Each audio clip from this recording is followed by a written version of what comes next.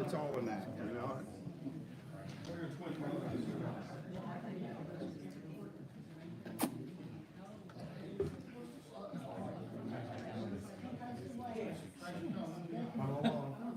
Yeah. Still feeding the cats up there or still sitting there? Still feeding the cats up there or still sitting there?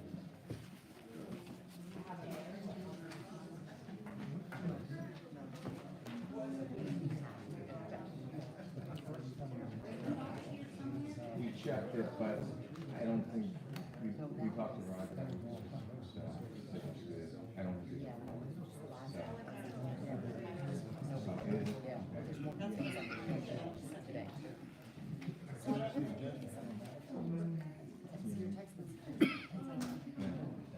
Roger said that if power's out, the emergency won't run all circuits, so it'll make it better. Yeah.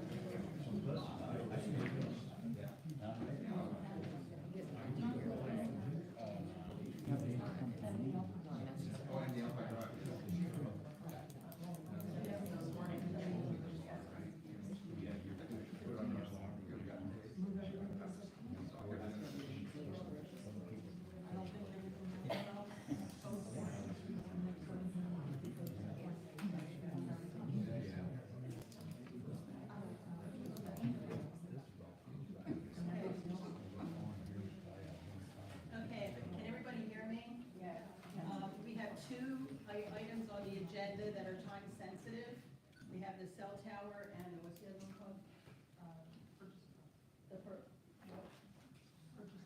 The purchase of property. So since those two are time, are you recording? I am. Okay, no, good. Call the meeting to order. Yeah. Come on. I will in a minute, Tom, okay? I got the gavel now. So just explaining to everybody, what we're gonna be doing. So, we'll have a short meeting, and then we'll, delay everything to the following meeting, so. So perhaps what would be helpful is, Kathy, if you could just relay to everyone, before we even open the meeting, what do you know about the electrical issue and where we are? Because that might help. But that could be on the tape, I mean, that. There was a wire fire up at Old Philadelphia Pike in Cydersville Road. So all the power in the area is out. Right now, it's running on emergency generators, unfortunately, it's not hooked up to the dais and any of the equipment up here. So that's where we're at. Lower Saucon Fire Rescue is already dispatched, so we do not know when power will go back on. Okay, thank you for that update. So at this time, I'd like to call the May 1st Lower Saucon Township Council meeting to order, and the time is, what's the real time? 6:39 PM. And can we have a roll call, please? Ms. Dragon, Here. Mr. Benonis. Here. Mr. Carucci. Here. Ms. Otto Cordera. Here. Ms. Ray. Here. Also present is Kathy Gorman, acting township manager, Steve Susan, solicitor, and Stacy Kaiser, administrative assistant. Okay. May we all Don't forget stand? Brian. Brian. Brian Coker. Oh, and Brian Coker, sorry, Brian. Go ahead, we just wanted to. Okay, all Steve will stand.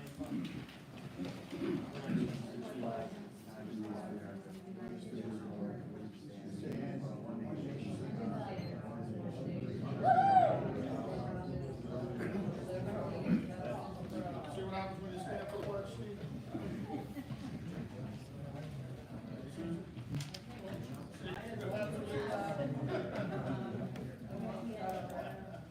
Hold on, my computer is going on. Is it still being put on the YouTube? I'm gonna get it fixed, hold on.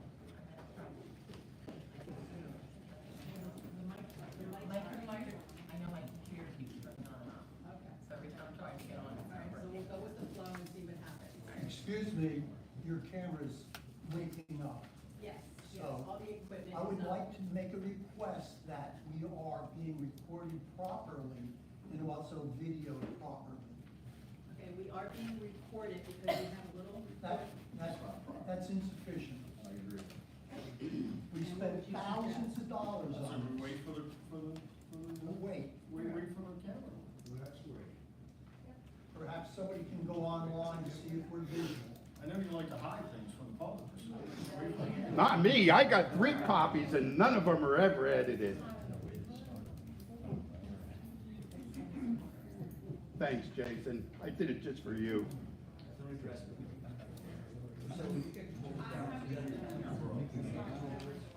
President of the Twin Brothers.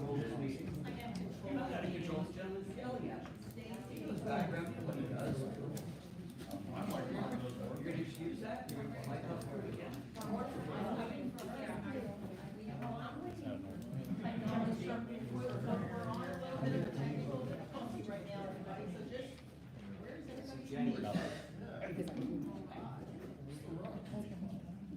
It's only 10 or 20 to 7. We've been here until 3 in the morning. What's the rush?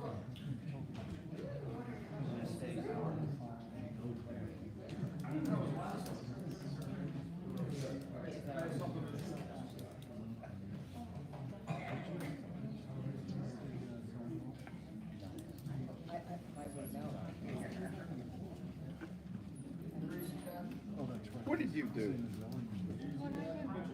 Which way did you come over? Hey, crazy cat. Is there a fire or something up the Oh, street? I don't know, I saw the lights, yeah. I don't All know. the power was out here, it was really cool. Oh, is that what happened? Yeah, now Mr. Boulan requested that we wait for the township film video recorder to come on so that it's all recorded. It's done. Instead.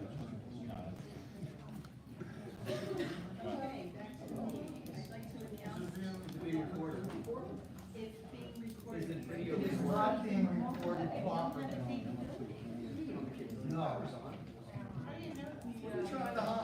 at the camera, that's how you know. What are you trying to hide? It's in sleep mode. What are you trying to hide?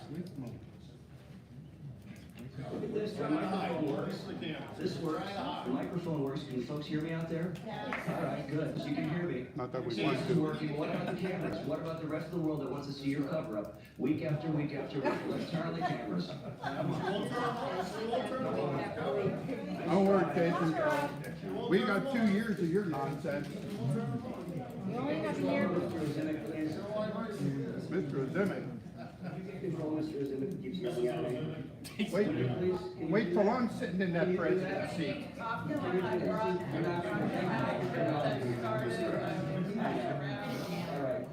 We're gonna have a show tonight. Here, buckle up. Buckle up. We're gonna have a show, we're gonna have a show. You're gonna allow that conduct to happen? You're gonna allow that conduct to happen? We're gonna have a show tonight. Bring the big popcorn. Okay, the meeting is in recess, the time is 6:44. Who made a motion to go to recess? I made the Who's second and where's the vote? You don't need a motion. Sure you do. Oh, I mean, you've been doing this for 36 or 37 years, you should have that by now. collecting, I didn't make the motion. collecting disability for 40. Satisfied Jason, I'll make the motion to go into recess at 6:44. Disability for 40 years, not a recess, that's the real reason. The real reason, the real reason is to be on disability for 40 years, eh? What are we doing? So we figure out the. Until we figure out, until we figure out the standard. This was in a can of this disability for 40 years. What? What's the motion? For recess? For her to go back to work? Right, yes. Yes. Thank you. Motion passes 5-0. I can't make it up. You really can't, 40 years on disability, you can't make it up. You can't make it up. Okay. Let's just see if he lives as long as you.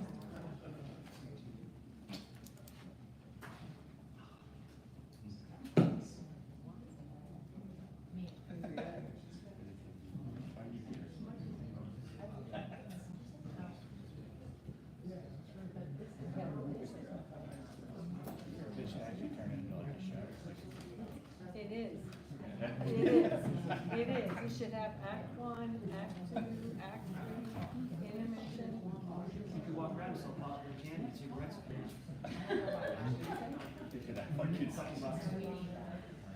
Crazy Catholic tells you also. Who else is really?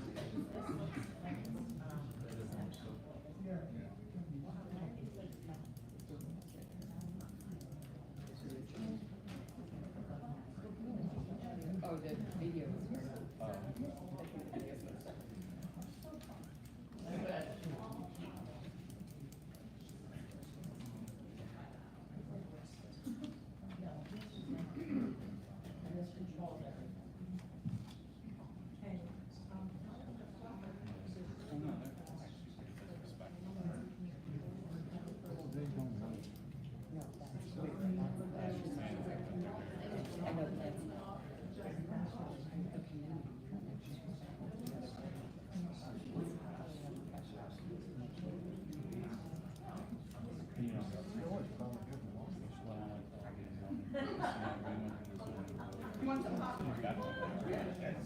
Actually, that's too much for you right now.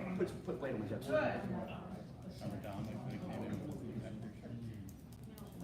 Did they throw him out?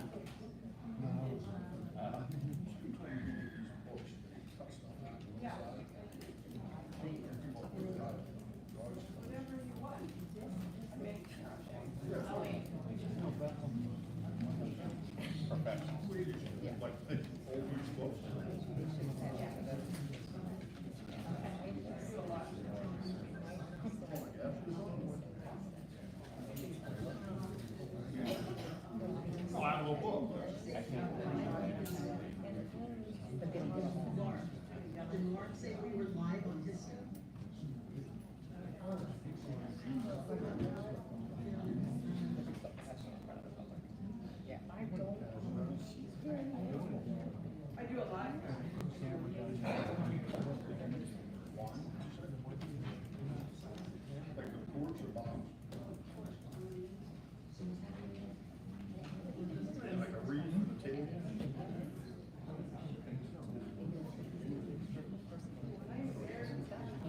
It's like that walking tour.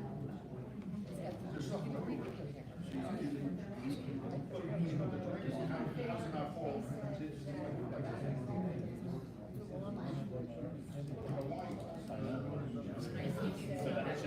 I know, as soon as he said that, I thought.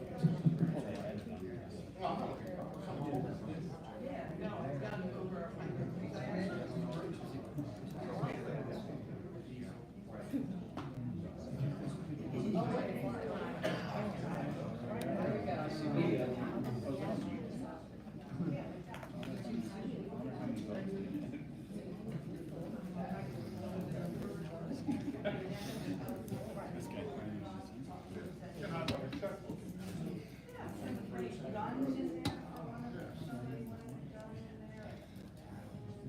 Not a big one, a little. I think it's probably a little.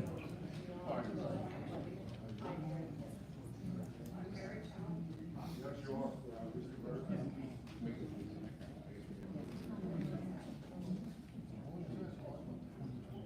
Yeah, they got pretty far.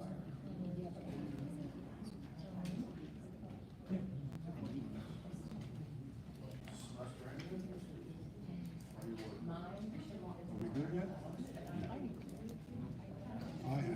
I've been good even when the power was out. You have the unedited. You have the tape for everybody wants. How come you're doing all this?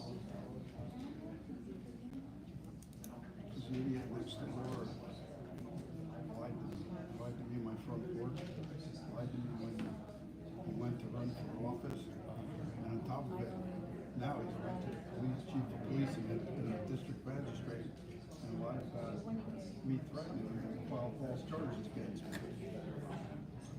That is now waiting to go to Northampton County Court. And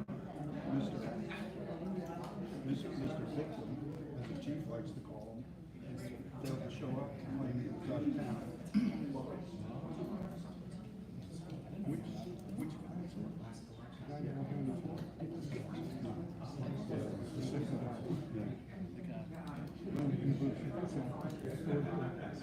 One of the two that always makes the scene. Oh, watch. Here goes one. See if you got a comment.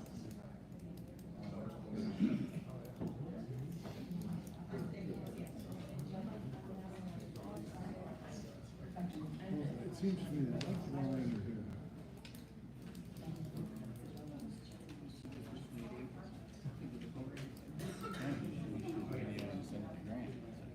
It's like we got some action. Are you off?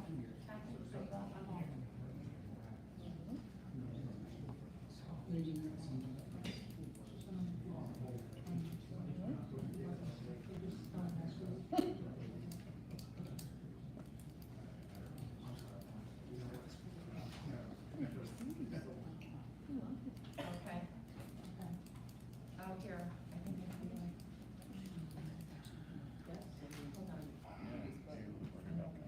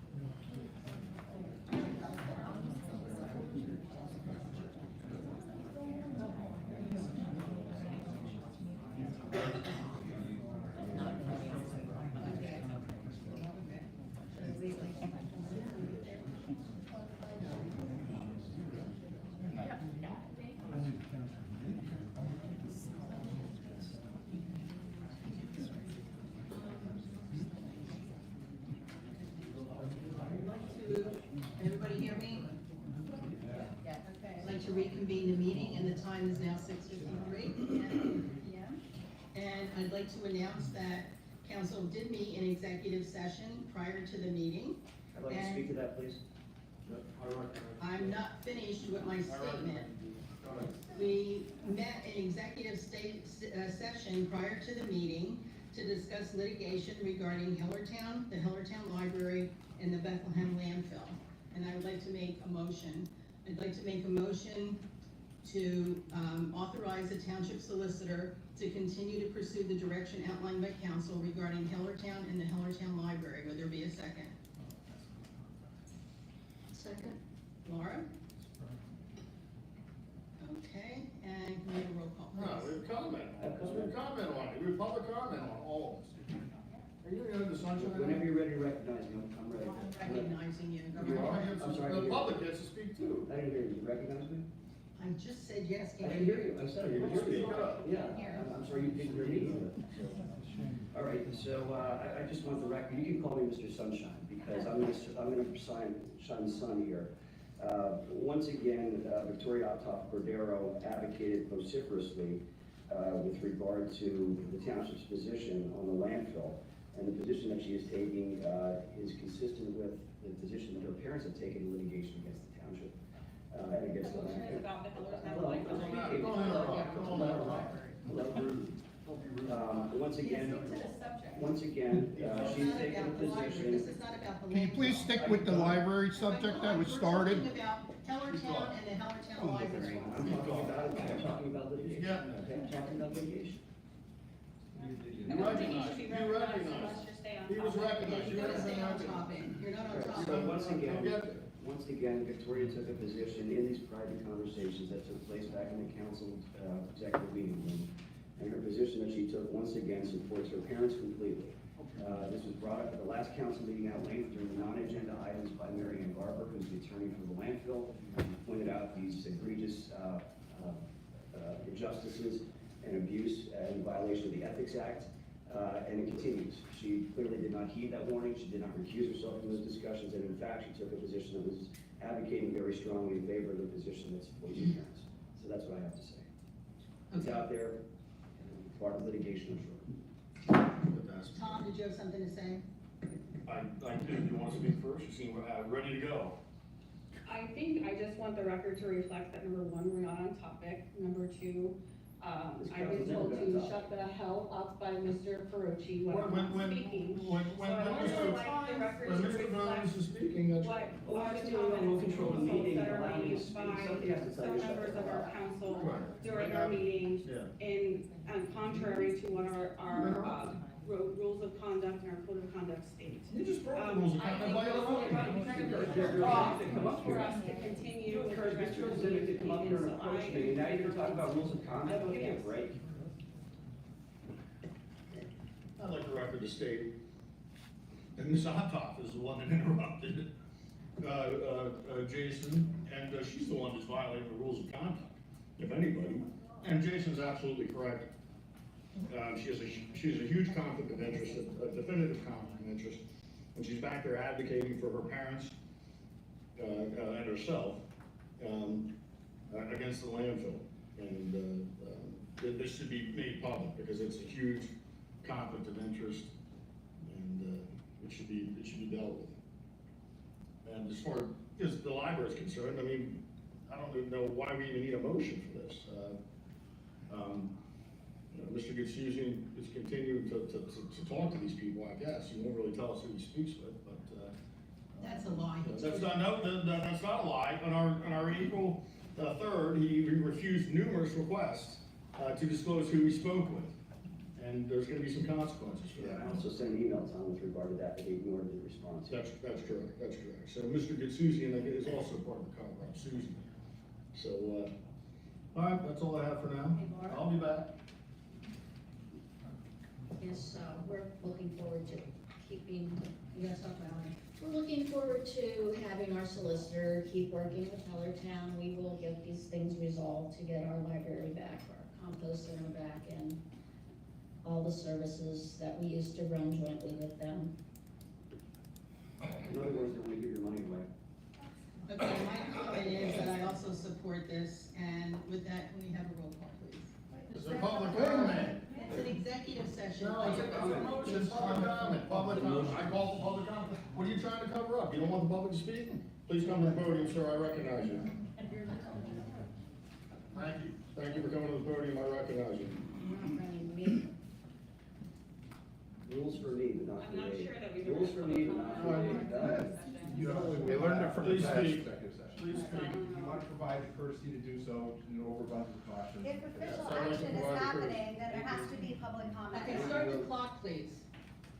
He didn't identify himself yet, so I was stuck. That's not my fault. He knows what the rules are. No. You can tell him. I can't hear you. He's waiting to be recognized. Turn it on. If you would run the meeting properly, he's waiting to be recognized. You never did that, you said start the clock. You generally recognize the person at the podium. I make a motion to reset the clock for the gentleman who'd like to. Yeah, reset the clock, and Absolutely. motion to reset the clock. Bill wants to cover up. All right, Dave Milan, do I have the floor, madam? Yes, 5 o'clock, 5 minutes, 5 minutes. Somewhere. All right. Not here. Just a little. It's real easy to lose track of what goes on here after 4 years. And the way I recall it, when the library committee came in a late December meeting demanding that the council, I'm sorry, Mr. President, are you listening to me? And giving me courtesy, thank you. The bottom line is when they came in and did all of that, the question that was asked, and I hope the public is listening in the camera, because this is the way things are going. The bottom line is when they came in and said, we need to have this $150,000, the question was asked, who on the council has seen this bill, et cetera, and the answer was nobody on the council, including a Mr. Treadwell, who had been here for 23 years, was asked if he'd ever seen this legal document, and he said no. Nobody'd seen it, and yet there was a demand on the floor that it be signed. Here we are over 4 years later, and now we have a solicitor, Mr. Gaduzian, are you with us? I'm with us. All right, who I understand has gotten some kind of, and you can correct me, and I'd welcome if you did, agreement that was offered by Ms. Optoff-Cadera over here, that if you were hired, that we could forget about any conflicts you might have had, like your wife being on the Howe Library Board, and now you're going to run that investigation or whatever we're talking about tonight? Boy, if that isn't just wonderful, huh? Yep, fox right there in the hen coop. Correct me, sir, if I'm wrong. Hearing nothing, I am going to assume it's correct. That's really outstanding. I hope the public's listening to this. This is what you brought in here. We have 3 new people that don't know upside down from right side up and right from wrong, as best we can tell. And understand, if you do not see the council's picture, I understand here from my poor eyesight that we've not gotten any response from our tentative, I think, solicitor, whatever it is. That's coming up later. I will address that later. I would like to see, I don't even know what this motion was, but it's ridiculous to have somebody represent Hal when the bottom line is he's got conflicts and will not acknowledge them. And I'd like to see, by the way, that document that Ms. Optoff-Cadera had and referenced this what appears to be a sweetheart deal, okay? If I'm wrong, correct me. I've been wrong once in a while. I would like to, Susie, when a resident who is paying your $180 a bill fee is at the podium, I'd appreciate it if you would listen to what they have to say, not do work on your personal computer like you're doing, right? He's doing emails there, Jason? You know, and double billing, probably you're billing that client and billing us. This is a resident, a taxpayer, who pays your bill. So I'm asking you to please give him consideration, or at least pretending to pay attention. Can you do that for us, His Susan? Word docs up on his computer. Okay. Tom, to your point, he was looking at emails earlier. Yeah, he double bills, he bills his clients, he bills the, I'm not billing the township, I'm not even part of the township, okay? He's billing us by Anyone else like to speak on comment? My name is Mary Ann Barber and I represent the Bethlehem Landfill Company. I understand that the motion on the floor has to do with the library. However, in light of comments that Mr. Bononis made about what took place in executive session with respect to litigation regarding the Bethlehem landfill and Ms. Optoff's participation in and discussion about that, as I noted at the last council meeting, Ms. Optoff Cordero has a clear conflict of interest with respect to any matters related to the expansion of the Bethlehem landfill, and in particular, but not limited to, the litigation to stop the expansion of the landfill, which her parents have been parties to 3 separate pieces of litigation to that effect. Demonstrating that she has a fiduciary interest in the outcome of that litigation, which renders her incapable of voting on any of these actions. To the extent that anything in that executive session resulted in a direction to the solicitor to take action, I'm going to reiterate that that's in violation of the Sunshine Act. And what I will say, although the library is not my dog to fight, that to the extent that you're taking official action on the library, that was not listed with any specificity on the agenda, and that in and of itself is a violation of the Sunshine Act. To the extent that the next motion that's made here as a result of the executive session is to direct the solicitor to do anything with respect to the Bethlehem landfill litigation or the Bethlehem landfill expansion generally, that in and of itself is a violation of the Sunshine Act, because there's absolutely no specificity listed on this agenda with respect to that official action. And I will again reiterate that Ms. Optoff has a clear conflict of interest and should not and cannot participate in any deliberation, any discussion, or any official action with respect to the expansion and with respect to that litigation specifically. And I'm going to reiterate for the people who weren't here at the last meeting or were watching at the last meeting, these are just some of the facts evidencing Ms. Cordero's conflict of interest. Her parents, Lawrence and Margaret Optoff, have claimed under oath that the proposed landfill expansion will decrease the value of their property. That is their belief. Ms. Optoff Cordero has publicly taken the position that proximity to landfills has a negative impact on property values. That is her belief. Her parents were parties to, and if that's true, then she should not be allowed to vote on anything with respect to that litigation, because her parents have a direct fiduciary interest, and that is illegal. You do not know the law in this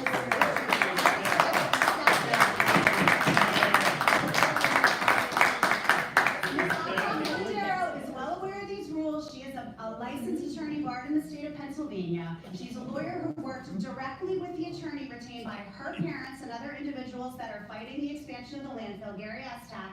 And upon information belief, and I witnessed it with my own eyes, and I have documents to support this, she did substantive legal work in those cases, legal research and fact finding. She worked with Gary Estak to develop legal strategy. She assisted with the retention of experts. She acted as a liaison between Mr. Estak and the individual opponents to that litigation. She sat at the council table with Mr. Estak in various proceedings, and in fact, the court reporter in the conditional use hearings listed her as attorney of record for the opposition. And she was the founder and spokesperson for and the media contact for Citizens for Responsible Development. This is a grassroots landfill opposition group whose tagline on their website is Fighting Lower Saucon Township Landfill Expansion. And she's raised funds on countless occasions to raise money to pay for the legal litigation costs and for expert fees in all of the various pieces of litigation, including litigations that's currently pending before the court. This goes far and beyond just having an opinion on an issue that is important to the township. She's making decisions on something that is affecting all of the township, and her parents have a direct interest, and that is what she is fighting for. So I demand that Ms. Optoff Cordero recuse herself from any issue related to the landfill expansion, and in particular, this litigation. And I want the record to reflect all of those objections. Yeah, not only is she's advocating her position and her parents' position in executive session. She's advocating her parents' position. She's not just representing. It's not just mere discussion or participation. For the floor to be recognized. Who has the floor? Will you yield the floor so I can be recognized and asked to be recognized? Yes, of course. number one, everybody in this room and everybody in the community who had been following everything that's been happening is well aware of my public activity that occurred in 2022 and 2023.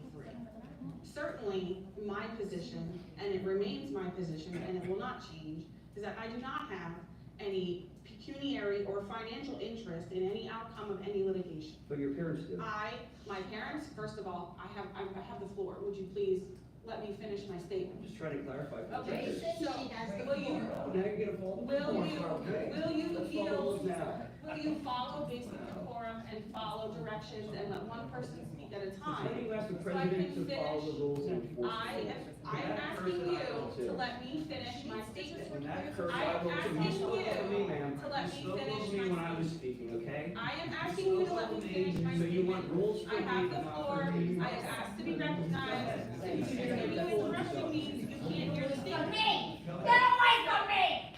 Right now! Get away from me! John, get him away from me right now! Officer, get him out of here. I want him out! Right now! Get out! Get out! I want him away from me! You! Get out! Get him out! Get him out! I want him out! I want him out of this meeting! I want you Priscilla, out. I want him out of this meeting I want now. you out. I do not want to be approached by another resident who's threatening me. Get him out of here. The second time it happened, he did it to You don't do me. anything about Get it. him out of here. Get him out of here. Get him out of here. I don't want to be threatened. Control of it. You're as big as. Yes. Resign. Yes, he did. Yes, he did. And I'm filing Get charges. him out of here. Get him out of here. I'll second that. He's made threats to Jason. Please get your brother. No, it's not funny. It's not funny. Don't yell at us. First of all, you act like a bunch of. First of all, I This want whole to thing make acts something like a here. bunch of We kids. are all here, and the arguing that is going on back and forth over here. The You should have disrespect some is respect for unbelievable. all of the people of the community that are here on our panel to go through the agenda. I've been in a lot of city of Bethlehem zoning meetings, I've never seen them like this. This is a joke. This incident happened, Donna, Get him out of here. I don't want him in any more council meetings. Or can't do that. Yeah, maybe you should. what did I do that I'm not allowed to do? Order, please. He threatened me. Don't attack her. Russ, leave her alone. Leave her alone. What's wrong with you, Russ? Leave her alone. Leave her My alone. lawyer and I will discuss it.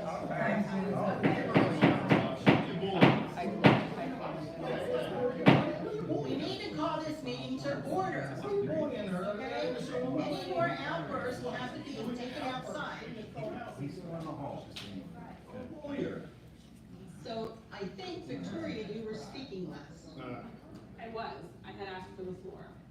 So what I will continue to say is my public position on the situation that occurred in this township beginning in October and November of '22 and continuing remains the same, because it is my belief that what occurred and what I've said publicly was improper, and what happened in our township was improper, that our prior council behaved in such a manner that was improper and against the health, safety, and welfare of our residents. So those public statements speak for themselves. Anybody can go back and participate. There's been no information out there, or no information that's secret to anybody. You can go look at every public meeting I attended. You can look at all of those things, and you can judge for yourselves. And that's what I ask you to do, is judge for yourselves what you think happened and what my position was. Certainly I ran. Part of my campaign was running on the issues that occurred in November of 2022 through 2023. I ran on those positions. In no way, shape, or form do I have any pecuniary interest. I can appreciate Ms. Garber's request or demand for me to recuse myself, but frankly, Ms. Garber is hired by a large company, a billion-dollar corporation, to represent their interests. You're out of order. She is hired by St. Luke's? presumably an hourly rate to come to meetings and promote the landfill's objectives, one of which is to continue on the course of conduct of expanding their landfill. That's what she's hired to do. She is hired to come to the podium and make statements and certainly make legal positions. That's her right and that's her job. She wouldn't be doing her job. My job is to represent the residents of this township. They elected me to do a job and I'm doing it and I will not recuse myself. There's no need for me to recuse myself. That's my position. It's not changing. So we can have shouts back and forth all evening. We can have shouts from the audience. We can have claps. You can have roars. But my position is not changing. If you would like to take it someplace else, you have every right to do that. Okay, thank you. And I'd like the record to know that she did recuse You know herself what? We have for her public sister's comment going on. and I asked her to be Out of recognized. order, Tom. I want to be recognized. You recognize No, her? you're not being recognized. I don't recognize myself. Tom, I'll recognize you. Thank you, thank you. So, a couple of weeks ago, her sister's development. Diane Hollowell, I'm just making a comment. I know somebody had. I'm gonna keep gabbling until I get order. Tom, She recused herself because her sister owned the property and then developed it. So that was emailed. comment, Diane, you have the floor. Yeah, I'm just like, I know somebody came up here and said they had poor eyesight and don't know if they saw over here while they were talking. I noticed that Tom was looking down most of the time. So please, like, show a little respect to everybody who comes up here. And I have to say, I'm a little freaked out, Tom, that I don't know if you're checking me out on social media, but some of the questions you asked me up here, I know that two of you must be like looking into me. If you want to talk to me afterwards, I'll tell you all about my life. Okay, thank you, Diane. Anyone else like to go on? Comment?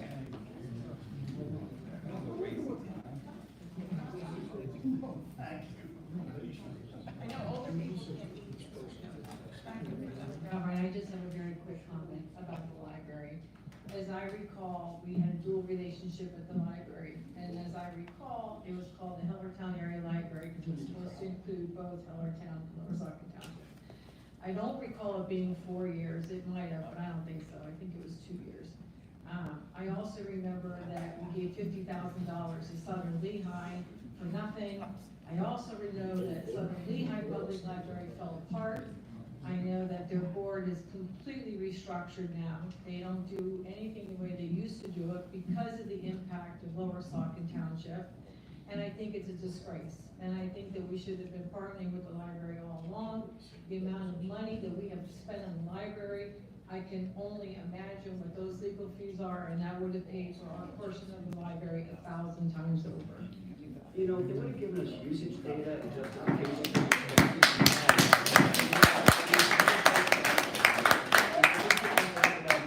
Maybe it wouldn't have litigation either, but those facts don't matter currently. Selective memory, Name they got for the it. record, please. Chris Burrow, just a comment. I just want to thank Priscilla De Leon, Victoria Cordero, and Laura Ray for continuously taking the high road here in these meetings, and for your excellent representation of the Lower Saucon Township residents who overwhelmingly voted for you. It's a landslide. Thank you.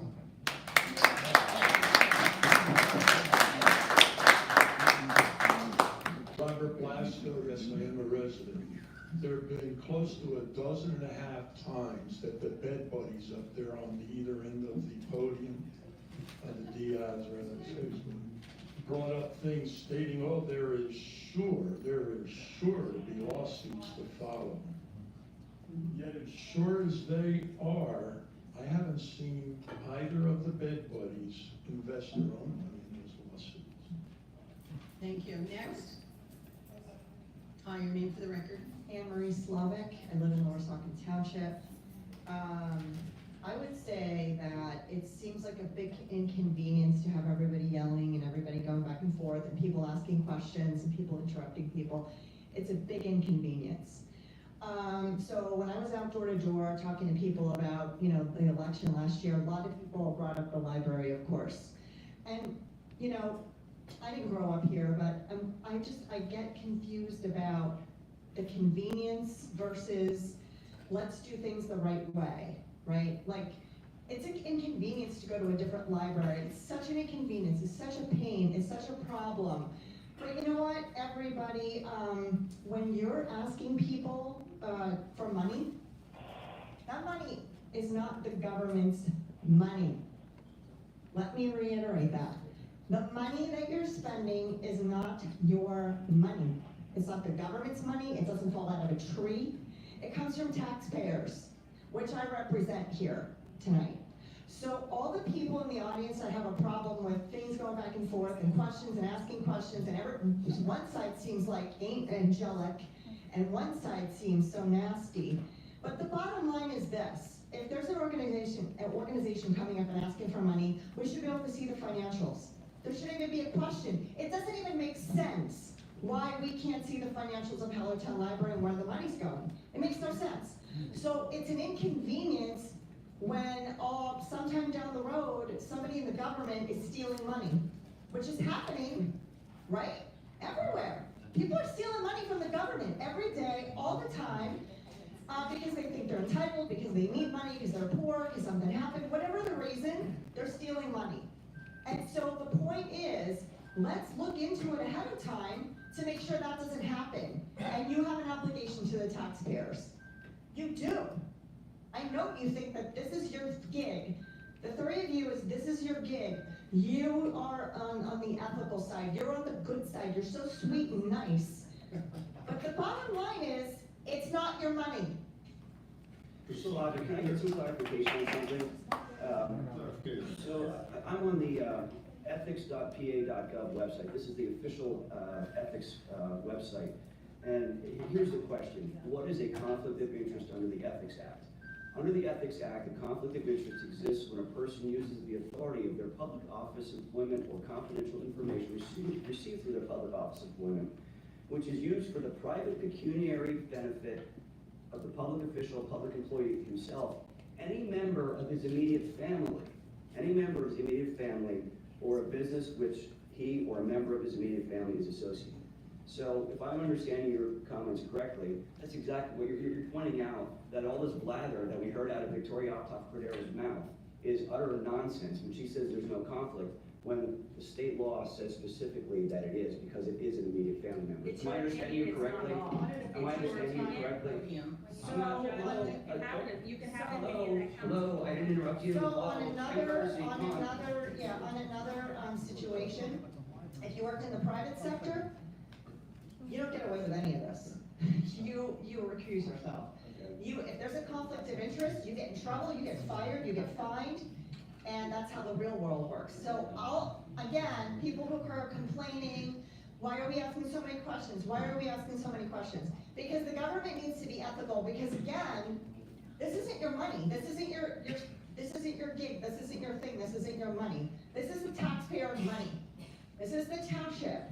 You can't come in here thinking that you guys are right and whatever you think is right, therefore you can break all the rules because you think you're right. And that's what's happening in the federal government, that's what's happening in the state government, and that's what's happening here. So it's just trickling down. Just because you think you're right doesn't mean you are. It's your opinion. And also, you should recuse yourself if you should. You need to. Just do it.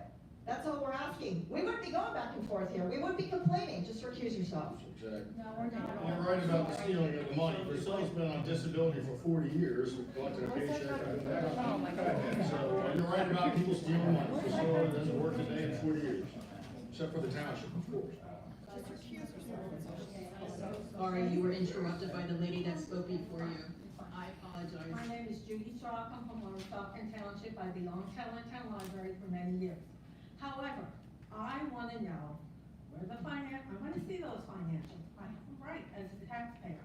All of us should be interested in that. You don't invest in anything unless you really see what's going on, and as far as the $150,000, what percentage of their budget is that $150,000? It was 75, 80. I mean, it was most. Hellertown was only going to fund about 20-25%. We were about 75%. We asked for emails and they wouldn't turn emails. No, that's not true. We got the financial information. That's not true. The township has it here. We had their 990s, we had. Speak public, you're our May I have the floor? All of you. All right, if you have the financials, why can't we see them? You can do a right to know request and ask for the, Just get it out, since this is part of the conversation. The at all these 990s meetings. are We should have available it. online, you can look them up, the 990s for any nonprofit, and they are online. All right, we'll check The that out. 990 is not itemized, it doesn't identify the expenses or anything else of what they're using the money for. It shows their assets and their expenses generally.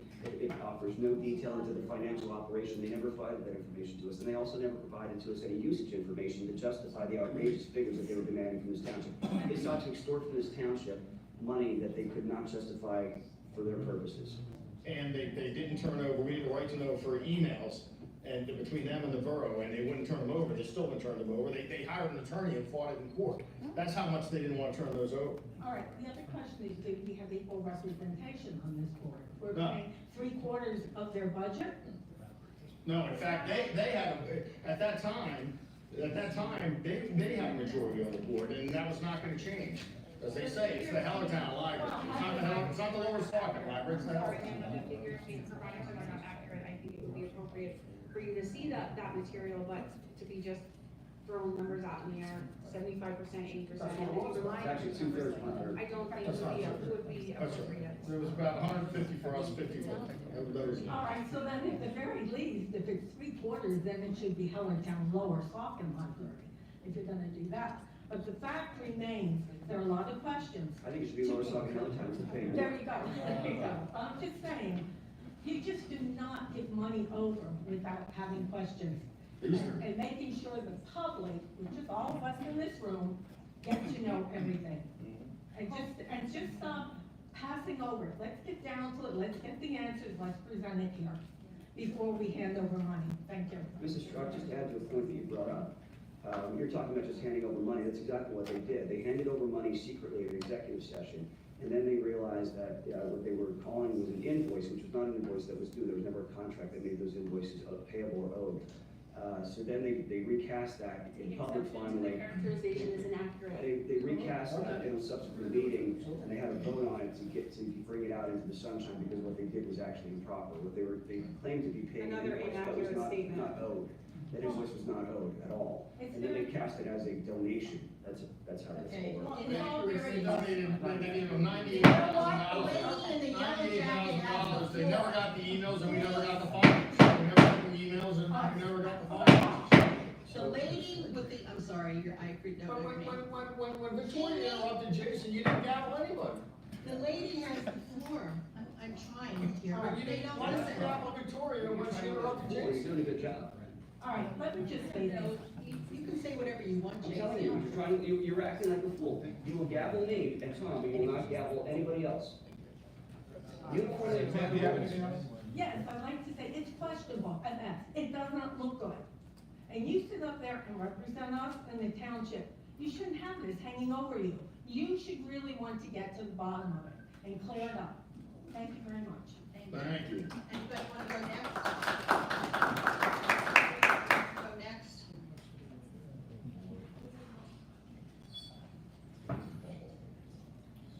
Russ Sutton, I live on Saucon Avenue. I have a question for Jason and for Tom. We're bringing up about the dump. I'd like to know something. Did the dump help fund your elections the last time? No, Really? no. I have a campaign finance report, sir, it's filed. You can go, it's a I public, have- you asked me a question, let me finish, answer the question. You want to answer the question, I'll give you the answer to the question. Okay, you want to hear the answer? Yeah. The answer is no, N-O, big N-O. Not one single dollar came to our campaign from the landfill or its PAC or anybody else. You're lying. No, you're a liar, No, so you're don't call me a lying. liar. Don't call me a liar, because the I have there's a proof. campaign finance statement. The proof is the campaign finance statement shows exactly who donated to our campaign. Okay, so if you want to be part of this defamation lawsuit that clown over there is subject to, we can, welcome aboard, we'll bring you on board, because it's an outright lie, and we have integrity, sir, would you just shut up? Would you just shut up? Would you stop? Won't gavel, you won't gavel. If you want to slander me, bring it on, you want to slander me, let's bring it on, we'll do this dance. I have We'll do the the floor. dance, Shut up. my campaign finance report show exactly where the money came from. If you're too lazy or ignorant to go to the courthouse and pull those out, and I let did you go know, to the take a look at courthouse. those. I Yeah, have go it, and get it, and go and get it, you see what's on I have there? it. $0. $0. I know you don't like facts, facts hurt, words hurt, I'm sorry. If you're gonna stand up here and throw shots and ask a question, I'm gonna give it right back to you, okay? get your head on straight and know what you're talking about. I had You my don't head know on what you're straight. talking I about. tried You to- do not know what you're talking about. You're If you let him ignorant, finish, sir, he can say ignorant. what he's talking about, Go but ahead, you sir. can't let him finish. Just let me finish what I'm saying. You asked a question, I gave you the answer. Don't ask me. I am talking now, you do not have the floor, so I shut answered your up. question because you don't like the answer, sir. That's why you want me to stop talking. You don't like the truth, okay? You don't like to hear the truth. So go on. I had Keep your your mouth document, up. I Keep your wanted mouth up all you to want, finish, sir. so I Welcome held a aboard. hearing, and you would not allow it. You tried to throw me out of the meeting. I had the document, I wanted to put it in evidence, and you disavowed it. I don't know what you're talking about. Well, Where is you it? don't Where want is to. it? Bring it out. We're talking. I don't have it now. Absolutely, a document. Sir, I will bring the campaign finance report to the next council meeting, and I will show it. I'll put it on the township website for the whole world to see, so I have nothing to hide. Okay? I'm an ethical person, even though you don't think I am. You like to shoot your mouth off at me. I'm an ethical person. I'm sorry you don't like it.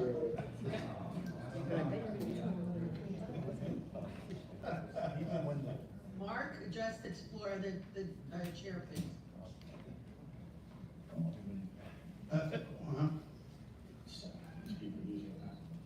Mark Osmick, Lower Saucon Township. If anybody knows me for the 23 years I've been in my house, they should know I haven't threatened anybody. Especially the one that made lies. Mark has the floor. But anyway, back to, Mark, please, just ignore them, talk. Mr. Gazzuti, if you or your wife have any issues or conflicts with the library, please resolve them for the public, not for the girls, not for bananas, not for anyone, for the public. Our taxes pay your money. As far as getting the library back in shape to work, yeah, do that. Because the kids need it. Not because adults need it, but because the kids need it and the kids deserve it. As far as morals and ethics, did we ever get a report on Southern Lehigh Library expenses and where the $50,000 went? Or was it more than that we don't know about? Sorry, you keep staring at me. I can do this. Okay, Mark. Okay, we need to, So, no dumb conversation, no nothing. We're on the library. Keep it there and get through this meeting. I don't want to be here till 2 o'clock in the morning. And go home. No, I'm not going home. I'm staying, and the reason I'm staying is because of you. okay. Thank you. Anybody else? Okay, so. The public should know who Mr. Comment. Ozimick is. I'd like to know who Mr. Ozimick is. I'd like to be recognized. Yeah, I recognize you. Sound good. Okay, thank you. Okay. Public Mr. comment. Ozimick is a Lower Saucon Township You do resident not have the floor, who Tom. was charged with, in 1991, You? was charged with Mr. Bananas. a fatal hit and run of an Allentown man, a little roadway in Allentown. And, You are terrible, Tom. You are terrible. Point of order, we're not on topic at all, we're having a roll call for a motion. so after being held for 4.5 That is disgraceful. it's true. It doesn't matter. It does not belong People to should the know, here. he stood that You are podium and not- talked about integrity. That is not on the agenda. He stood that podium and talked about Yes, integrity. continue with the roll call, but Mr. Bananas. Was found guilty. Jason, you're gonna either make a motion or you're not. I mean, There's a motion that's pending, I can't make a motion. voting. There's a motion that's pending, I can't make a motion. I understand. I made a mistake. I can admit that I made a mistake. We're doing roll call. And Kathy just called on you. Be respectful to at least Listen, Kathy. I'm not gonna interrupt Mr. Croce speaking. Mr. Carochi is out of order. He cannot be, yes, he is. I'm running the meeting and he's out of order. Like it or not. Maybe he's Tom? unresponsive. What's that? Maybe he's unresponsive. I'm not responsive at all, I'm responsive. Okay, so. Are we voting on, So why do you whether I decide would the talk? part where he did the death threats against me, he was found guilty by district justice? That's- Yes, he was found- right. He's already killed somebody before, he's made. Right, he killed somebody. You guys are totally disrespectful and out out of order. What's the truth? This is public record. I don't care if it's the truth or not, it does not belong in this meeting. You stood up and lectured us about integrity. And he lectured us about integrity. Awful. Do you guys realize what he's doing Yes. to a resident Tell here? the truth. Do you Tell the realize truth. that? Tell the truth. And it could be any one of you had a problem and he'd be out here talking about it in front of everybody. I wasn't arrested for running somebody over. So disrespectful. All the board I members are didn't commenting. take a picture of my wife and kids and put it up on Right, Facebook. right, he took a picture of Jason's wife and kids. Okay, there's a motion on the floor. Jason's wife and kids, took a picture of that. Wife and kids. Took a picture of that. That's okay, that's acceptable. That's That's endorsed by this council. What? Mr. Bananas. I didn't get a vote yet. Jason is the first person Kathy's calling on. Tell me, you done? I want to speak, but I don't know if they'll. You're not allowed to speak. You're being disrespectful to a resident, and that's not right. This is a public, It is a public meeting, but it does not belong on this agenda. because I'm talking about a criminal record? That's public? Not on the agenda. It's not on the agenda, you're out of order. It's inappropriate because he's your friend. No. Have a seat. There's no more public comment. No more public comments. Please sit. Please sit, Mark. Jason, you're being called for a roll call. What's your vote? Tom, I'll vote, maybe when it's your turn, you can comment, future comments, okay, before you vote. If the motion is what? The motion is to authorize the township solicitor to continue to pursue the direction outlined by council regarding Hellertown and the Hellertown Library. No, never. I mean, he has such a conflict of interest on this. His wife was on the board. There's tremendous cover-up. To allow that to happen is just wrong. Mr. Benonis, I said no. No. Yeah, no, it's, sorry. Ms. Alcantara? Yes. Mr. Carosi? Well, and also the former library attorney now works for him. He hired the former law, attorney for the library. My answer would be, no, I'll have more on, Mr. Rosen. Ms. Ray? So what was your vote? Yes. I said no. Okay. Ms. DeLeon? Yes. Motion passes 3-2. Okay, the next vote is to, I'd like to make a motion to authorize the township solicitor to continue to pursue the direction outlined by council regarding the Bethlehem landfill, to ratify the actions of the township solicitor in joining the preliminary, objections. I believe I stated that correctly. Okay, would there be a second to my motion? I'll second that. Victoria? And, any other discussion by council? yeah, you're talking about continuing the direction. There was never an initial direction that was provided. This council There was, never. you were too Hello, I'm speaking. Hello. Why don't you get out? Why don't you all, will you pursue? He has the flag. First time all night. Wow. First time, last Please. time. Please. Again, this was never voted on initially to commit any direction. The solicitor undertook action, apparently unilaterally, and the position was never ever discussed in public and brought to light. Ms. Garber brought this up at the last council meeting, she brought it up again earlier today. The solicitor has joined in a brief that was filed by the objectors, including St. Luke's, the Petries and others, and has taken a position adverse to the township, and I think that he's put the township in great peril as a result of this. There was never any deliberation on this, there was never any instruction that was made, there was never a vote or consensus. So to tell him to continue the direction seems to gloss over and endorse his earlier actions, which were never ever considered by this council. They absolutely were. So- We had an executive There session. you go, there you go. I think we have a condition, no, you just blurt stuff out all the time, you just can't. And you have Jason has the floor right now. Are you finished with the? No, so to my point again, to continue seems to give a pass to the earlier conduct that was never ever deliberated, was never ever endorsed, and certainly was never ever voted upon by motion in public, as was correctly pointed out by the attorney for the landfill. So, you know, you're again trying to cover up bad deeds, and those bad deeds are gonna go back to bite you, and the taxpayers are gonna pay a lot of money for it. Or they're gonna, well, I'll leave it at that. They're gonna pay a lot of money. I yield, thank you. Do you recognize? Yes, you're next. We'll do it alphabetical, so you're next. Okay, thank you. You're welcome. Yeah, I never know how you're looking at me, weird. But, yeah, Susie back there was, trying to, cover up his mistake, from the earlier, executive session when he didn't get permission to do any of this.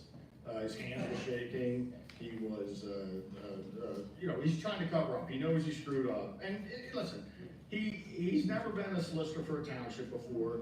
He was a solicitor for West Eastern Borough, which is 0.3 miles and has 1,500 people. 1,500 people, and it's 0.3 miles. So, you know, he's not up to the job, to say the least. And, you know, he's definitely just trying to, the whole reason to have that executive session today, in my opinion, was to try and cover his tracks from the previous ones where he really, really messed up. He really didn't, violated the Sunshine Act, in my opinion, and also violated numerous professional code of conducts for attorneys. So, you know, I think that's a problem, and you know, hopefully all that will come out. Okay, Victoria? I approve of the motion. I also think the public should be clear and understand that we do have executive sessions. We act in those executive sessions. It's my position that we've done everything honestly and openly.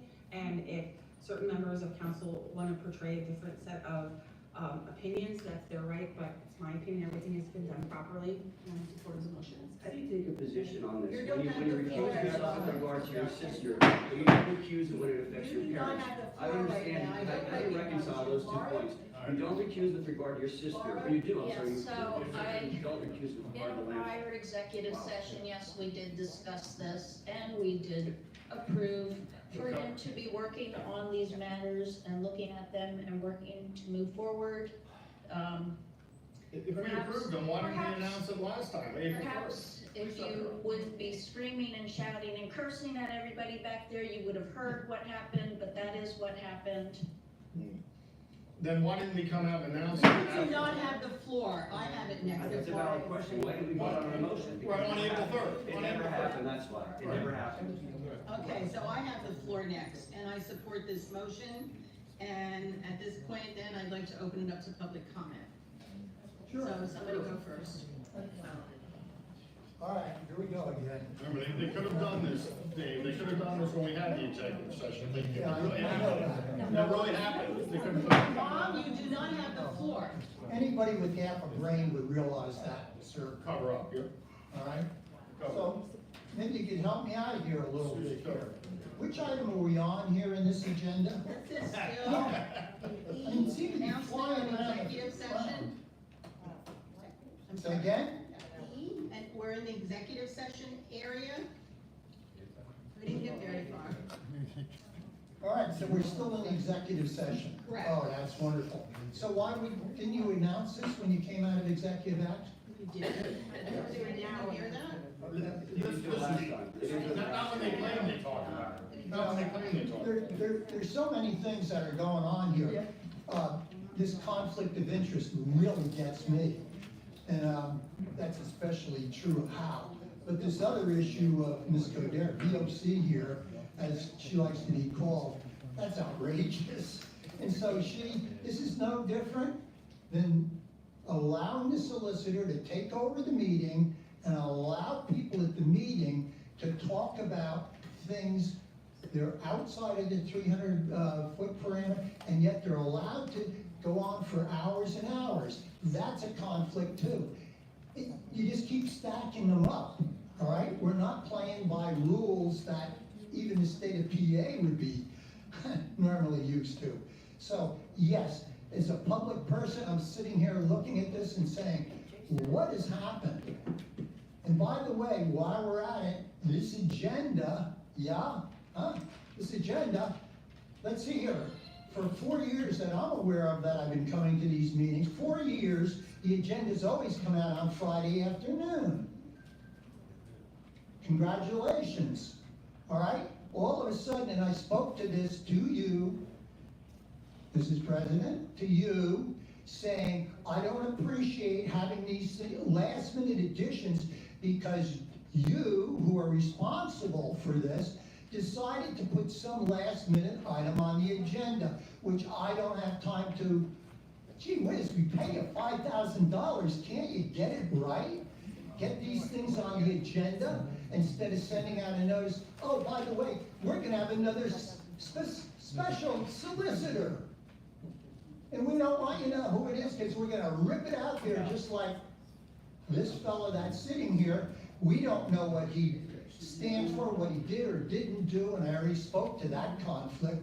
We know some of that, or at least we think we do, and now you're gonna do this last minute announcement? That's transparency? Is that what you three women ran on? Please, give us a break. Okay, next, executive session meeting. Okay. I'm Bob Osman. I live in Lower Saucon Terrace. I've lived here a long time. I like it. I would like to read something just briefly to you guys. You can look this up by going to the website for the County of Northampton Recorder of Deeds. This is for a parcel of land over by what used to be part of Bethlehem Steel. This is a environmental covenant, and it reads, and I'm not going to read the whole thing, we'd be here for quite a while, but I want you to get a gist of what's in this covenant. It goes down here to say, this is part of a large tract previously operated by Bethlehem Steel for the manufacturing of steel products dating back to the 1880s. As a result of these activities, the property was contaminated with substances including heavy metals, organic compounds. It goes on to mention many organic compounds. You can look them up. They're not good. None of them are good. They're all carcinogens. They cause birth defects. You know about Love Canal. That's what happened. Now, here in Pennsylvania, when you go to Pennsylvania's websites, it looks very convenient, like all the contamination stayed within the boundaries of the Bethlehem Steel property. When you go down to Maryland, the reporting is different, and you get a whole lot different data from the third parties that do the chemical analysis. What you see is the contaminants, including heavy metals, and volatile organic compounds have spread miles outside borders. Now, the next page of that covenant continues to say, this property is subject to the following activity and use limitations, which the owner and subsequent owner of the property shall abide by. As far as I know, these never terminate. They just continue on in perpetuity. Whoever owns it is liable for it at that time.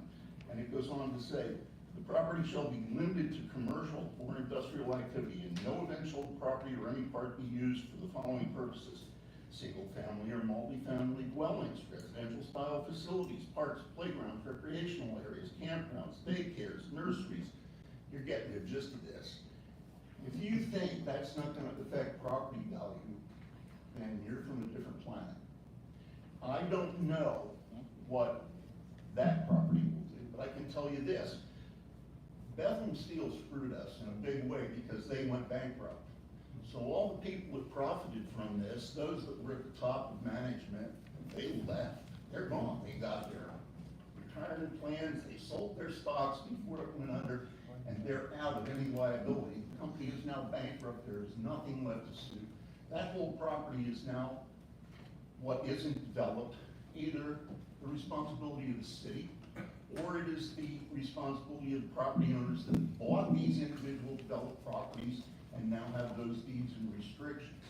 Here's the question, and you guys have to address this with your attorney. You should get an environmental counsel. You should not use general counsel. This is a very highly specialized area of law. Who is going to be responsible for any future contamination? If there is any. There is monitoring going on along the creek that surrounds where the treatment facility is before it comes into the Lehigh. You have the right to the DNR to get those results. We do testing, but unlike Maryland, you can't see what they are, so you don't know what's leaking into the creek. But that property is adjacent to the landfill, so you get into a legal battle with who did it? I don't know. But I like living here, I hope we don't screw it up, and we've done that in this state. So, Thank you. please Next, be careful. Mary Ann? Mary Ann Garver, representing the Bethlehem Landfill Company, and just so that we're all clear on this, I think the motion on the floor is to retroactively authorize the solicitor to file the brief that he filed on April 15th, 2024. There have been statements both at the last meeting and tonight that there was no direction given to the solicitor at the last executive session to make this filing on the 15th. And if that is in fact the case, then that's a violation of the Home Rule Charter. If there was direction given at the executive session, that in and of itself is illegal and a violation of the Sunshine Act, because that's an official action that should have been voted on in a public meeting. I can only assume that in recognition of the objection and the violation that I noted at the last meeting, that now this corrective action is being taken to sort of retroactively bless the actions that the solicitor either took without direction or took with direction in an executive session where that wasn't supposed to happen. So you're coming here tonight to take official action to direct the solicitor to do something, and that's not appropriately noted on the agenda. There's no notice of the action that's being taken, and that in and of itself is another violation of the Sunshine Act. So I just want the record to reflect the numerous violations of the Home Rule Charter, the Sunshine Act, the ethics law, the clear conflict of interest that Ms. Cordero has. She's already violated by participating in the deliberations in the back room at the executive session that took place tonight. She has stated clearly that she's not going to recuse herself. Not only do her parents have a fiduciary interest in prohibiting the expansion of the landfill, but there's also her cumulative action since October, November of 2023 with respect to the landfill go far and beyond just having an opinion about an issue in the township, which we hope that every council member sitting at the dais has opinions about what happens in the township. This goes far and beyond what is contemplated in the second-class township code when they speak to council members being permitted to vote on things that they have voiced opinions about. This is, she's participated as a lawyer in the opposition of the landfill expansion in litigation in the past and litigation that's currently pending right now. So I will reiterate my demand that she recuse herself. I want all of this to be clear on the record. And any time that something like this happens, I will be standing up here reflecting that for the record. Can you explain a little bit of clarification about all these Sunshine Act violations? What is the liability for a township? I would ask our solicitor, who's clueless. For example, would we be liable for your attorney fees if you file a complaint? And what else? Attorney fees What are else? something that can be claimed in the Sunshine Act. What else? And other types of fines and punishments? Yeah, there can be fines individually on the people who knowingly violated the Sunshine Act. The action will be undone, and various types of relief under the Sunshine Act. Yes. Susie, didn't you get West Easton in trouble with this in 2016? There was some right to knows that weren't responded to. I guess there was a news article about it. Number one, I'm not going to talk about. West Easton Borough? Hang on. Number two, I wouldn't talk about any other litigation here. Number three. Well, it's settled. Number three, I'm not asking your opinion, I'm answering a question. Number three is my position as a solicitor for this township. We've done nothing wrong, and we haven't violated any act. We haven't violated any statute. In an overabundance of caution, we move forward today with the motion that's before you to ratify what's taking place. You claim we made this. Hang on, sir. And where we are right now is there's this motion on the floor. You might not like it, and I appreciate that, but that's where we are. It's, again, our position. We've done absolutely nothing wrong. I've been berated. People have called me names. I've tried to be professional. I've tried to be polite. I've tried to lead by example. And sometimes that means... He has the floor, not you. I believe you're proving my point. Yeah.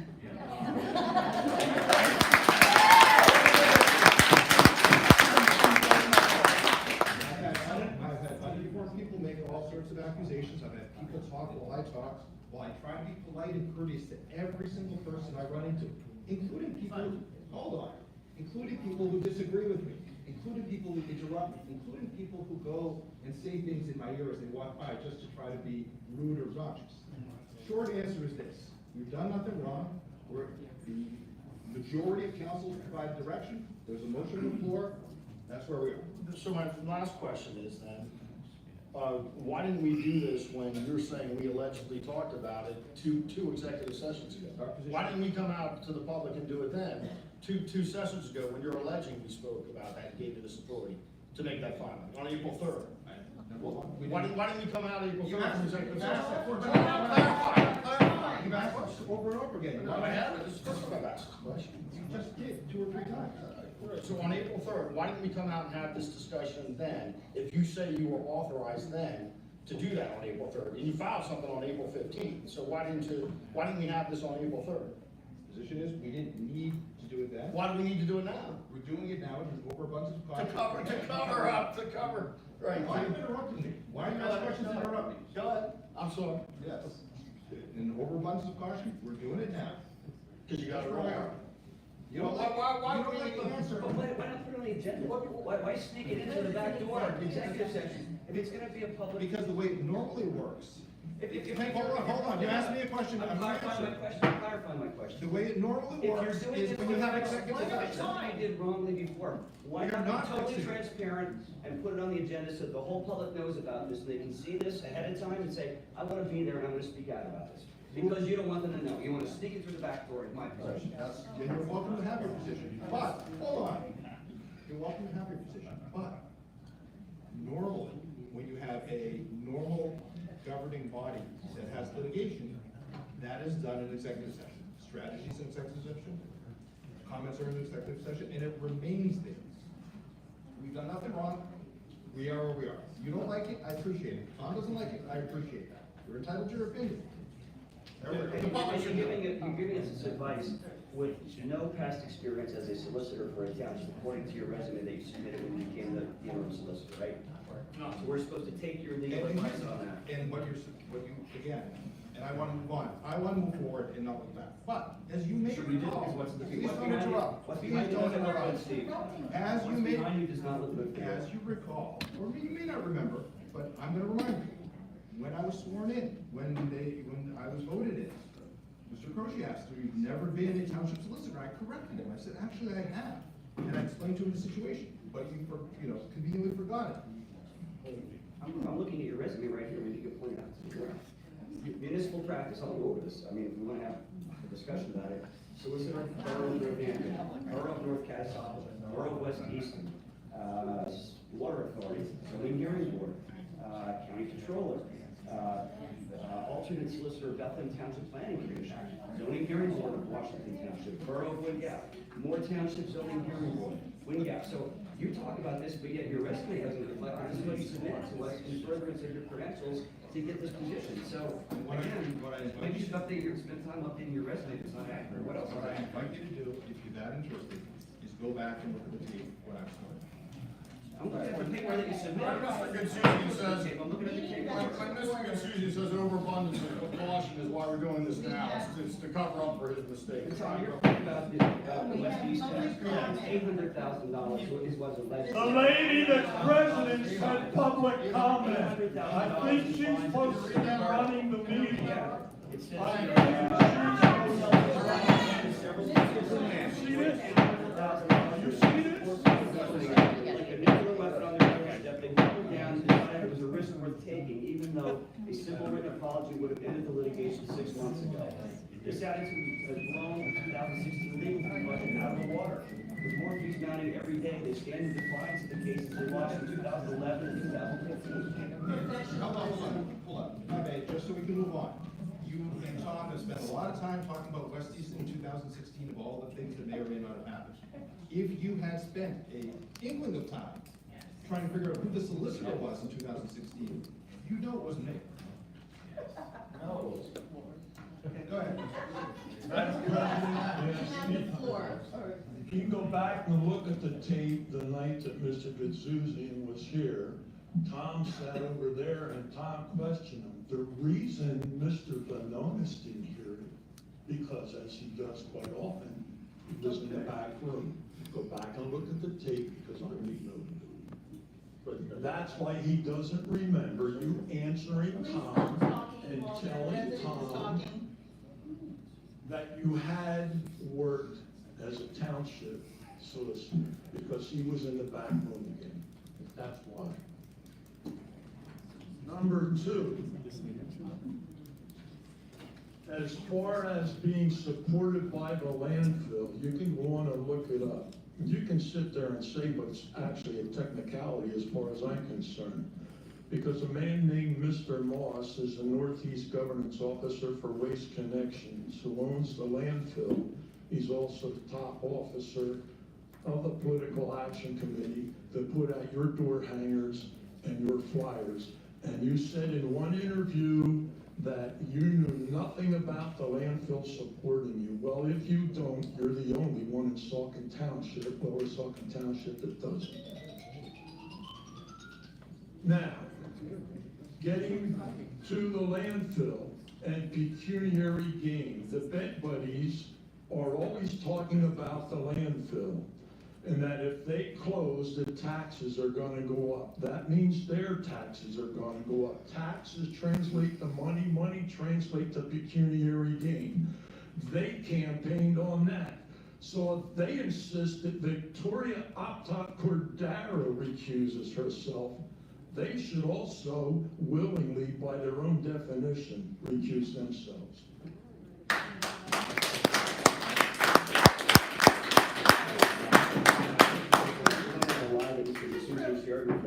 I'm looking here at the Comment going on right now, December 12, 2016, he's identified as a solicitor for Borough West. So he said he wasn't a solicitor. It said right in the minutes. These are approved minutes, December 12, 2016. I just want to say, just so like the public knows, and if you're watching on TV right there, these three ladies ran, and one of their big things was, you know, to fight this landfill. And people crossed party lines to vote for these three ladies, and they won by a landslide. So just remember that. If there a lot of people aren't here, they voted for these three women to stop that landfill expansion.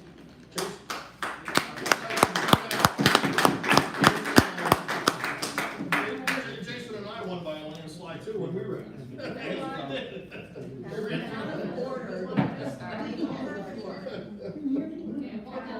Claudia Margellis, and I live in Lower Saucon Township. I pay taxes. And I voted for the three of you for that reason. I felt like the council previously did not represent us at all, did not consider our position at all.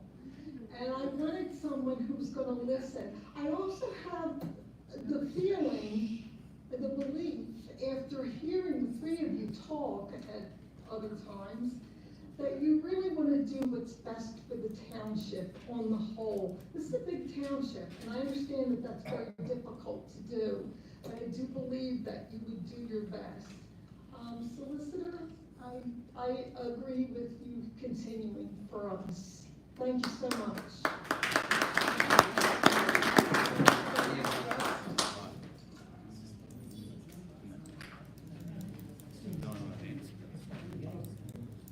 I want to speak to the solicitor. I want to thank you for all your efforts and trying to maintain order here and trying to do the right thing for us, even though you have to put up with two 2-year-olds. You're like a principal.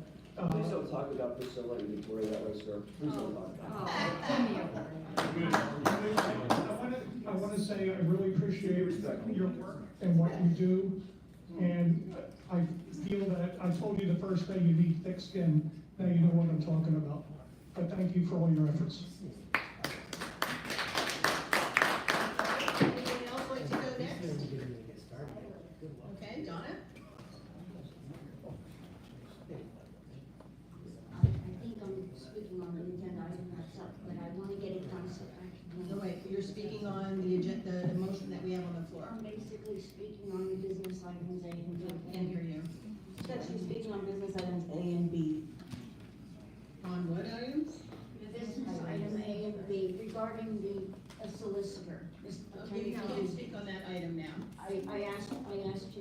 to do that, so I can go home. We have to get through this It's executive regarding the session. solicitor, please. I'll make a motion to let her speak. Second. I would like to leave. I'll make a motion to let her We speak. don't need a motion, she can speak. Appreciate it, thank you. You're welcome. Just talk loud so we can hear you. After watching the last council meeting, I was compelled to attend this meeting because I was just disgusted.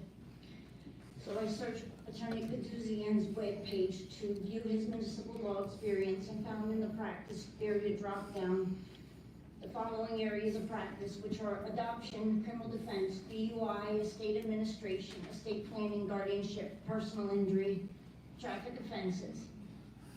This site has no mention of any municipal law experience. The next site I went to was the Pennsylvania State Association of Township Supervisors in search of the second-class township solicitor and found the following information: appointment of a solicitor, the sole responsibilities of the solicitor, and most important, the duties of the solicitor, which are as follows. Section 1103, duties of solicitor. The township solicitor, when directed or requested so to do, shall prepare or approve any bonds, obligation, contracts, leases, conveyances, ordinances, and assurances to which the township may be a party.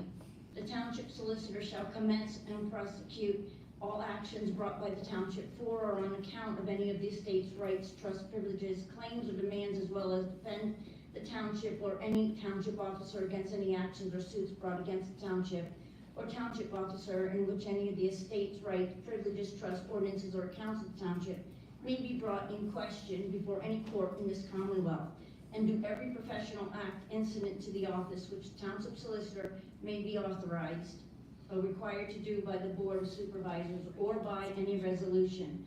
The township solicitor shall furnish the Board of Supervisors upon request with any opinion in writing upon any question of law. Now, let me get back. Nowhere in these duties does it say that he's to run the council meeting in the absence of the president. So I asked you, Priscilla, to please hand the gavel over to Laura Ray, who's the vice president, and keep things moving and keep things Donna, the status quo. municipal's planning code for conditional use You're wrong. hearings allows us to appoint, a hearing officer. If you recall, the Bethlehem landfill had the hearings, had multiple hearings, and the council decided that they didn't want to hear the conditional use hearing, so they appointed a hearing officer. No different than we did for the conditional use I hearing. think that, It's I quite think, different because I don't think us actually having a motion to appoint a conditional hearing officer. There was no motion that was ever brought forward or voted upon. It was just a unilateral decision by Priscilla handing the gavel over. I just think that we need to stick to the way things have run in the past, because it seemed to have gone very smooth. And I know you know that, sitting as president in the past years. Sorry, where am I? I'm sorry. Nowhere in the duties, take action without, okay. Nowhere in the duties does it say council meeting, absence of the president, or take action without direction of council. And that's questionable, sir. These behaviors displayed by Attorney Gouzian created a lack of trust and questioned the transparency he shows the taxpayers. And this is where my concern is. I can't sit back here and watch you and believe what yous are saying, because there's so many things that are throwing red flags. I was a former council member. I kind of have a little bit of background and a little bit of understanding, nothing compared to what an attorney has. But I honestly am telling you now, you are throwing red flags left and right for the taxpayers. My inquiry created more questions. Does Attorney Gaduzian understand his role on council when he initiated the legal action disclosed by Attorney Garber? Or was he directed by a council member, a member of this council? And why would this council member breach the Pennsylvania 65 Sunshine Act, as well as open our township up for litigation? I don't know if you were. Can I ask you that question? Were you directed by a council member to do anything with that litigation with the landfill?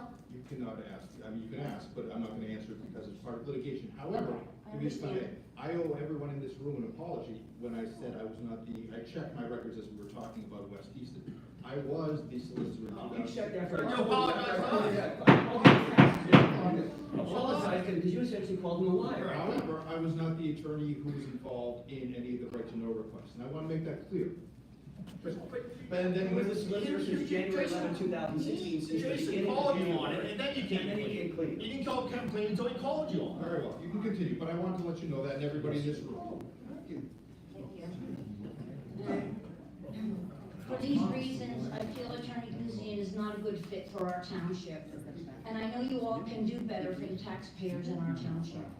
Thank you for allowing me to speak, and good night. Thank you. Thank you, John. Anyone else like to do public comment? Officer, can you make sure she gets to her car before Mr. Ozenek approaches her and threatens her again? Thank you. Thank you. Thank you, officer. We'll keep Mr. Ozenek in here. Unbelievable. Go ahead, Mark. Somebody want their paperclip back?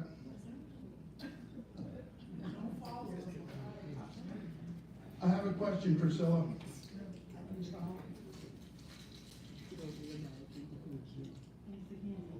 Landfill lawyer here, Ms. Garber, claims that you guys did something wrong in the private little meeting that you had back there. What do you call it? Executive session. Executive session. How does Ms. Garber know what went on in that executive session tonight? Came out of an announcement. On April 15th. That's how she knew. She wasn't back. Court filing on April 15th. You have free cameras going, watch your videos. Mark, I made the announcement that we had an executive session, regarding Hellertown, the Hellertown Library, and the Bethel landfill. That's fine, but how does she know anything was done wrong? Mr. Gutsuzi made a filing on April 15th. She's a lawyer. She's paid an hourly rate Okay, to Mark has had advocate the a legal floor. Mark, position. please continue to speak. She's not. She stood here and stated that there was something wrong in that room tonight. That's what she said. Don't ask me what it was, I don't care, I don't even care anymore.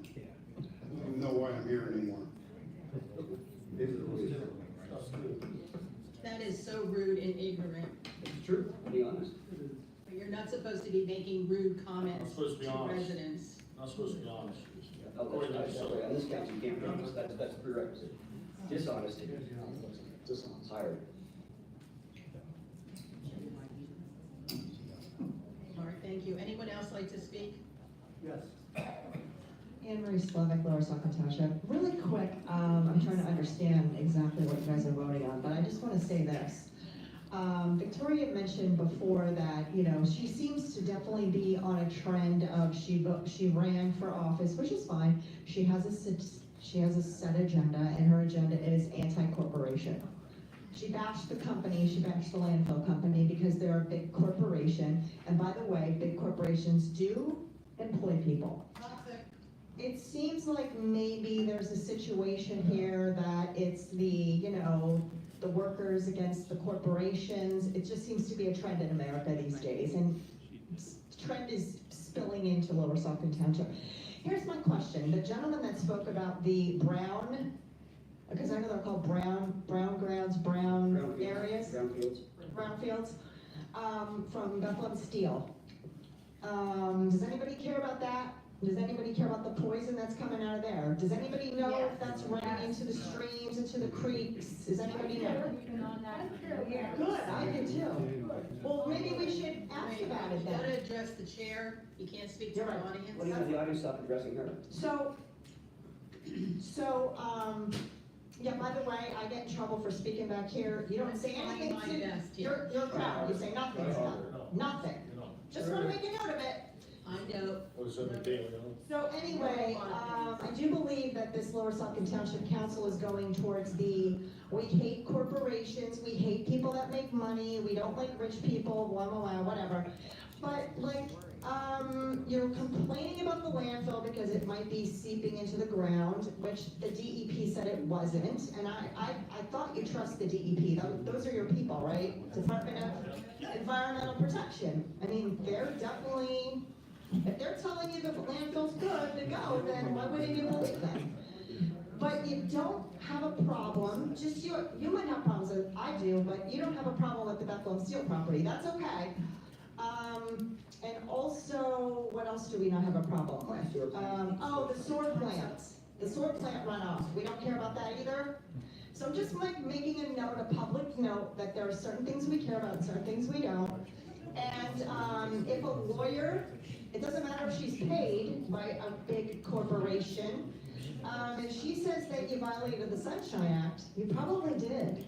So I'm confused why you're standing up there saying that you didn't do anything wrong and you didn't violate any laws. That's clearly, you're clearly lying and you're making it up. Mr. Hovick, just a point of clarification. Yes. As I understand it, Victoria Alcantara's parents or family do not have litigation against the sewer plant. They also don't have litigation against the DEP, and they don't have litigation against the estate or whatever remains from Bethlehem Steel. They only have litigation against the landfill, and that seems to be where her interests are aligned, only against the landfill, but not all these other legal entities that exist. I did notice that as well. Thank you for bringing that to our attention. And if you're accusing me of lying, I'd like proof, okay? What was that? You're accusing me of lying, I'd like proof. You said you didn't do anything wrong. I didn't. Well, your solicitor did. Says who? It's a matter of opinion. Okay. Wait a minute, how can it be an opinion? It's a right or wrong, it's a rule, it's a law. You cannot. One thing and other people So say here's the thing, there are consequences to elections. There are consequences to elections. We're living proof right here that there are consequences to elections.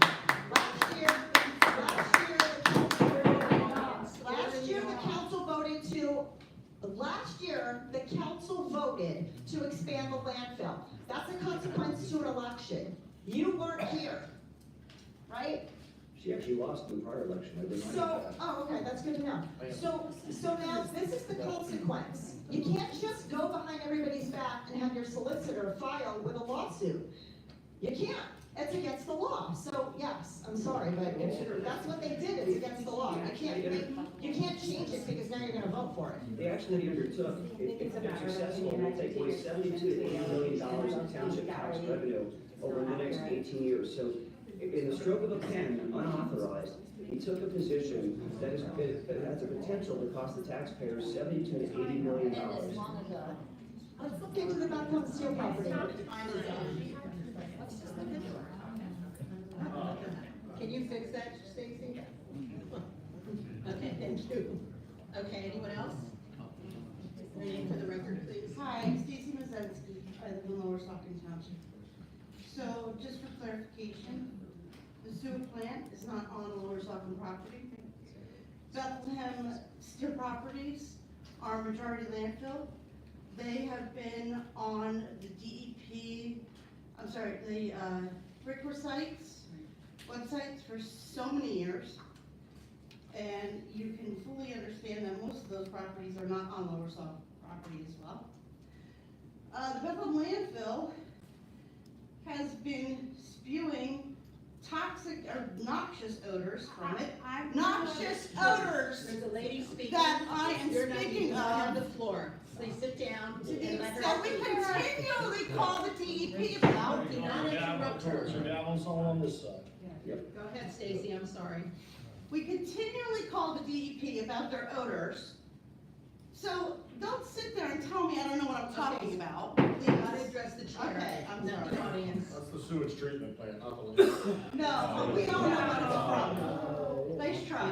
You mentioned in Bethlehem, it's actually Lower Saucon feces that goes into the Bethlehem. That's run by, and that's run by Ed It's not on Pascal. your property. That's run by Ed Pascal. It's not on your property. You have no say in it. It's not on your property. Public comment. That's run by Ed It's Pascal. not on your property. Who is, Really, you people are children. You are children. Please, And why is he sitting here? Why isn't he sitting on a seat? Was it a second grader again? Your name tag is there, is it not? I'm sorry, please, you have the floor and you need to speak. Okay, so anyway. So the landfill, the three ladies ran against the landfill, and we voted on for them because they were fighting against the landfill. You had two people on this council had conditional use hearings in the middle of the day when we all had to miss work for them which was absolutely ludicrous. Not Priscilla, she's been on disability for 4 years. Why is he interrupting me? Tom, you're out of order. Sorry, Stacy. No, it's ridiculous. There's rules of conduct, and he always doesn't listen to them. Anyway. The others don't either. Jason, you're just as bad. So what are you doing? It's okay. Since Laura doesn't say anything. She just sits I there would like- really appreciate it if Mr. Carochi could respect the council members and the people in this township. Thank you. Anybody else like to speak? Let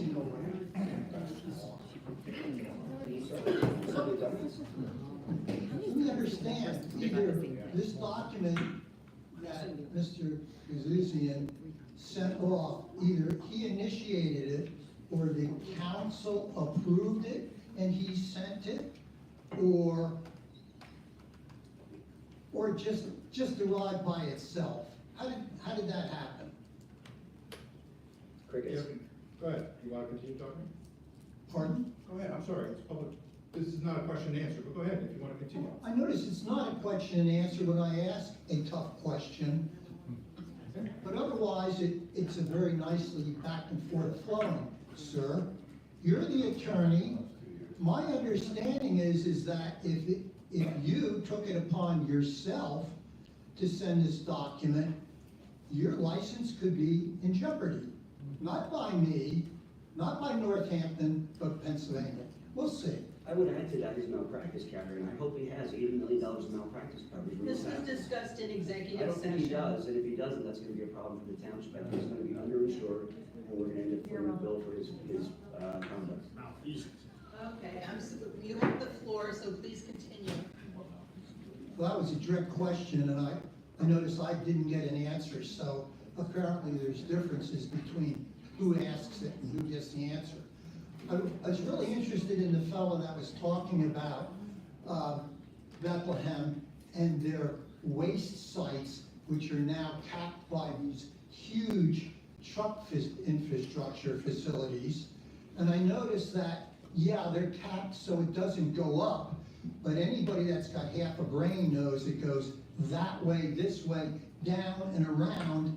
And gee, I remember hearing from the dump people that, yeah, gee, it's the landfill that's polluting it, and you even had a special guy in here from the streams of the Northeast, and he knew about every kind of fish and aquatic whatever, and he's there saying, yep, it's all polluted, it's polluted as heck, and the next person got up and said, yep, see how that works? It's the landfill that's polluting it, and nothing was said about, and here we just find out about, here's another one we just found out about tonight, is that, yeah, there's a beautiful pollution site right under all those nice capped things that Bethlehem approved. Wow, isn't Bethlehem smart? They gave us all the junk and they got all the money. All right, so moving on.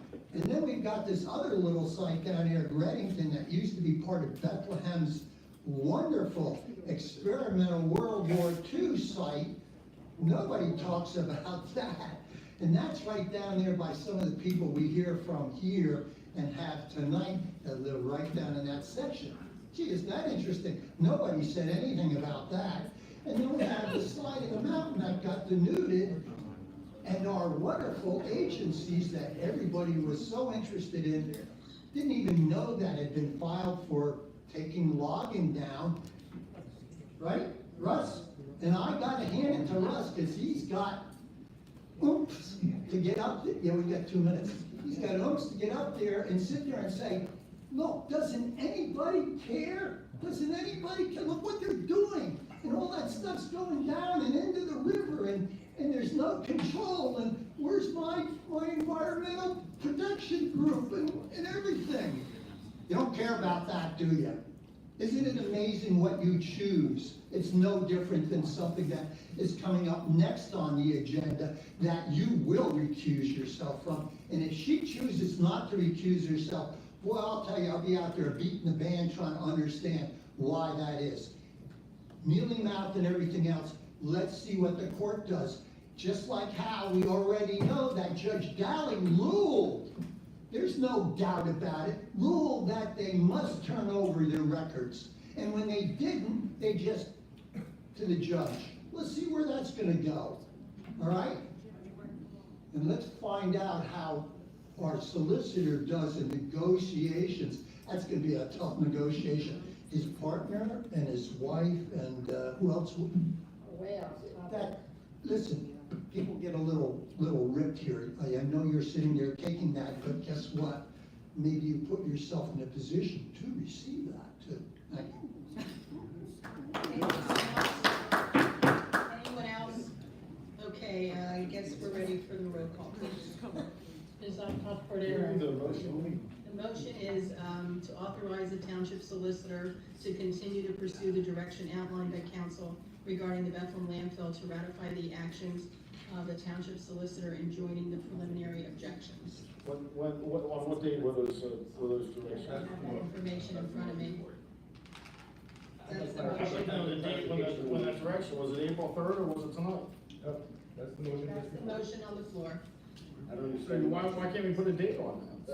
You read the motion again, when he gave us direction, this is part of Susie's cover-up now, where he says, out of an overabundance of caution, now he won't put a date. He won't put the April 3rd date on it, he won't put tonight's date on it.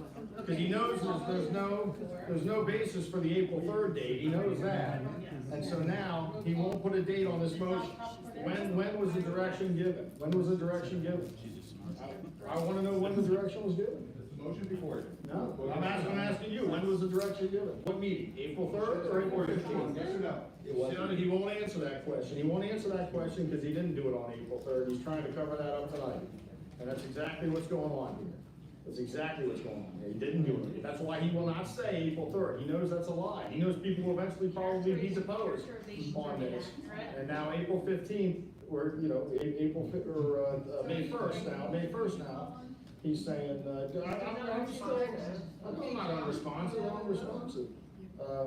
My vote would be, I would like to know, He's unresponsive. if it's May 1st, then,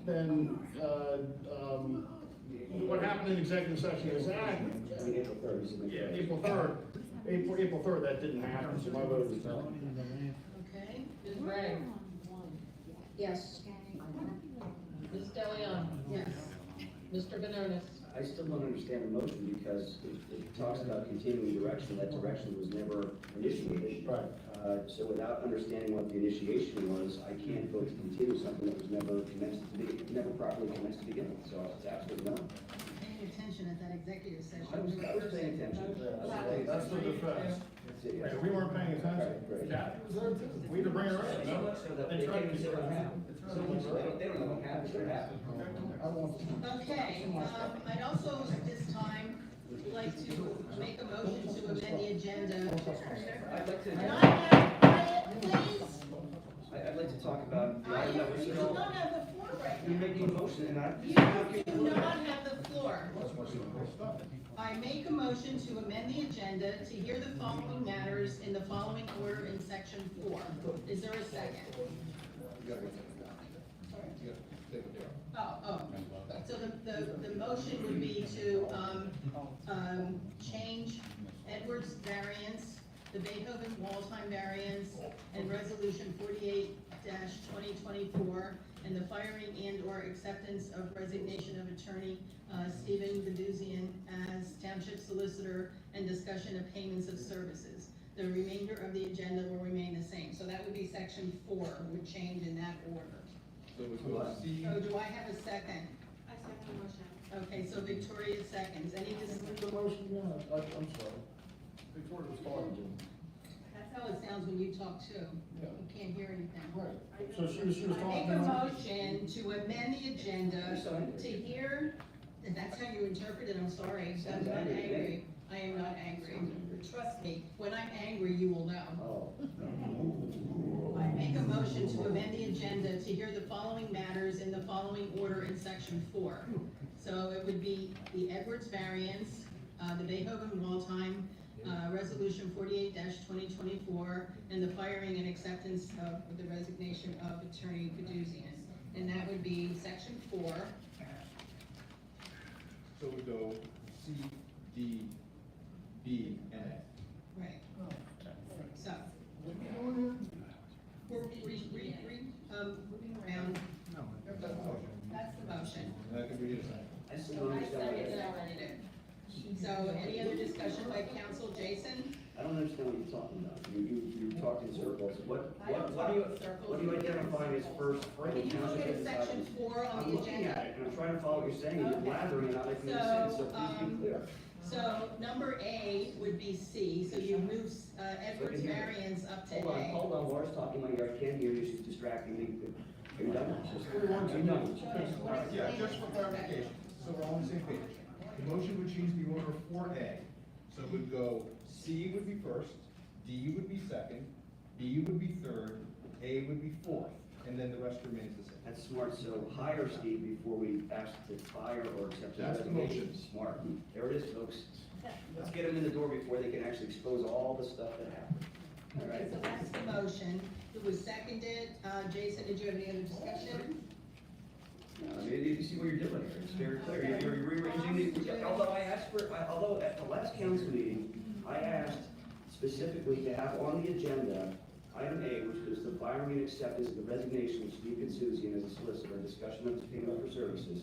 I asked for at the last council meeting, and it should be the first item here, because it was the first thing that was requested. All this other stuff was not discussed in the last meeting, but what you're gonna do is you're gonna pigeonhole that, and you're gonna move it down the list so that you can do your own cover-up again, get them in the door as a permanent solicitor. Have at it, have at it. What's Susie afraid of? Susie, what are you afraid of? It's coming. What are you It's afraid of? coming either way. What are you afraid of, Susie? What's coming for you? What are you afraid of, Susie? He's afraid to tell What you are you what. afraid of, Susie? Open up, tell me. Tell me. What are you afraid of, Susie? Okay, Tom, is that your question? Yes, Okay, what are you afraid of? Victoria, are you next? I support the motion to allow the developers to go first and the other To items. change the agenda item. Okay, Laura? Comments? No comment. Okay, you agree with the. I didn't realize she was here. And I agree with it, also. And I will have to open this up then to public comment. Anyone in the audience like to comment on this? Yeah. Sure. Thanks, Dave. Let's see here, we are Dave Boulan. You have a comment, lady? Okay. Just hold it. Dave? Hold it tight. Mr. Hold it Mann, right to there. address the She chair. brought it out of him. The- Why do you talk to her first? You Let want me to attack the change. gentleman who's at the The podium. audience, please respect the speaker. Dave, go ahead. Forget it. You know, they're encouraging. Although I slipped once or twice myself. Listen, the bottom line is, I already talked to this, and that was, 2 meetings ago, I asked you to put out the agenda. That was a one-shot deal on Friday night, and don't make any changes, okay? Now, here we go. We already have a change that came out a day ago that we have to contend with, and now you want to change it again. Is there something else you can do just to mix things up? What kind of administration would do that? If you were in private industry and you were a subordinate, you'd be out on the street. Well, she hasn't been for 4 years, so she doesn't know that. She's been collecting disability for 4 years, so she doesn't know about private industry. That's slander, so. Okay, that's, hopefully, and you know, it just bothers me because you just sit there like stone. The policy have And they have all there's signed. Victoria smiling away, she's happy. Mr. Gallant, there's And the people on rest of signs us? behind it, the people holding up signs behind it, I don't know what it says. Whatever. That's legal. The sign says it's a comment. You're violating number Mr. 22. Boulan has the Comment floor. number second. Who's the jelly bean in the back asking the question? She's Charlie. Okay. Are you running the show or is she running it? I thought I had the floor, but I guess I don't have a gavel, that's my mistake. You're just not listening to me. You have the floor. She's not listening to you? You are not listening. You You see have, this fellow over here? He'll escort her out. oh my God. You have. Yeah, the you're floor. God. Can you go? Please don't use the Lord's name in vain. Can you go, are you speaking or aren't you speaking? I was trying to, but I got interrupted by one of your followers here, this And one I here, already addressed one there. that, okay? So now you continue to speak.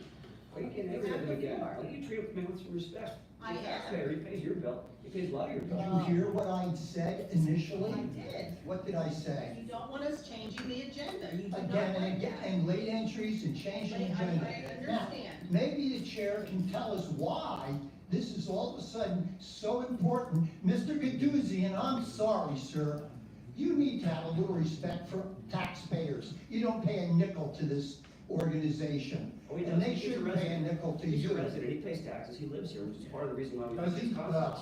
I thought he was, Yeah, whatever. All right, I apologize. Right? When you sit out here with us, then maybe you'll feel that way, but I'm sure you're a lot richer than I. Back to this again, deep for it again? Hello? So why do we need to change this? Why? Is there any, Okay. There it is again.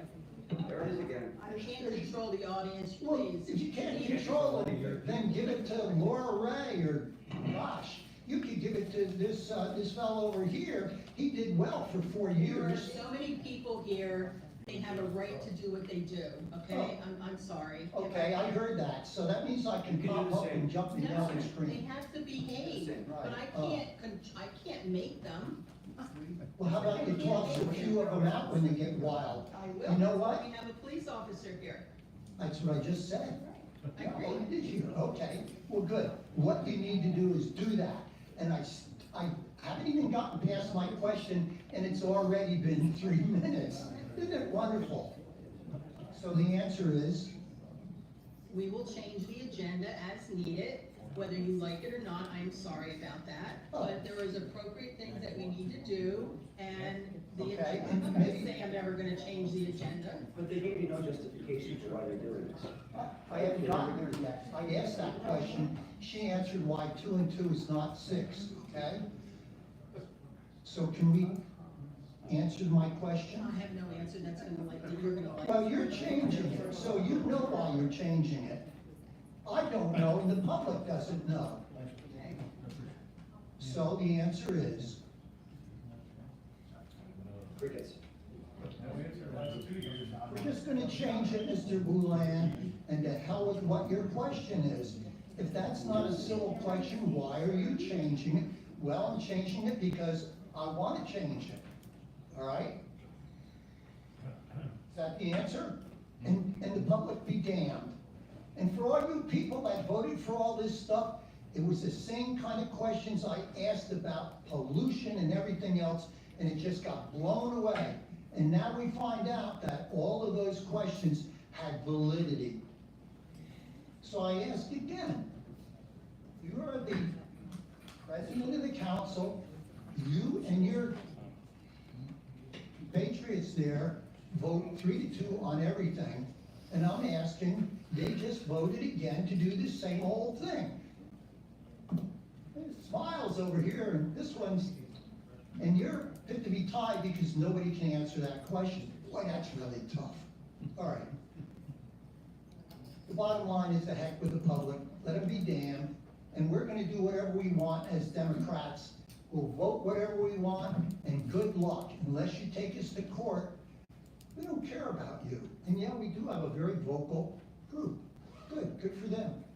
Good for us here whose land is, who looks out and sees it's completely denuded. That's lovely. And I Anybody did, else like to speak? let the record show, I did not get an answer.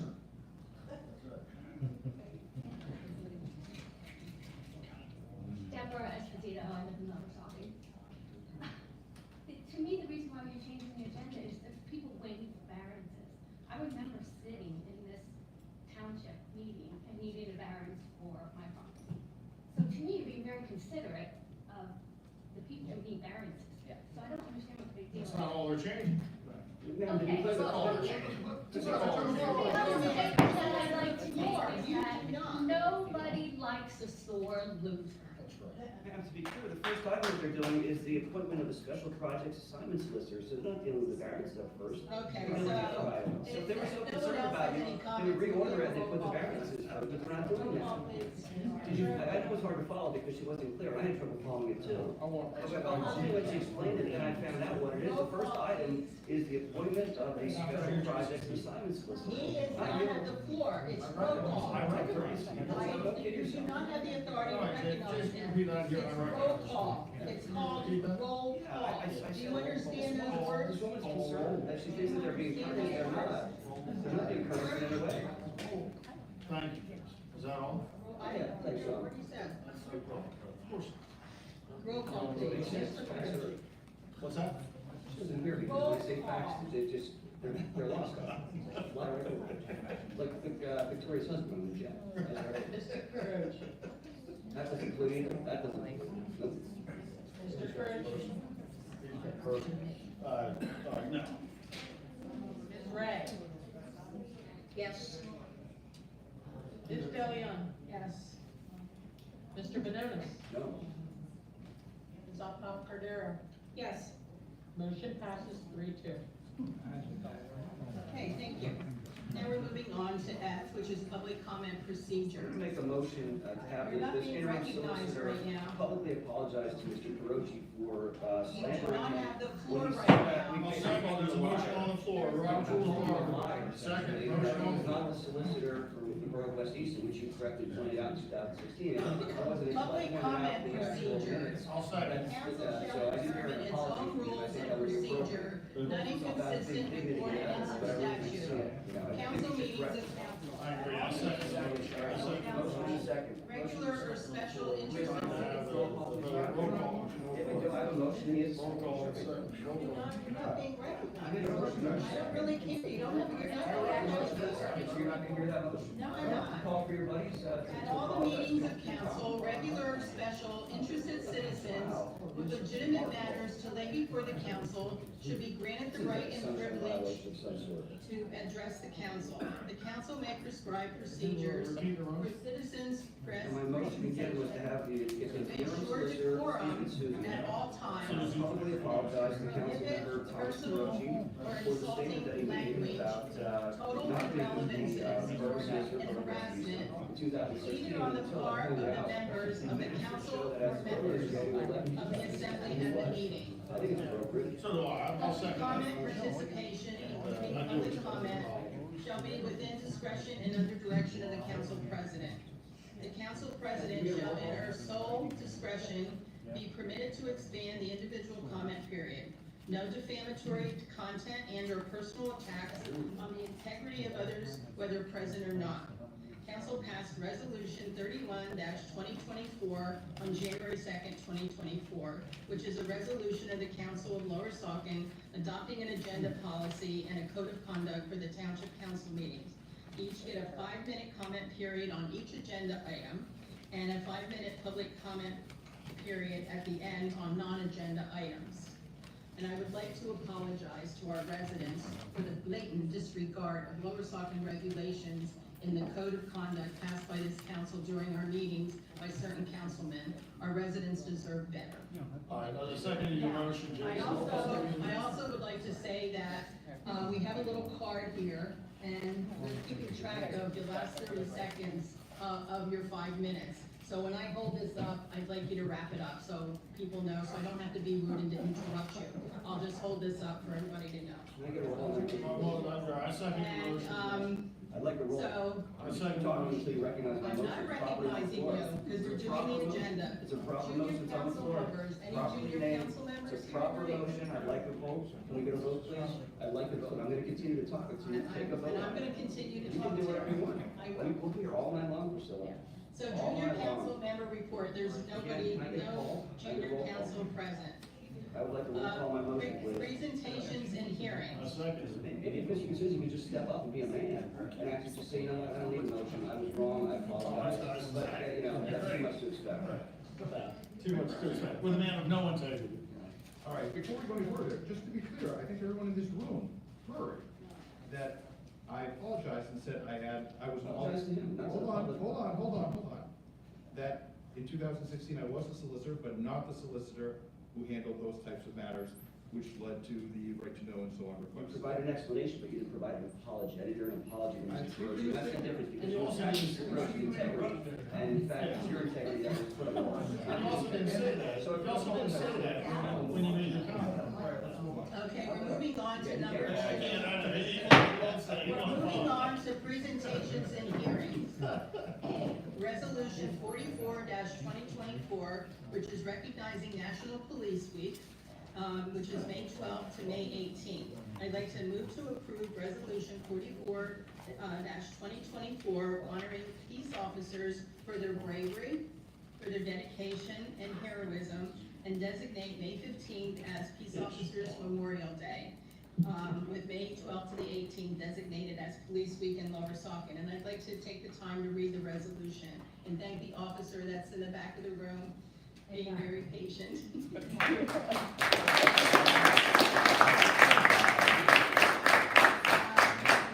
Resolution 44-2024, recognizing and honoring peace officers for their bravery, dedication, and heroism, and designating May 15, 2024 as Peace Officers Memorial Day, and May 12th to the 18th, 2024 as Police Week in Lower Saucon. So please be safe out there.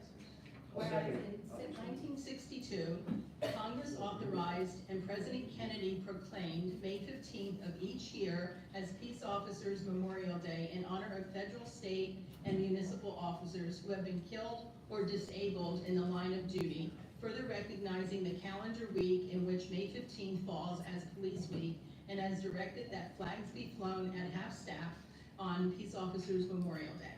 Whereas in every community, law enforcement officers are committed to the preservation of life and property, risking their lives to protect us by providing law and order and serving the cause of justice. And whereas law enforcement officers, including members of the Lower Saucon Police Department, accept the profound responsibility and work to uphold our laws, safeguard our rights and our freedoms. And whereas we honor the heroism and dedication of all law enforcement officers, especially those who have paid the ultimate price with their lives. And whereas across the nation, Police Week is observed with ceremonies including the hanging of a blue ribbon, a blue boast, or ribbon to honor law enforcement officers who have sacrificed their lives in the line of duty, and to honor those who still strive to keep us safe. Whereas all citizens are encouraged to express their deep appreciation to the men and women who risk their lives to guard and protect us. Now therefore be it resolved that the Council of Lower Saucon Township, Priscilla De Leon, President, Laura Ray, Vice President, Jason Bononis, Tom Carochi, and Victoria Optoff-Cordero, Council members, wish to recognize and honor peace officers for their bravery, dedication, and heroism, and that May 15, 2024 be designated as Peace Officers Memorial Day, and May 12th to the 18th, 2024 as Police Week in Lower Saucon Township, adopted and enacted this first day of May. I'd like to make a motion to approve that, and would there be a second? Okay, so Chris and Jason. And Jason, would you like to say something? Well, that's not the procedure. We have a council comment, so. I'll wait for the roll. Let's go. Okay, well, I'd like to really thank the police officers. Are we going out of the board? Back to your officers and thank them, so please. I don't want to comment, and I thought we were going alphabetical order. You called Jason, then you didn't call me. I was going next. You just did. So go ahead, do you want to speak? Okay.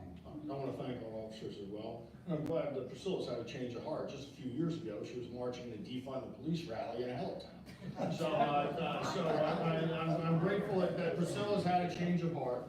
And I want to thank our police. Wasn't that what Helltown, wasn't it like a Defund the Police? Something around there. Yeah. Lies. And after some type of rally, was it defund the police? Absolutely not. I would never do that. Lives matter? I would, it doesn't matter. It would never be relevant. So. All right. Yeah, she voted against the police contract. She did. She voted against the police contract. That's called for 5 years of raises for them. And but I want to thank the police, and they do a great job, and we're lucky to have 16 of them. I believe. 20. Well, that's right. Be able to Some of them are- support the police, and I'm grateful. It's not marching with Priscilla. I didn't hear what you said, because he was talking. I said I'm honored to support the police, and I'm grateful that we have you. Okay, thank you. Laura? I think we have a great police force, and I'm proud of them, and I'm glad they serve and protect us. Thank you. Okay, public comment? Okay, hearing none, may we have a roll call, please? Ms. DeLeon? Yes. Mr. Benonis? So I'd like to thank the police as well, particularly the police that come to these council meetings. This may be the most hazardous duty that our officers encounter from time to time, so I appreciate all that. And certainly we appreciate all that you do and provide a lot of resources, and hopefully this council, the majority of this council will continue to support our police and officers and resources. Please share that with your colleagues. We really do appreciate everything you guys do. So thank you, and I will vote yes. Ms. Cordero? Yes. Mr. Carucci? Yes. Ms. Ray? Yes. Motion passes 5-0. Okay, thank you. Next, we have B, Resolution 45-2024, recognizing International Firefighters Day, which is May 4th, 2024. I move to approve Resolution 45-2024 to recognize the volunteers who serve on Lower Saucon Fire Rescue in conjunction with International Firefighters Day, which occurs on Saturday, May 4th. And I'd like to read that resolution. Resolution 45-2024. Whereas in 1736, Benjamin Franklin founded the first volunteer fire company, Union Fire Company in Philadelphia, making Pennsylvania the birthplace of the volunteer fire services in North America.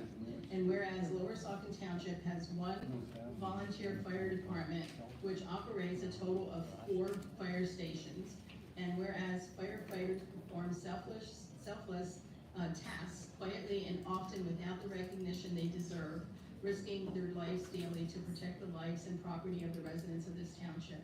And whereas changes in society and the environment have increased the dangers these individuals face daily in the performance of their duties as protectors of the residents and property of this township.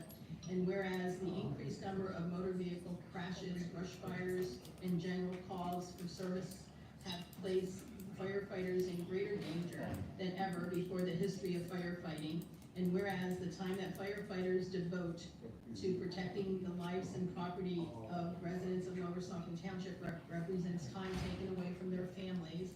And whereas May 4th annually serves as International Firefighters Day, and a worldwide celebration that started in 1999. And whereas International Firefighters Day serves as a time to thank current and past firefighters for their contributions and to remember those men and women who have made the ultimate sacrifice to save and protect lives in the neighborhoods. Now therefore be it resolved that the Council of Lower Saucon Township, Priscilla DeLeon, President, Laura Ray, Vice President, Jason Benonis, Tom Carucci, and Victoria Optoff-Cordero, Council members, wish to recognize and honor firefighters for the bravery, dedication, and heroism, and that May 4th, 2024 be designated as Firefighters Day in Lower Saucon Township. Adopted and enacted this first day of May. Is there a second? I second. Okay, so Victoria, and is there any firefighters here? No? Okay. I appreciate everything they do, and we are a volunteer fire company, and they need to be, you have to remember to give them donations annually, so to really thank them to help, what they do. So, with that, I guess, council discussion, Jason? I'll wait to the vote. Tom? Well, you should donate, but if you don't donate, Priscilla would just raise your taxes, like she raised the fire tax this year from 0.75 to 1.0. But I do support the firefighters. I was the liaison to the fire services. Did a great job for great 4 job. years. Did a great job. We merged them. We merged the Steel City with the other ones, so they're all one now. So they don't compete with each other for equipment. They get what they need, and it's working smoothly. Priscilla was on council for 35 years. She couldn't get that done. Some reason, who knows why. Incompetence, which screams incompetence. But I want to thank our volunteer firefighters. We need more of them. Anybody out there interested, please apply. Thank you. Okay, I also support this resolution, and I have supported the firemen over the years. You have a march against that? Victoria? I'm again honored to be able to be a part of this resolution. I really appreciate everything our firemen do, our women do. I appreciate all of the hard work that they have, both in fighting fires, but also making sure that we have proper equipment and proper fire services, so I wanna thank them for that. Okay, Laura? Yes, I would like to thank all of our volunteer firemen. They dedicate a lot of hours of their lives without pay. And I know in May, it is their annual drive, so we should be receiving something shortly, hopefully, to ask for donations, and everybody should donate to them.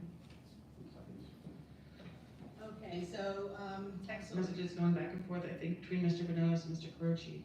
Is that what's going on? I don't know, they're going back and forth with each I other. don't know, maybe they're taping, I have no idea what they're doing. Public comment, anyone in the audience like to speak on the fire company? Check what smile, hi. Take a picture, that's what you want. That's what you're calling for. All right, Dave Luann, and I'm right over on Alice Drive there, so every time I hear the fire truck go out, these people, you have no idea, most of you, how often they go out. I don't mean during the Like sunshine. Mr. Benonis and Mr. Carucci are on their phone at the same time. Like, I'm sorry, I'm having a discussion with the council, Why don't you interrupt, why don't you go ahead? all right? Can you please stop? Attention of Can you Mr. please Benonis and Mr. stop? Carucci to attend Stop to you. now. All right, you did this to me once before, Ms. Octoff Kadera, where you got in my face at the landfill committee and yelled after getting 16 minutes of ability to discuss. Now you're doing it again, and this time I'm not permitting it. I will talk over you. I will talk over you. I will. Listen, all right, this is the kind of woman that got voted in. She apologized. No, she doesn't. That's you apologizing for her. She doesn't apologize for anything. You did apologize, you just. I apologize to Mr. Carucci, Mr. You don't apologize to me. While you're speaking. Oh, you will not apologize to me for even the landfill. And yes, the attorney was there during that 16 minutes of haranguing, and then I got up to speak, stood at the podium, and you pushed me out of the way because you said somebody said something and went on and on. Public comment is on the fire. Well, the public comment is when she can butt me. All right? I don't want to hear what her private discussion is. She's still sitting there not paying attention. She's not sorry. The ends for her justify the means. All right. I'm sorry I have to speak so loud. Some people appear to be deaf. What I was trying to I'm listening, that was Mr. Carucci. I'm sorry, do you have a comment? Would you like me to yield to you? Go ahead. Go ahead. Oh, no, I'm listening, I don't know what part you didn't, I am listening to you. Well, you just made some comment about somebody somewhere, right? Now, what I was trying to do was give compliments to the firefighters who leave all times, day and night. I can see the glow on Route 78, and these guys are out there, and women working like crazy, taking their life in their hands. And to sit there and say, oh, we gotta donate. You know what? Maybe donating our time to them would be a lot more worthwhile, because that bunch really grinds it, and they don't get paid, and they work long hours, and they learn. That's something I gotta say. They go to school to learn. They take classes to learn. I'm not sure that's happening here. I think some of these new council members ought to be going to some university to learn what law is, what the laws of the state of Pennsylvania, et cetera, are. I commend these people because they do what's right. They do it automatically. They don't get beaten to death to have to do what's right. Mr. Glenn, I just need some clarification on something, if you don't mind. First of all, I'd like to apologize to our volunteer firefighters for the conduct of Victoria interrupting you when you were trying to recognize them and acknowledge their hard work. I appreciate everything they do as well. I think everybody in this room does, and they appreciate that when there's a fire or an emergency that somebody's gonna come and help save them. So, credit to you for standing up and speaking to that. I'm sorry that you could not speak full-throatedly without being interrupted by Ms. Octoff Cordero. She was talking about me being on my cell phone, and in fact, I am on my cell phone, and I'll acknowledge that because I'm a transparent person. And where I am is I'm on the blacklivesmatter.com website, and it has a petition, and it says here, quote, "We call for a national defunding of the police." So, when Mr. Carochi spoke earlier, there was an article, it was actually in Lehigh Valley Live, and this was on June 14, 2020, and there's a statement in there where it says the following. Give me a second. Is this about firefighters? No, it is. It says, "Oh, where are other elected officials?" she asked the crowd. Lower Saucon Councilwoman Priscilla De Leon and Saucon Valley School Board member Sandra Miller were at the rally. "I know why I'm here. I'm here because Black Lives Matter." So when Mr. Carochi spoke earlier about her supporting a defund the police movement, I believe that's what he was referring to. Read again, I didn't know it was that, but read again what's in the chart. Read again what's in the chart. Firefighting, you brought up that I'm on my phone, so I'm addressing what you said. Right, exactly. So you can shut your mouth off, I'm gonna clarify what's going on.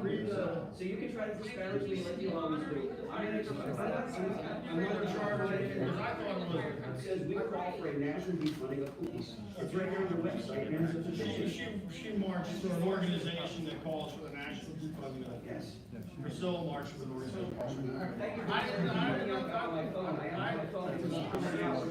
Priscilla, if I got any of the details wrong, I'm sorry, but what Jason says seems to be accurate. I did not march. You should know what you want. I did not march. Which part of that did you get? You said you were there and you're comfortable. I might have been there. I can answer why I wasn't there, because I support my police, that's why. I support my police, that's the reason why I wasn't there. Okay, move on. That's not a wonderful thing to say, move on. We know who they are too. All right. Well, it's true. You have 242 left, please, let's hear I it. think that's the second. Bottom line is, they're spectacular. If you haven't been to the website, any of you in this room, probably not a lot. I know you have other things to do. But when you go and look at the website, you will see what goes on roads like 78. And they are just, I mean, these guys and women are in there, it's just taking their life in their hands, literally. And I noticed on television the other night, there was a memorial to all the fallen firefighters, and I noticed nobody said anything about that here. And there's another example of recognizing these people put their life on the line. You know, they don't get paid thousands of dollars to play games and do dumb things. These guys and women are just, they're right out there. Every day, every night, good weather, bad weather, ice, freezing, on and on and on. And nobody really, oh, I just want to say how thankful I am to them. You know, that's pretty hollow. Thanks. Anybody else in the audience? Yeah, thank you to any firemen that were here. I just want to thank any who made that big train derailment. I didn't realize my sister in California called me. It's all over CNN. What council members actually were there to thank them? Can you raise your hand if you actually went to the site and spoke with any? Thank you, thank you.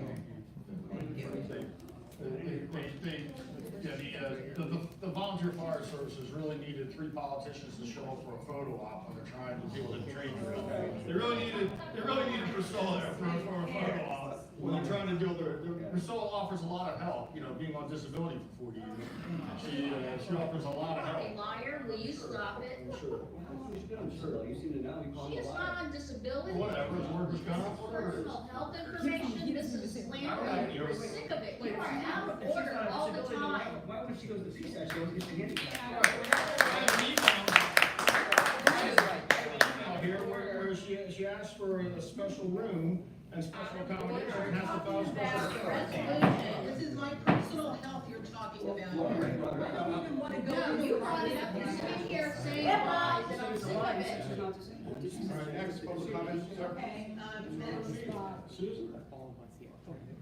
It's hilarious. Tom Carochi, first off, I want to say that I appreciate the fire team. I appreciate the police. We've had people that we've had, excuse me, sir, what was the comment you made? Sir, why don't you continue talking, sir? We've got to address the chair, please, Bob. Okay. So, since we've lived in Lower Saucon Township, we have been very impressed with our police department. They're very polite, very professional. They answer calls any time of day or night. You work different shifts. I worked different shifts throughout my career. You're always tired. You don't ever get used to working rotating shifts. You just get used to being tired.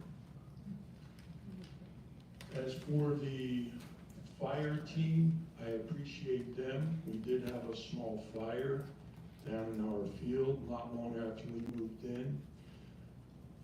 It was Freemansburg, I believe, that answered because Steel City was on training somewhere. Anyways, I appreciate them. I was in a building that caught fire one evening when I was about 12 years old, down in Regalsville, PA. That team, that fire team was a good team too. I know what it means, personal experience, to have a good fire team. Don Carochi bragged a month or so ago about being the liaison, and he brought it up again this evening, for the fire team. When he talked about it and bragged about it a couple months ago, he said that he kept the council well informed. Jason Bononis was so well informed that the night that the fire team from Southeast was here, talking about needing a new building for the tanker, Jason Bononis, who was so well informed, was caught totally off guard. If you want to know which meeting that was the night that Jason called the new tanker a toy. Certainly showing your appreciation. Thank you, Bob. Anyone else? So, Mr. Plasko, just to clarify my point, I brought up in that meeting, because I know you like to throw facts around without having real facts. What I brought up in that meeting was that the length of the fire truck was never discussed in a fire services meeting. Ty Johnson thought that it was, or suggested that it was, and Tom, you were there at all the fire services meeting. Was the length of the fire truck and the ability to fit the fire truck into the garage at Southeastern Fire Company ever discussed? Was it ever discussed? It wasn't discussed. So you're calling me out for saying I'm not informed, but in fact, I pointed out a glaring disparity, sir. I'm sorry you don't like what I'm saying. You can put your head down and walk away. You know, that's. Are we having any more public comment? Okay, so, if there's nobody.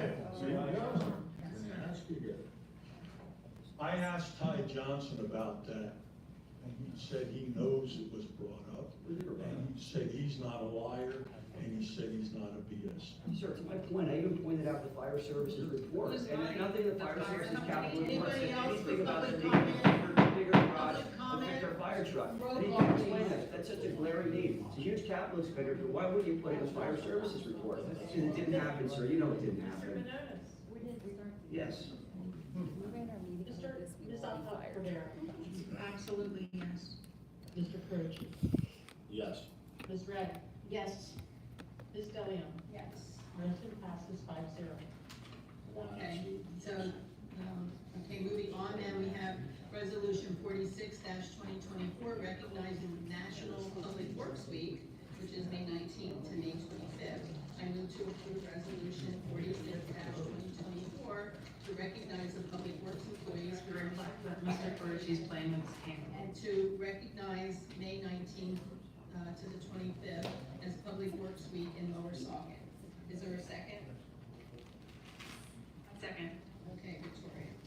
Okay, I'd like to read it. So we have the resolution recognizing public works employees. Whereas citizens are served every day by public employees at the federal, state, county, and municipal levels. And whereas the actions of these public employees enhance the quality of life in communities across the nation. And whereas Lower Saucon Township is served by a dedicated group of public works employees who provide a variety of services to our residents to ensure their safety and health. And whereas included among these duties are keeping the township roads well maintained and free of snow in the winter. And whereas the Public Works employees in Lower Saucon Township not only maintain our road infrastructure, but also keep our pavilions, parks, and Saucon Rail Trail beautiful for all to use. And whereas all citizens are encouraged to express their appreciation to the employees of the Public Works Department for the contributions they make every day to our health, safety, comfort, and quality of life. Now therefore be it resolved that the Council of Lower Saucon Township, Priscilla De Leon, President, Laura Ray, Vice President, Jason Manonis, Tom Carochi, and Victoria Optop Cordero, Council members, wish to recognize and honor Public Works employees for their hard work and dedication, and designate May 19th through 25th, 2024 as Public Works Week in Lower Saucon Township, adopted and enacted this first day of May 2024. So, Jason? Yeah, Mr. Blasco, I have here a copy of the October 4, 2023 Lower Saucon Township, Lower Saucon Fire Rescue 2023 Future Planning Fire Stations and Equipment Reports document. Give Right here. You may respect see to it. the Public Works And there's people also by the saying Lower Saucon topic. Township, Lower Saucon Fire and Rescue Discussing the 2024 issues that are Future part Planning of Fire the Station and Equipment. I can give you copies, sir, if you want. If you're not talking where I'm on. They never brought it up to us. Little ego with We can get copies if you Resolution want. on the floor is about Public Works Department. Yeah, we're talking about Public Works. Reports may have been turned in, were minutes taken? Report, sir. This is a report. I'm not asking about a report, answer the question, were minutes taken? I don't know. For what? Were the meetings recorded? But if it's so important, why did they put in these documents here? They're talking about all sorts of things. They want lots of Jason, money. you're really out of order. Show Out of some order. respect. I'm respect to the public, like, what about this guy? Doesn't know what he's talking about. Practicing attorney, you should know Practicing better. attorney. Well, you're not acting like it. Well, you're not acting like a council Respect president here either, for but the you're Public trying. Works Department, You're the practicing fire law. company, and the police department by Mr. Canovis and Mr. Carochi. By They're talking about $10.5 million discuss of things that are stuff not here. related to the Never mentioned it in the resolution, that are report. disrespectful to the people that work for our township and for the volunteers. Look, there's a beautiful It's report here. It's all disrespectful. listed. It's disrespectful. I If mean, you have a I'm not personal offering this to allegation or a disparage personal the fire dispute, you department bring it up anyway. in your But private I'm life. offering this to show that Mr. Blackstone is clearly not informed about what he's talking about. He's Okay, making so- accusations against me that I don't want to talk about. Here's the report, sir. I can only go by what's submitted to me. Public Works. So we're on Public Works. All right. So I You just don't have to read the apologize, sir. That's okay. We'll resolution. get it next time. I just read the resolution for Public Works. And, any discussion by council for Public Works?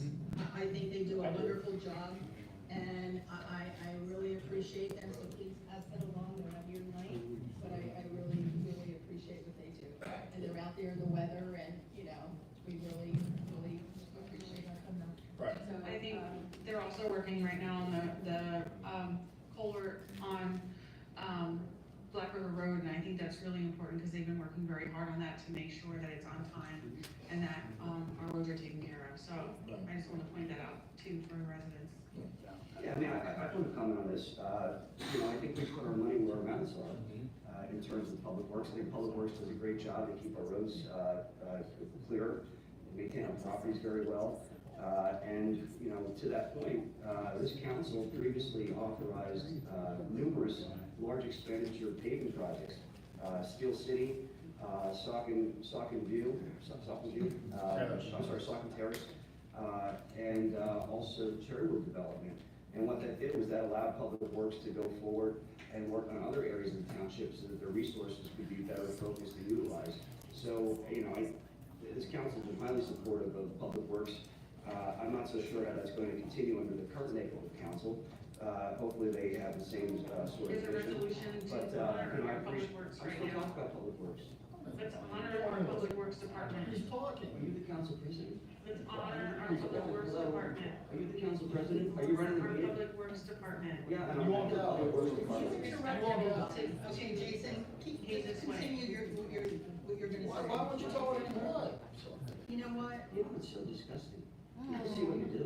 Let's It really honor is. the Public Works To council Department. next time and just show So, it. so you're the council president, you're gonna run Let's the meeting. honor You the see, Public Works And I'm talking, Department. I'm honoring them, I'm honoring them by It putting, doesn't sound like I'm it. putting money where my It mouth doesn't is. sound By like it. freeing them up to We're do not other gonna keep projects. I arguing. appreciate Please, Public Victoria, Works very please, much. Jason. To suggest Let that me I know don't before. appreciate Public Works He is has a the gross floor. I mistake. know he does. Then tell her to be I'm happy quiet. with what they do a great job. Yeah, but one time. Oh, please. You were gaveling in executive session, you didn't even have the authority to bring the gavel I'd like in to there. recognize Laura Ray for telling me I'm wasting my time by saying I appreciate Public Works. Thank you, Laura, for saying that. Thank you. Thank you, Laura, for telling me that I'm wasting time by thanking Public Works. She didn't say. Thank you, Public Works, I'm done. Not only do I thank Public Works and our police, but for the past 3 years, we've given these hardworking men and women, as a township staff as well, bonuses for COVID, for inflation, and Ms. DeLeon's voted against them at least twice out of the 3 years, and the other two campaigned against it. So when we say we appreciate the Public Works and we appreciate the police, we put our money where our mouth is. We took American Relief Fund money and gave it to them because they worked during COVID, and they've had to deal with the Biden inflation. So we put our money where our mouth is. They like to talk about a resolution, and they like to talk about a resolution and thanking them, where we actually do it. We help them and their families out with a bonus that Priscilla's voted against. Thank you. Okay, Victoria, you're next. Appreciate our Public Works. I think I stated that, and I apologize to them for what's happened here this evening during the resolutions of all three, police, fire, and now Public Works. Okay, Laura? Yes, I fully support our Public Works Department. They do a great job. They keep our roads in good shape and our parks as well, so I appreciate their hard work. Okay, thank you. A public comment, anybody? Okay, seeing none, roll call. You got one. He was waiting to see if anybody else wanted to talk. She's being a gentleman. Thank you, Mr. Bond. You're right, man. All right, yeah, absolutely, these folks are top flight. I don't care whether it's snow removal, which I've been out there many times. They respect your property. They don't plow your driveway shut. They're great, all right? In terms, I've already talked about getting our area over in Alice Drive and the neighboring development done faster than Bethlehem could get the darn hill done, all right, getting that paved. Now, let's talk about Black River Road. Well, you don't live over there, most of you, so you don't know, but that's a quick way to get back over to, you do? Okay. All right, maybe Miss DeLeon does. At any rate. I'm sorry, I had a crick in my neck, I'm just kind of, wasn't ignoring you. You okay? We don't want you to go away here, we have nobody to run the meeting. Where was I? I apologize for Mr. Carochi laughing at you, Mr. Gallant.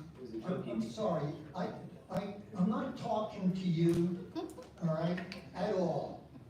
If I could disbar you, I would. Please keep your comments to the agenda item, which is respecting our public works, okay? Right, how about respecting our. Our agenda item is All our right, public. so we're back on this, okay? We're back on that. Spectacular job, weather was a problem, they got through it, and got through it by allowing you to go over the rough stuff for a couple of weeks until they could pave it. It's done, it's grassed, it's beautiful. And how about that bridge that's down there that PennDOT's working on, and we'll have it in a couple of years. So anytime you talk, you don't know which one that is? Meadows Road Bridge. Right. How do you operate a business like the Meadows and stay in business with a bridge being out and the county just doesn't care one bit, or PennDOT, whoever they are? We're more interested in saving the boulders that made the old bridge, and the new one, mañana. That's really sad. Anyhow, our township, and that's what I'm here to talk about, did a spectacular job, continues to do everything right that I can see. So, kudos to them. Anyone else like to speak? Seeing none, could we have a roll call, please? Ms. Alcantara. Yes. Mr. Carochi. Yes. Ms. Ray. Yes. Ms. DeLeon. Yes. Mr. Benonis. Yes. Motion passes 5-0. Okay, so again, please thank the Public Works Department. Next, we have under D, public hearing, resolution 47-2024, authorization to acquire property located along Alpine Drive Drive, which is approximately 25 acres. I move to approve Resolution 47-2024 to authorize the acquisition of tax parcels Q8-1-4 and Q8-1-10, which is approximately 25 acres, with the purchase of $150,000. These properties were discussed previously by Mark Hudson. They were up for auction in late 2023, and council approved making an offer which was accepted. So, is there a second to that? I'll second. Laura? Okay, council discussion, Jason? Kathy, how much money do we have in the open space fund? Approximately 11 million. $11 million. Okay. Money to cover this and many more. Thank you. Tom? No, sounds good. I think this is a great opportunity. Victoria? I think also it's a great opportunity. Okay, Laura? No comment. Okay. Public comment, anyone out there like to speak on this issue? Seeing none, can we have a roll call, please? Mr. Caroche? Yes. Ms. Gray? Yes. Ms. DeLeon? Yes. Mr. Benonis? Yes. Ms. Alcott Cordero? Yes. Motion passes 5-0. Okay, great. And who will contact the county and all that stuff? Okay. Next, we're moving on to developer items. This is a decision, which is a conditional use application for Allentown SMSA, which is a limited partnership doing business as Verizon Wireless, 4235 Lewis Avenue. And I'm gonna turn this over to Steve. Thank you. My abstention. So just as a matter of background, we had the hearings for the conditional use application for Allentown MSA, the limited partnership with Verizon Wireless. There was a series of hearings.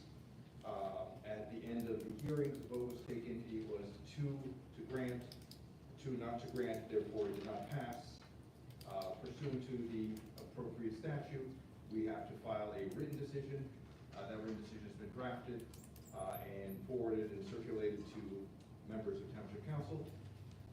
The concept is that there's 2 individuals who voted for, and there's 2 that voted against, and that's in essence what the report says. So what's before the members of Township Council is then to issue the decision in accordance with the applicable laws under the MPC. I make that motion.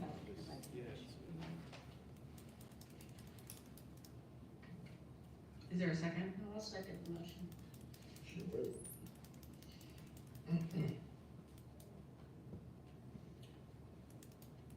Oh, I'm sorry, then we go to discussion. Who's running the meeting? I think she's handed over to me for this one. Is there a motion for that? Shouldn't the vice president take over? It's still discussion. You guys, does anybody? Well, there's a motion in a second, so is that?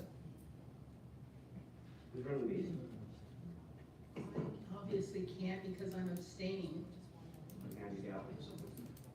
She said, she's turning it over to me. Did she make a motion to appoint you? You don't have to make an appointment to just handle the agenda item. You're not elected. I'm not voting.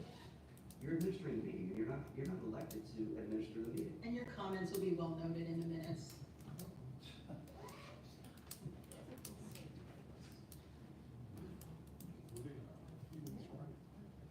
So we do comments alphabetically? Yeah. That's usually what I do. So who would be next? Would that be Mr. Bowman? Are you? I know this. Yeah, sorry. That's fine. Yeah, so I noted in the opinion that Mr. D'Souza wrote, he said the following. The township council members who voted to grant the conditional use application incorporate the brief and the legal arguments of the applicant as if set forth at length. And he also says the same as to Laura Ray and Victoria Alcott Cordero. I've never had a conversation with him prior to him crafting this opinion.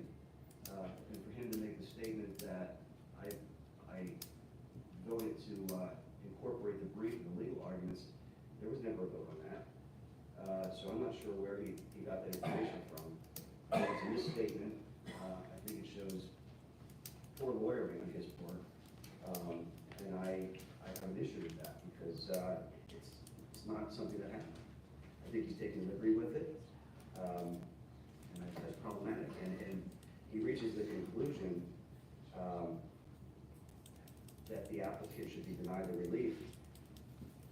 I don't know if I necessarily agree with that. You know, it's a 2-2 tie.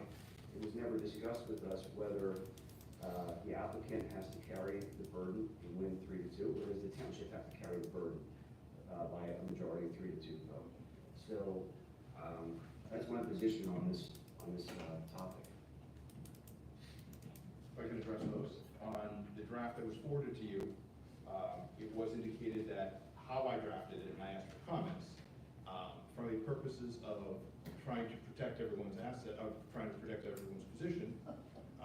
The idea would be that if you were voting for, I wanted you, if one was voting for, I wanted them to protect any claims they had. If one was voted against, they would protect any claims they have. I didn't receive any comments from anyone from the draft till today. But if what you're saying is you'd like that removed, we can remove it. I would like that removed because I don't think it correctly reflects the procedural history nor my position on things. Certainly my vote speaks for itself, but with regard to the position that you took on my behalf without consulting with me, it's not accurate. When did you send that opinion out? It was just like a day or two ago. April 24th. I would think One of the 5 days you gave for the conservation.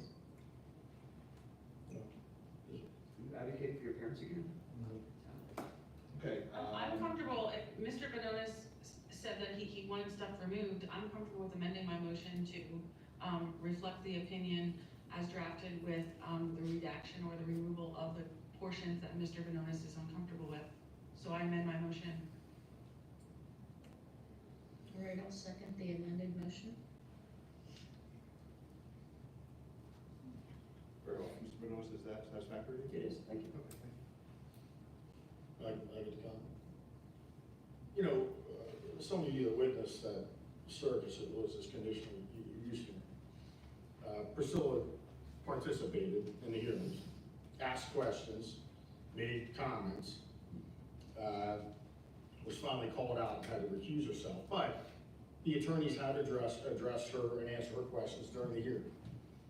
I'm sure this will be brought up in the federal suit that I'm sure Fitzpatrick and Lentz are crafting right now. She recused herself to the same property about 15 years earlier, 20 when something else came up. Over those, so she went through the whole hearing. There were, I think, 3 hearing dates which she did not recuse herself. So the counsels for both applicants had to answer her questions, listen to her comments. She ran the hearings, even though she had recused herself 15 or 20 years earlier. In those 20 years, she accepted free computer services from Rocky Vecito, the applicant. He'd come over and fix her, and it's even in the minutes. She even admitted to that in the minutes that we'll get to from March 20th. And some of these, I think, were in-kind campaign contributions that went unreported. He said he never invoiced her, and for this, he did it for free. She then called when he cut some trees down on his property, not her property, his property. He cut some trees down.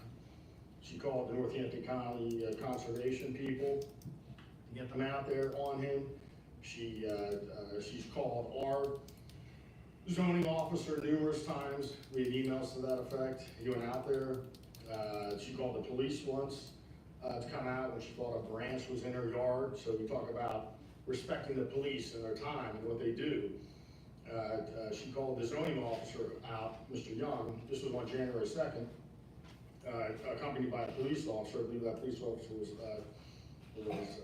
Officer Louder, because there may or may not have been a branch on her yard. So I want to, I'm sorry that your neighbor cut the trees down, and unfortunately the trees won't be coming back, whether the cell phone tower is put in or not. Hopefully it is. but I did get you a little tree to plant to block your view of that 150-foot, I'm not accepting. 150-foot cell phone tower. If you plant that, I call the tree little Priscilla Zinnick Danielle. And if you're nice to it and you plant it, it'll grow as big as that cell phone tower. So that's your little, that's your gift to me. I'm sorry about the tree. I'm sorry about the tree. Sorry about your neighbor cutting down his trees. For the Academy. For the Academy Award, for the acting that's happening right now. Did Rocky also tell you that I let him use my electricity while he was building his entire house? And no, he didn't tell you that though, did he? No. Yes, stop. Oh, sorry, extension cord, that must be what,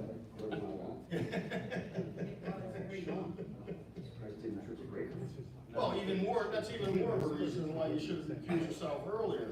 You accepted services from him, you also provided services to him, you had a friendly neighborly relationship, that so you shouldn't have been participating in hearings at all. I mean, and you were to recuse yourself 15, 20 years earlier with a property line change, I believe, if I got that right. So, but she's, you know, like I said, she shouldn't have even participated in the hearing. I'm sure that this is going to be brought up in a federal court case. Hopefully.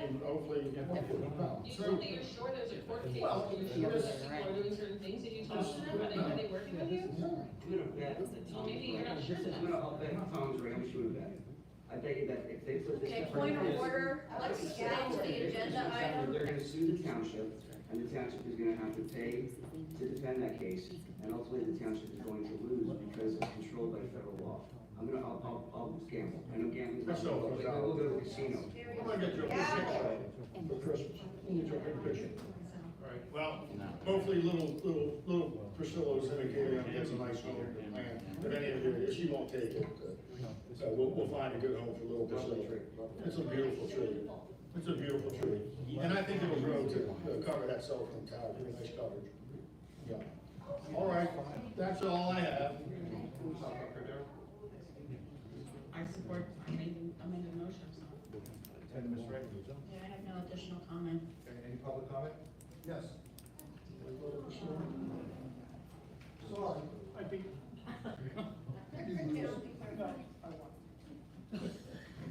I'm actually a plaintiff in this matter, and we brought suit against Verizon for putting this up there. And not only that, I think Mr. Bononis and Mr. Croce should recuse themselves from this because they're friends with the person that owns the property. I have to ask the solicitor, is it a conflict of interest to know somebody or have some friendliness toward the person? In and of itself, it is not. Okay, thank you. Just wanted to clarify that. But go ahead, sir. Yeah, but. Because you know what you're talking about. You proved that earlier. You proved it earlier. Go ahead. Well, I don't appreciate your comment, but. I don't appreciate yours either, but you know. The bottom line is, this was gonna range for a period of time. This didn't happen yesterday. There were only two sites looked at. And you could possibly put it at Steel City Fire Company, and they could earn the monies for the cell tower to support the fire company. What's the basis for that? What's that? What's the basis for that statement? What's the basis for that? They only looked at two properties, Mr. Casitas and Hilltop. They didn't look anyplace else in Steel City. Can you tell me otherwise? No, but what's the basis that you go to the Steel City Fire Company? What, Because. are you an engineer? Yes, Cell phone yes, tower it engineer? does. Let me speak. Can you please shut up for a while? I'm just trying to understand what you're saying, so Will you you make please no shut sense. up? I have the floor, you don't. You do. You're upsetting little Priscilla. Okay. You're upsetting little Priscilla.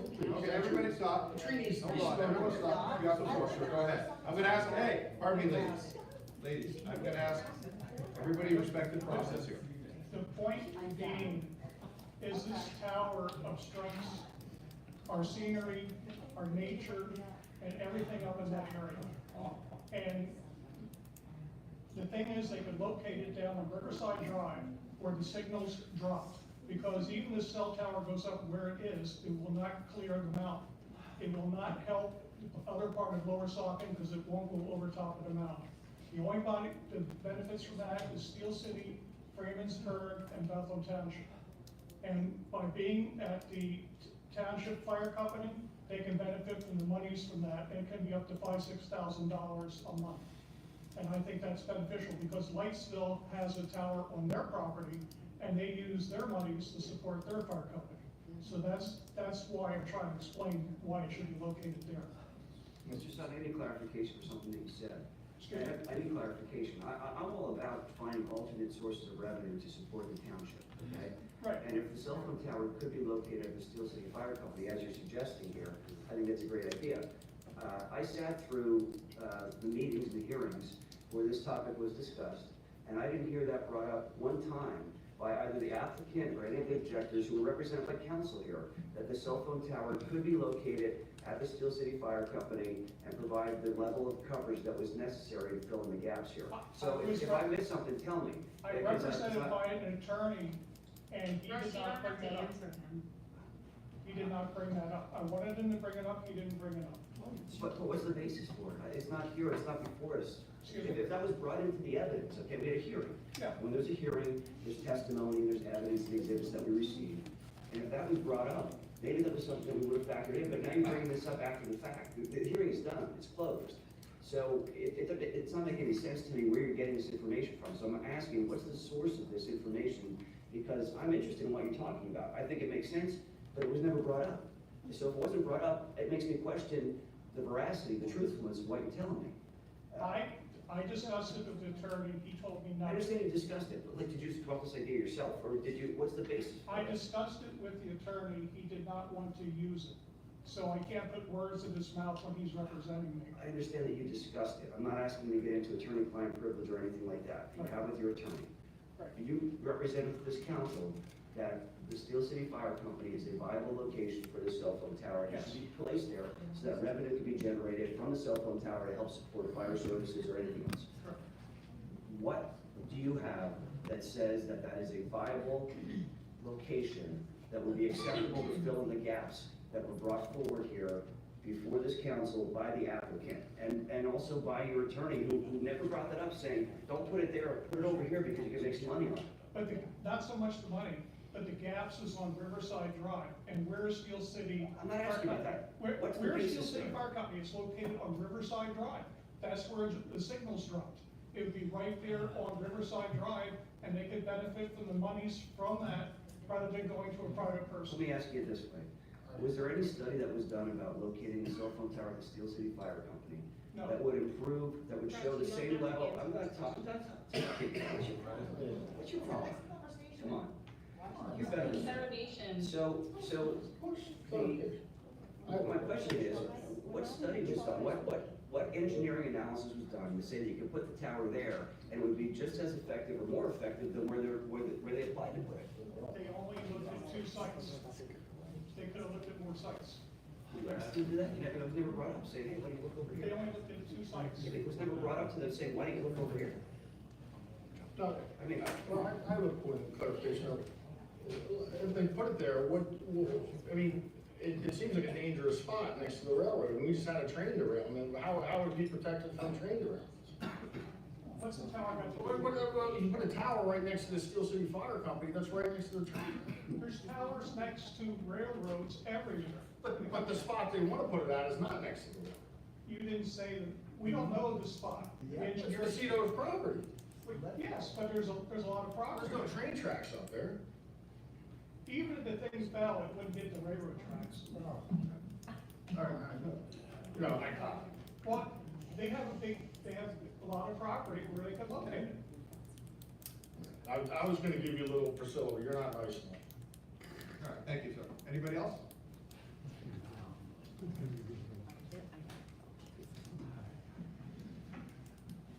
All right, please, the man hires an attorney as his mouthpiece, spends all that money, and the attorney tells him, shut up and sit down.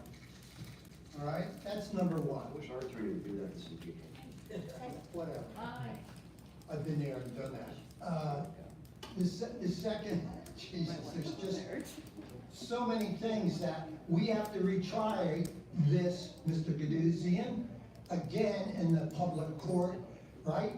I'm still frosted about the fact, not only were the people within 300 feet notified and showed up, but somebody took it upon themselves to allow additional people who may or may not have been within that distance. And as a matter of fact, they spoke for an additional 2 hours negatively against the cell tower. I couldn't care whether that cell tower goes in or doesn't. What I care about is the process. And watching Miss DeLeon finally recuse herself after months before I had told her she would be in conflict, and I'm not an attorney, but even a dumb 10-year-old watches TV and understands what recusal is, and there we go. And now we have 2 letters to understand whether she shouldn't recuse herself. And I'll speak to that when this comes up for a vote, all right? In the meantime, I'd like to know those people who sat here for additional 2 hours and talked about what they didn't like about the tower, are they being allowed to join or not join the opposition, whatever the term is? And you, sir, were here, you have the ability to answer that question, and I'm asking that question, and I'm not gonna be as long as Russ here. Anything else you want to say? Well, that's pretty good for a start. Are they ruled in or ruled out? And who? Right now, just so you're clear on this, what's being voted on is whether we're going to issue this opinion as drafted with the modification we've already discussed. That's where we are. Yep. The next steps are the next steps. Okay. So do I get an answer or not? That's where we are. You're not gonna say whether they can be voted in or voted out? Those decisions were already made at the time of the hearing. Whether they're addressed at a later date, they're addressed at a later date. So, all that testimony they gave, even though It's part of the record that's going to go up to the courts, if it goes it's to the gonna courts. go to the courts, that's what I wanted to hear, because I think, yes, this is definitely going to the courts, and that's really sad. Money. Taxpayer money. Yeah, I know. Oh, yeah, you That's can do the- anything. That's the problem. The taxpayer takes it and, oh yeah, we all got elected in big, what these people are finding out here at this meeting, and I'll point that out, and yes, now that I got the right to know documents that Laura Ray so vehemently screamed about, wow, you're taxing it, you're killing us here, all those documents. Whoa, that is a treasure trove. If the average person in this public room or on that camera, and they'll get them sooner or later, wants to know what's going on, you won't believe what goes on between certain people in the newly elected council and the newspapers, how to write articles, what to say. It's delightful. It makes TV look like a waste of time, which it is. Thank you. Anybody else? I'll say, I have not screamed at a meeting, so. So, If you could identify yourself. my name is Stacy Mazensky. I was one of those properties that were added at the last minute. I spoke at the hearing, and I just want to reiterate and emphasize to you that Lewis Avenue is a paper road, it's a driveway. And to access that driveway, you have to go on Saucon Avenue. And when there's cars parked on both sides of Saucon Avenue, you can barely get one car through, let alone industrial equipment, let alone construction equipment, let alone dump trucks. It's a very tight squeeze. So the tertiary road is a tiny road. You're looking at a driveway that they've repaved for Roberts Avenue. And that driveway is on a slope that's stronger than my slope, which is like a 21% grade. And it's never plowed. It's never taken care of by the township. It gets potholes and they fix it themselves, all 3 property owners. It's not a road, and it should not be looked at as a road. So it's no place for a cell tower.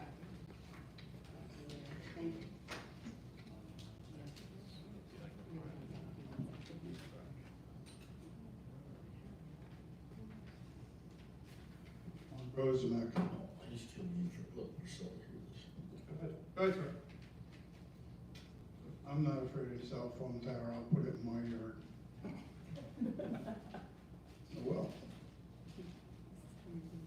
But my complaint towards cell phone towers is that when I'm out running Lower Saucon 6 for elections, there's no reception out there.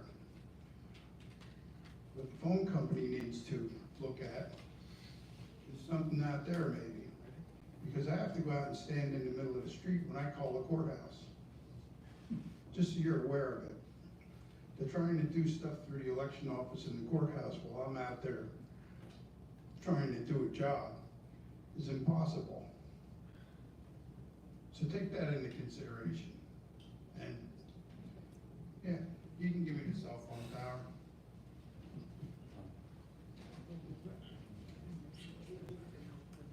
All right, seeing no further public comment, we can have a roll call. Ms. Bragg? Yes, so the motion is to To issue the decision as opinion with with a parts modification. modified by whatever Jason wanted deleted out Correct, of there. and if I may, just to be clear, what that is on page 5, there's a reference that says, township members who voted to grant the conditional use application incorporate the brief and the legal arguments of the applicant as is set forth at length. That language So will that be just stricken. gets removed, okay, I vote yes. Ms. DeLeon? I have to abstain. Mr. Benonis? No. Ms. Cordero? Yes. Mr. Carucci? No. So for clarification then, if it's a tie motion, it does not pass. And that's where we are. What happens now is there another motion, Mr. Benonis, Mr. Carucci, anybody else, is there another motion that you'd like to make? No. And then what happens next? Anybody else can make another motion too, you don't have to just. Absolutely, absolutely, I just,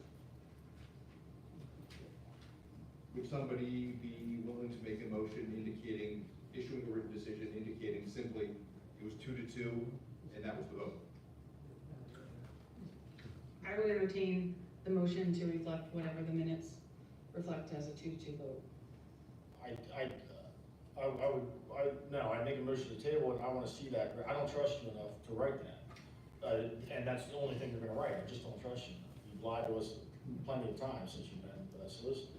So if you wanna bring it back to the next meeting with that simple decision, then I could consider voting for something like that, but I don't trust you. What date do we have this due though, isn't it a certain? Yes, the date is due 45 days afterwards, after the last hearing, and that runs in, I think, about 4 or 5 days. So we've had this for 40 days, 40 of the 45 days, and we're just voting upon it now. And in that period of time, we've had at least 3 council meetings. It's like a 2-page decision, a 3-page decision. Is that a fair statement? It's not like a 45-page decision. You had a draft of this a week ago, asking for comments, to which I received none. Well, I was getting around. You had for 40 days. But it You wrote was 3 pages. given to us last week with the expectation that it would be voted upon at this meeting. It wasn't given to us prior to the April 3rd meeting, it wasn't given to us prior to the April 17th meeting where we could have taken action similar to what Mr. Croce is proposing at this point.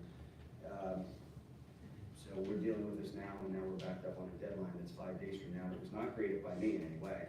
And I agree with what Tom said. You know, it can come forward. It can come to us again in a future meeting. We the solicitor we trusted. We the solicitor we trusted to do what he actually says he's gonna do. It'd be a different story, but we don't. And we don't because of Priscilla. She I had to think the get record political with reflects the that solicitor. Mr. Benonis initially had some concerns with how things were worded in the decision. The motion was amended to accommodate Mr. Benonis's concerns. He didn't mention any of these new concerns the first time we voted. Now we're just considering literally writing, the vote was 2-2. So I think the minutes from the vote that we had whenever the last meeting was reflect that. The minutes speak for themselves. There's no opinion or argument made by the solicitor that we were now bringing up as a concern. So if that's what the written decision says, I'm fine with that. That was my motion. So I don't know how there could be any other concerns or complaints with a decision that literally says the vote was 2-2. I don't see it in front of me, because. I don't see it in front of me either. And Mr. D'Souza already filed a joinder brief, in opposition to the landfill, which I never saw either. And we knew nothing about, we knew nothing about. We knew nothing about that. Is there a second to my motion? I'll second it. If you want, I can even handwrite it as we speak. I think that's a great idea. But that's not what he's gonna turn into. I don't. We'll turn that in. I don't trust him. I don't trust him. Yellow paper with handwriting on it, He you turn it as is- a legal brief on this issue, he it's is- gonna look real good for the township. He is No, ethically, you're not You can't allowing him to up. type it up. he is He ethically said he didn't want him to challenged, he type is it up. ethically I wanna challenged, type it up, I wanna see it. he has no Okay, integrity. well, maybe he, you know, What he did on we April, can always call a on special April meeting. 15th was ridiculous. Special meeting, Let's have a special meeting, I love getting together. when are you gonna advertise it? I'll put a little Priscilla in a pot, bring her back. We can pick it up afterwards, but here's what I'm saying, just so we're clear, and if, here's where we are. A decision was made 2-2 after the hearing. Should we pass them the notepad around so they all can see it? I don't trust him to type it up and do it right. He filed a motion we never even Kathy knew about. typed that up. You don't knew trust about Kathy? it, you knew about it because your parents. What if Kathy types You it wrote up? it for your parents. I don't You trust give him. it to Kathy. I don't Kathy trust can, her. you don't trust Kathy? Trust him. Kathy's not gonna sign it. Yeah. Kathy will type it up so you can see it. She won't sign it. She won't sign it. You don't trust him typing it up? She can type it up. I would like to call a recess, because I need to use the ladies' room, and while we're doing that, can she take? Sure. I'll make a motion for recess. Is there a second? I'll Make a second that. motion that Kathy should just be staying in the meeting and going to recess.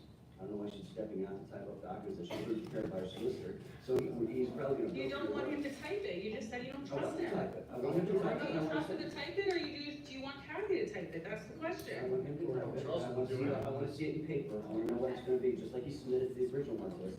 I wanna see it in writing as to what exactly it's going to Okay, be. well, he can, either one of them can take it right now. I wouldn't trust Mr. Kitsubian to tell me what's color the sky is. I mean, you just can't trust him. I second the motion to I recess. have a motion on the floor for a recess. I second it.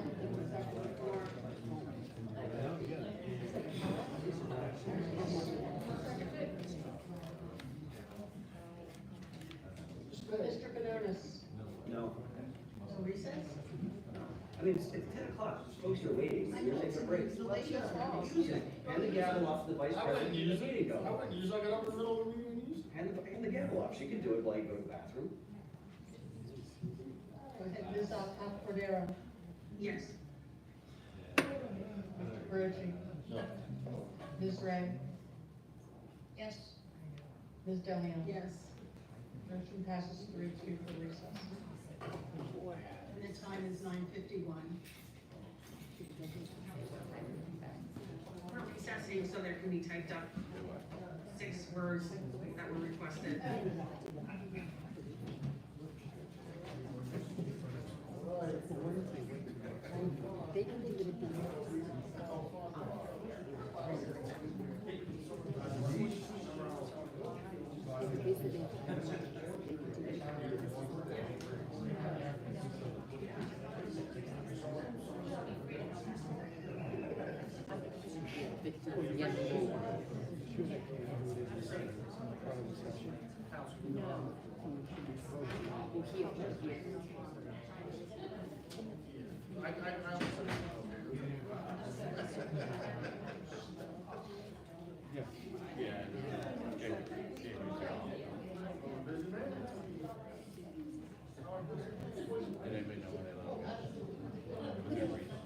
No, I know.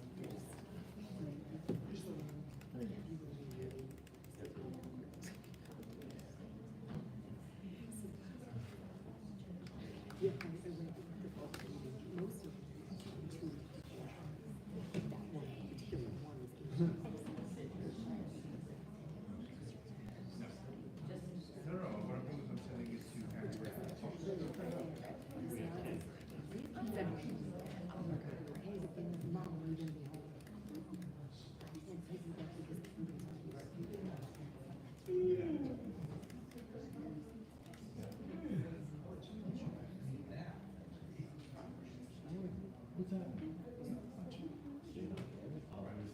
So they were gonna change it. Yeah. They tried to do the drainage and then, oh. Well, it got, for some reason, I can't understand.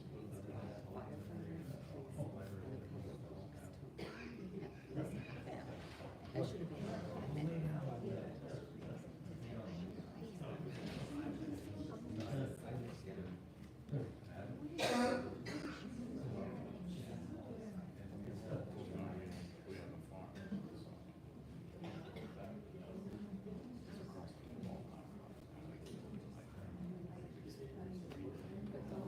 They just do whatever they wanted.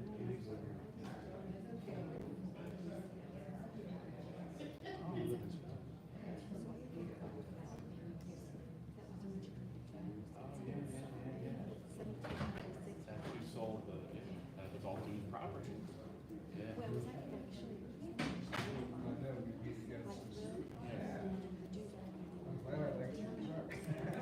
Yeah, we bought the old.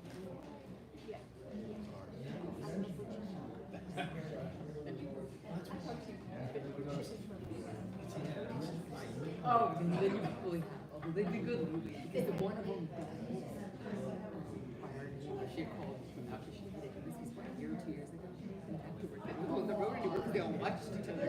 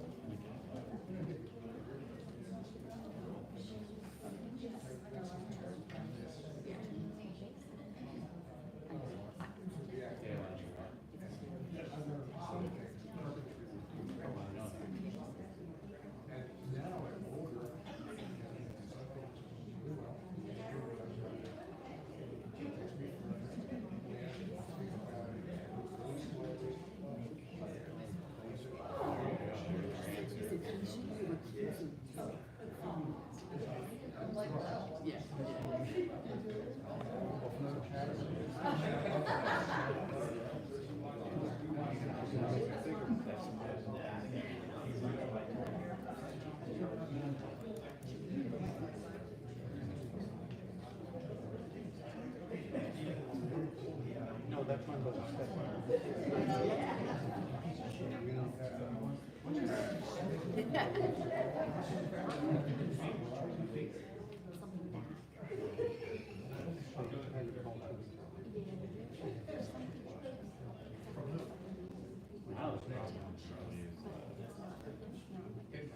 Not unless you're fighting it.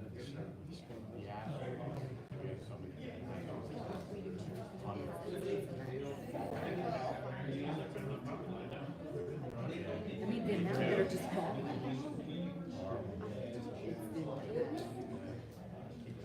So much for baseball. I know.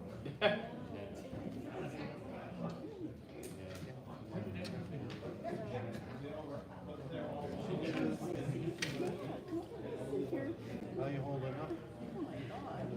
I'm Justin. What is your name? Justin. I thought of you, I thought I would let him know.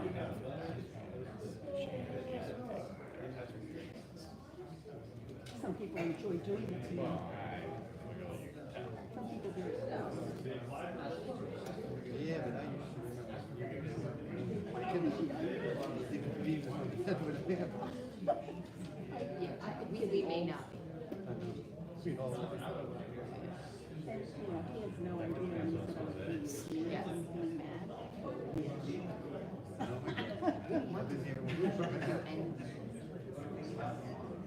That was many years ago. Oh, no, we looked into that. Honestly, it was up to me to say, just to prove a point. Yeah, because it's a shame. The problem is, I do know. the problem is, you bought it. It owns it. So he doesn't On the way.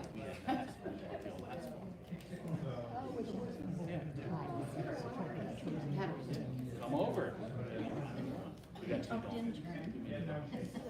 Why we can't sit with that, so. Come over. I haven't fed them yet. They're probably I said eating. their pigs are probably eating each other right now. So I ran the kids around to practice and stuff, fed them right over here, and I was like, They're jumping so much. front. They're in the front, but there's like some trees around. There's probably the best way to shade, but they're in the front right now. 3 goats and 2 pigs are in the front. So, I feel sorry. I feel sorry. yeah, you're fine. Yeah.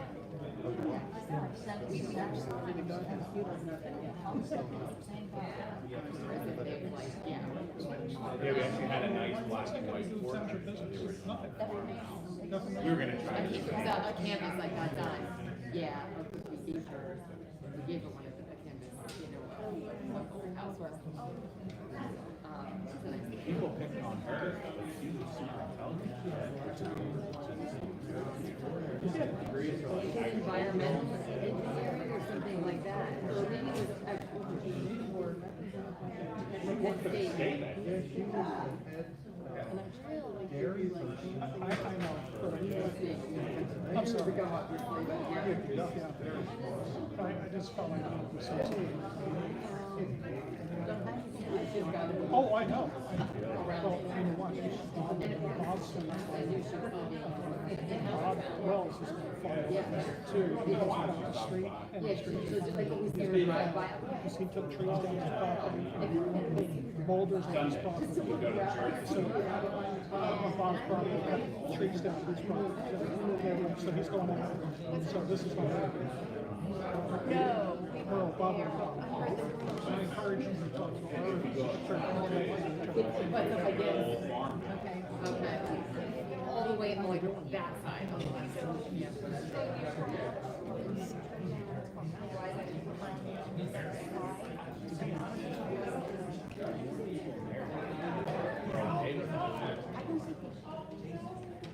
No. That's what I told myself.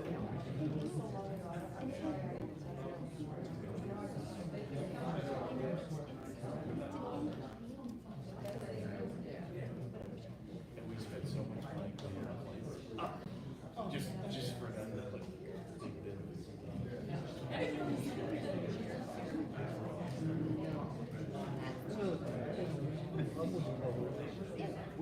Even that technically, well, they do, even that technically,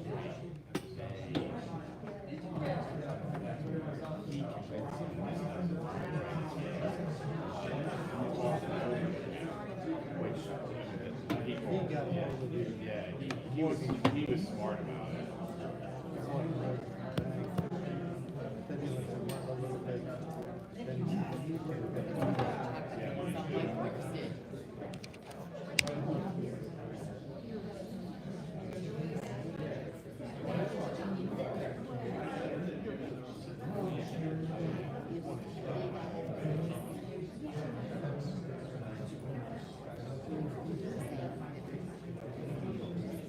She should have to go. You want to have a scale restaurant.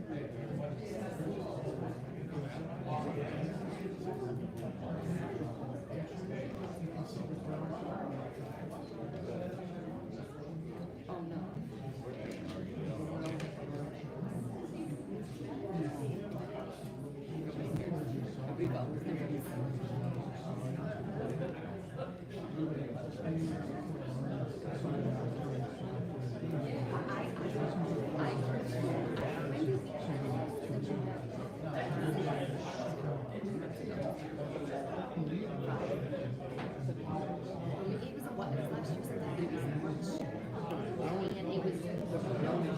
Was that his oh.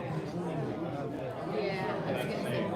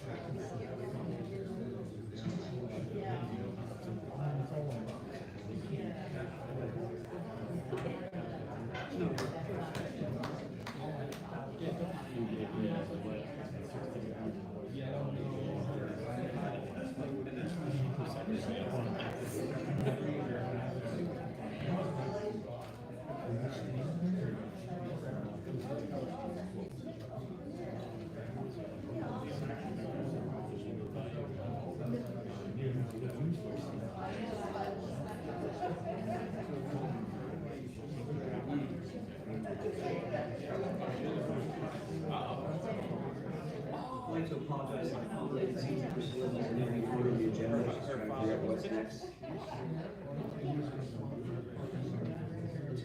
Okay, I'd like to re-adjourn the meeting, and the time is 10:07. So, after, part of the break, after the break, I have drafted a decision, which I've now provided to members of council, that reads as follows. Following oral argument, a motion was immediately made to grant the conditional use application. One council member recused herself. Accordingly, 4 council members voted, 2 council members voted to approve, and 2 voted to not approve. I want not approved first. I'm sorry? I want not approved first in the last sentence. Okay, is that your motion then? I'll second. I'll see in front of me. I can print out, if you want.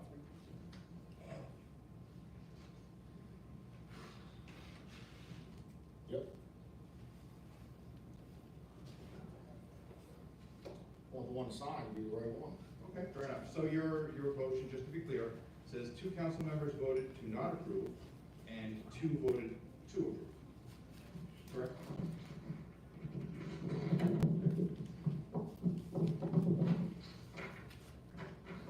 With that, would you like to see the laptop and the print out?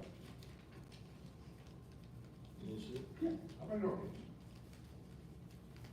This is the one that's gonna be signed. Yeah, we'll print it out right now.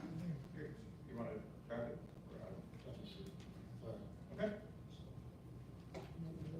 Does it make Not yet, let's vote on it first and then we'll print it out. Okay, there's a motion, second. Any discussion from council members? You know, again, I think that this is unfortunate that we're getting this document assembled, and handed to us 5 days before the deadline. I wish we would have addressed these issues earlier on. I'm not sure I've received an explanation as to why, this was not put on the agenda earlier. We've had multiple meetings, this could have been taken care of. And instead at,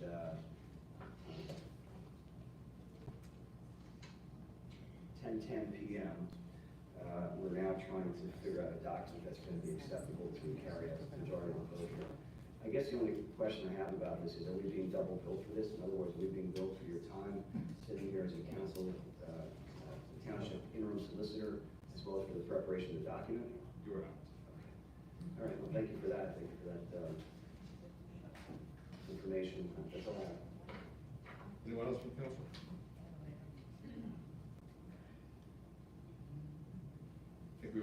from members of the public? Anyone from the members of the public with regard to this revised decision? You assholes, why? Yeah, I agree. You know, here we are, public be damned again. You just sit around, everybody, sit on your hands while we have Mr. Gadusian write out this document, all right? And yes, I've noticed that also. The cell tower's been languishing for week after week, and I'm wondering, why isn't this moving along?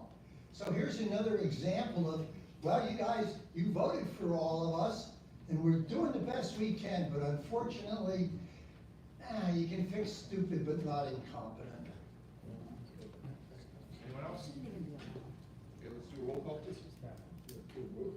Ms. Alcott Cordero? Yes. Mr. Carucci? Yes. Ms. Ray? Yes.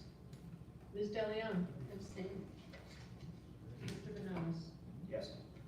Motion passes 4-0, abstain.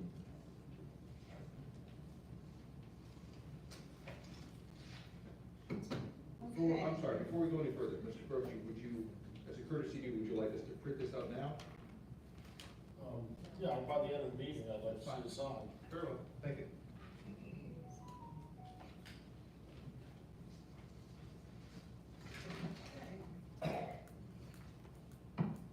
Yes. So we're finished with the. Yes.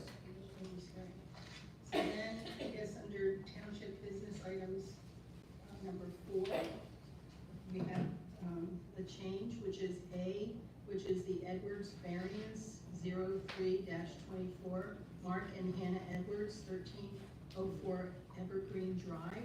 The applicant is requesting a side yard setback variance to construct a garage. Is there somebody here to go over the plan? So I think when you made your motion to amend the agenda, that was not the item that you moved up. Your first item that you moved up was resolution 49-2024 for the special project assignment solicitor.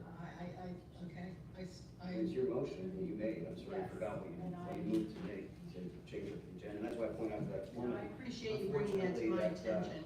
You know, that you're not actually being courteous in giving that variance, first list of direction. Just fatigue. Okay, so we have resolution 49-2004 has been prepared, appointing Hoffman, and I don't know how to say that, Hellerback? Lavick, as the township's special projects assignment solicitor. And it would be, whereas the council of Lower Saucon appoints Hoffman and Lavick as the township special project solicitor, whereas any special projects and or assignments will be assigned on an as-needed basis, and whereas the fee to reimburse the services of Hoffman Lavick as a special project solicitor is $225 per hour. Now therefore be it resolved, and it is hereby resolved by the council of Lower Saucon that the above listed fee is hereby established on an as-needed basis for 2024, and resolved and enacted this first day of May 2024. I'll move for approval of that. Is there a second? I'll second. I'd like to be heard. I'm sorry? I would like to be heard. Hopefully. You don't recognize? You are.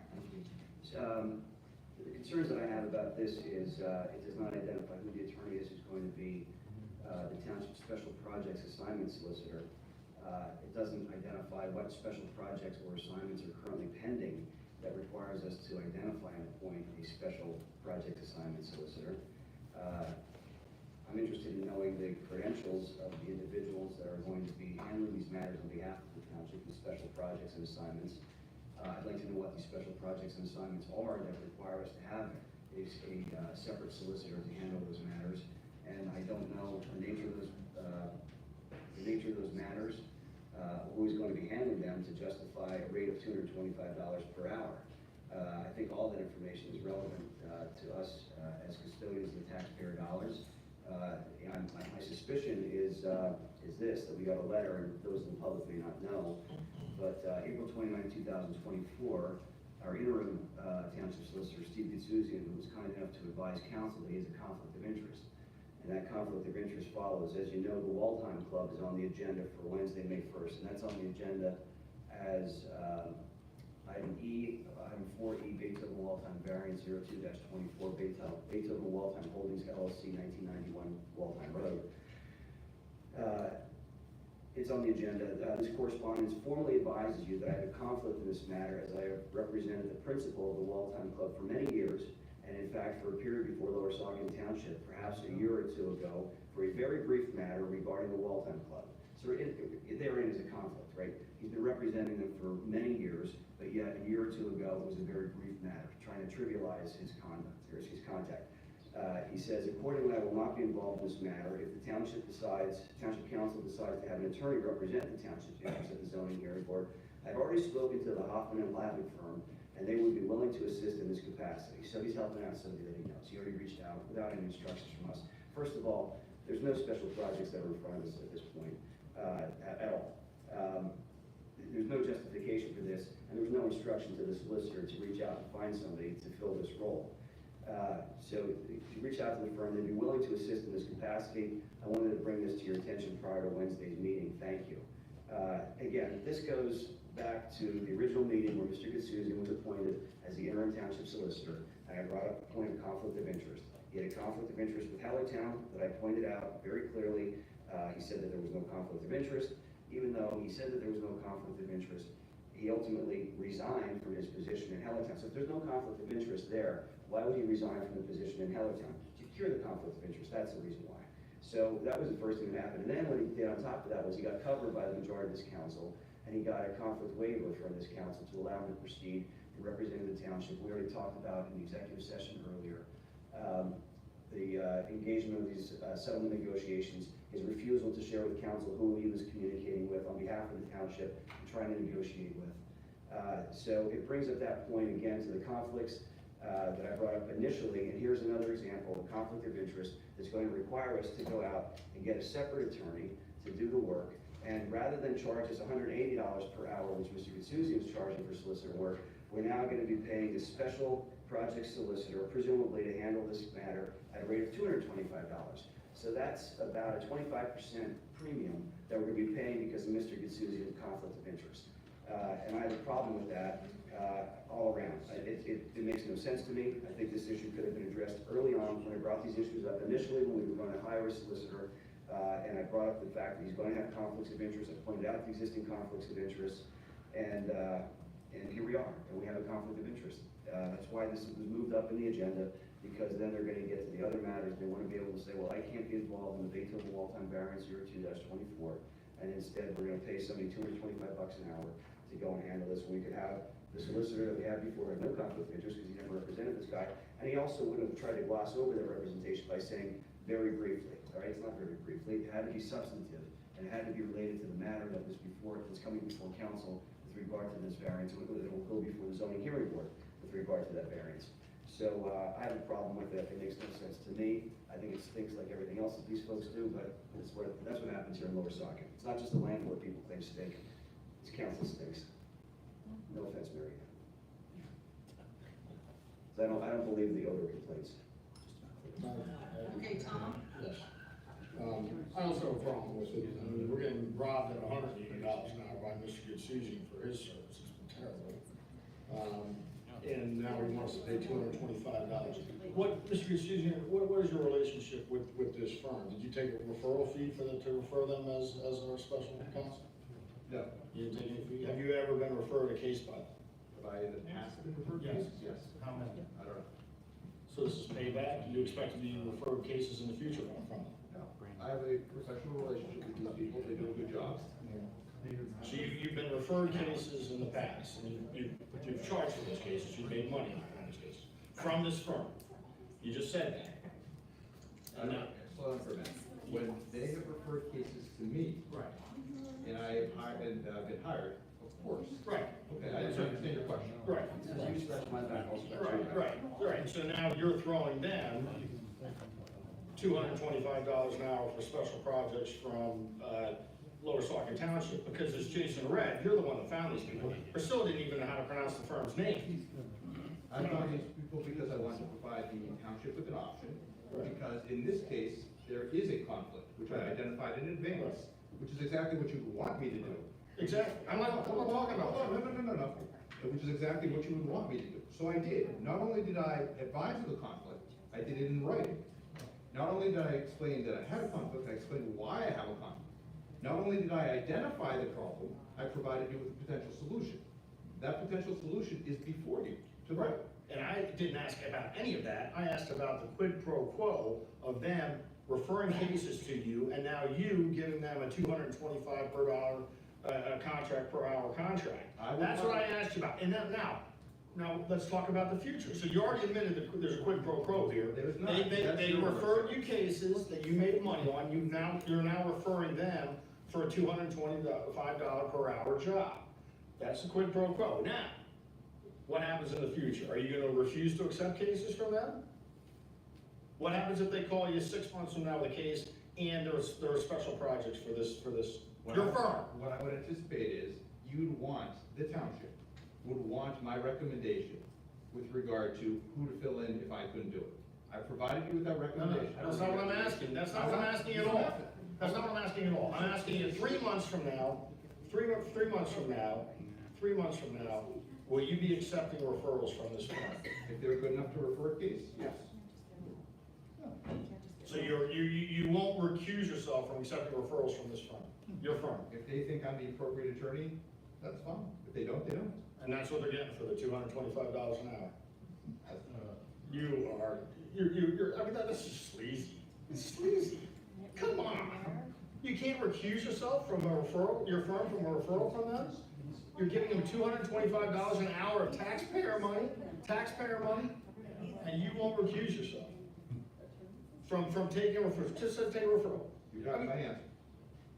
Yeah, we did. The public heard. Then let the public, yeah. Okay, Yeah. are you finished? For the time being. Okay, I don't have a problem with this, Victoria. Even know the firm's name. I appreciate, the actions of Mr. Gazuzian, and helping bring this forward to us. He's talking now. I think the other important thing the public should be aware of, and maybe they might want their memories refreshed, in 2023, when there was a different council majority, there was an appointment of attorneys for special projects. Eckerd Siemens. There was no identity of which attorney at Eckerd Siemens were for special projects. There was no identity of what projects they were pursuing. And we never heard any updates. We never even saw Eckerd Siemens. We've never seen an Eckerd Siemens attorney here, yet we've paid hundreds of thousands of dollars to Eckerd Siemens for legal work done in 2023 that nobody here has seen. Nobody has even provided an update. So I appreciate Mr. Bononis' concerns. And I think you've even heard the amount of information provided to you today, which is much, much more than we received. I would also like to point out that the last special counsel we had, their hourly rate, I think, was like $280? $290. $290. So we were paying Eckerd Siemens $290 for special projects we didn't identify, that we didn't identify who in Eckerd Siemens. There's a huge firm in Harrisburg that drives back and forth to our township. I've never seen them, and we've paid them hundreds of thousands of dollars. So if you're looking for transparency in special counsel, I would refer you back to what your conduct was in 2023. Thank you. Can you clarify for me, you said that Eckerd Siemens had never been to the township, then you just said that they're driving back and forth from Harrisburg. I can attest that they were here. But they haven't come to our council And meetings. When were they here in our council meetings? They were here. Did you see them in our council meetings? Let me answer your question, or you want to keep asking questions? Which one do we answer? I'm asking you, when were they here in our council providing information about their legal representation? Take a breath, let them answer. Are you done? Are you done? That's the question. Okay, I just want to make sure you're done. So, Eckerd Siemens was here many times. They were here many times at the township because they were dealing with employment matters with the police union. When were they before council? That was the question. When were they here to the public, so the public could see what they charged and what they paid for? What we paid for, our tax dollars. Where was the money? Where was the money going? We never saw them in front of here. We never had a solicitor sitting next to us from Eckerd Siemens advising us about the special projects. They were in court. Which question will be to answer? The question I've posed to you now 3 times. You asked me 17 questions. When were they You in asked me front of 17 our questions. council at a public meeting to speak to the taxpayers? She's getting They were cranky. asked to be here at a public meeting. Exactly. You could have asked for them to be here as a resident taxpayer, you could have stood up there and said, I'd like to know where they are, but you never did that, nor did Priscilla, nor Laura, nor anybody else. So they were hired as employment lawyers, they did an effective job for the township, very good. So you say like, we didn't know who they were, they've been the labor lawyer for the township for many years. This firm that you're talking about just became the labor firm at the last meeting.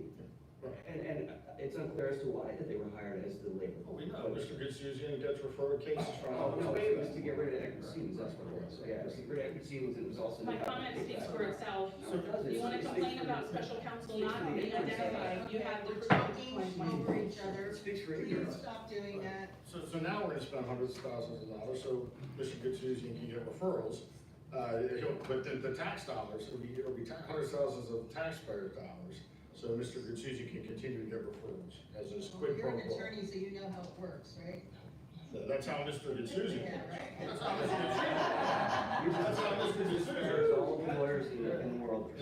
That's how Mr. Goodsuzian. Not everybody's on the case. And all we did was ask that he not take any more referrals from this one firm, and he won't do it. He won't do it. Money's money. He won't, money's money, money's money for Susie over there.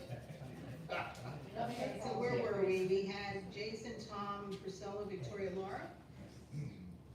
Yeah, I'll add to that with the special projects attorney that we had. So the rate was $290 per hour. That was approved on the January 3rd reorg meeting. And during that meeting, we also had a special approval to establish the fees for the year for 2023, but made them retroactive to January 2nd of 2022. So that was another one of our special. That was an oopsie, legal oopsie. We forgot. Never things that we approved. You forgot to appoint your special counsel, you retroactively did it to cover yourself. Well, that was And it's just not really unusual to have a special projects attorney, and I don't think you have to identify what the project might be at this point, but you have them there. What's unusual is that firm's relationship with Mr. Goodsuzian. It's a quid pro quo. Okay, so you have your turn. So anybody in the audience like to speak on this? Yes, there we go. Someone with legal ethics. Thank you. Please, Mary Ann Garber, I represent Bethlehem Landfill Company, and I just wanted to point out, obviously, this issue is not relevant to the landfill. However, you know, in looking at the agenda, it's not clear at all what this involves. So it's this very vague appointing special projects assignment solicitor. We find out now here that it's a result of a conflict, and it sounds like this solicitor would be appointed on zoning and land use matters, but the attachment says labor attorney fee schedule, and when you look at the attachment, it just says fee schedule. So, you know, again, these are just clear violations of the Sunshine Act in terms of the specificity of the agenda item. You don't know, I mean, until you just made that statement, it was completely unclear to me, and I'm sure to the rest of the public, what kind of lawyer are you hiring, why you're hiring them, and some information with respect to what they're going to do. So again, this is obviously not related to the landfill in any way, but I do want to just point out that there's a pattern here of lack of transparency and violation after violation of the Sunshine Act. So when the eclipse went by about 3 weeks ago, it didn't leave Lower Saucon. I appreciate that identity from last year when we had the special projects.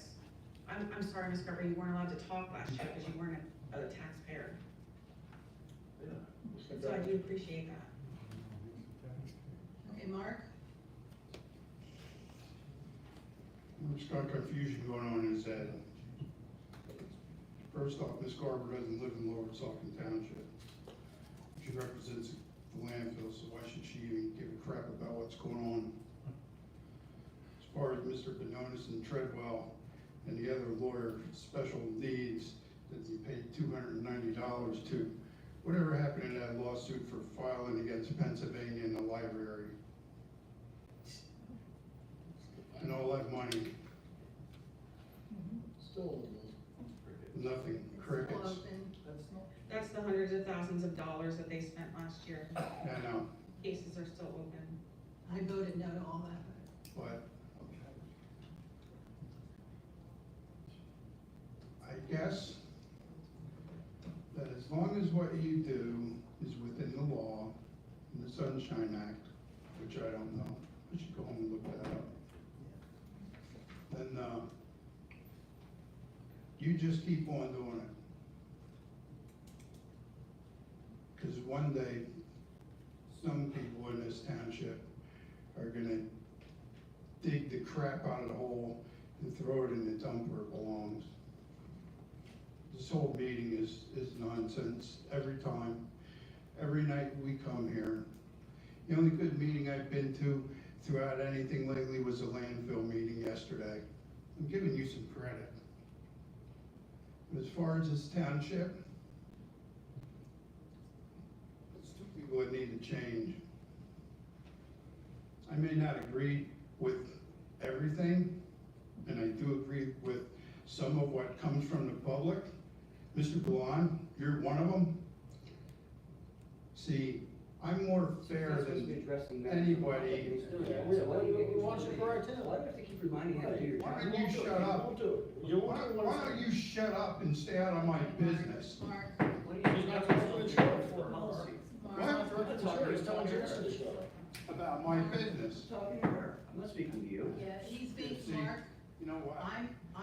he's being critical of me because I didn't correct you for addressing a member of the For office. violation of your policy. And, oh, please, were we gonna start with violation? Mr. Zinnick, I'm sure Ms. Garber's just thrilled that you gave her credit for something, a man of your I don't care if stature. she's thrilled or not. A man of your stature.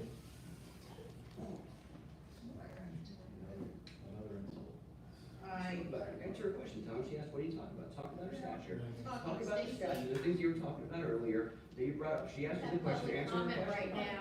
We're into public comment right now, You asked him a okay? question, I think you have the right to respond. You said, what are you talking I was about? talking You said, out man, your loud, I stature, was so not speak to her, the talking. stature. No, he's threatened Okay. council members, he's threatened If, council members. if the bickering of the children is done, Their families. No, I'm not telling you.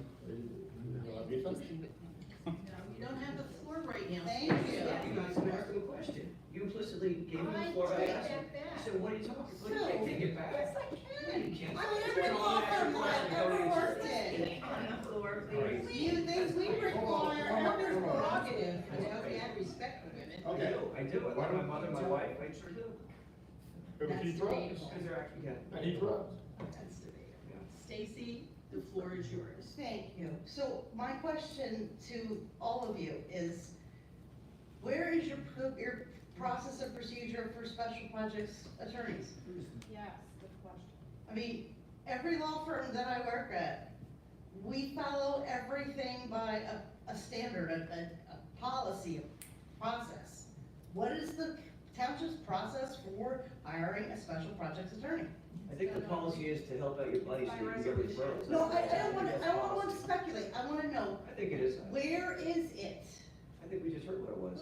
Can I say something? Yes, At reorganization, yes. we appoint our appointee, like our solicitor, our engineers, you know, we have a list of people. And this year there was a lot of changes. And, in fact, didn't Mark come up with the labor attorney? Before Mark left, He didn't come up with it, it was dropped on him. he didn't It wasn't like he looked for them. You weren't there, so, And and you were, so what's the answer? So maybe. If you know the answer, why are you asking a question?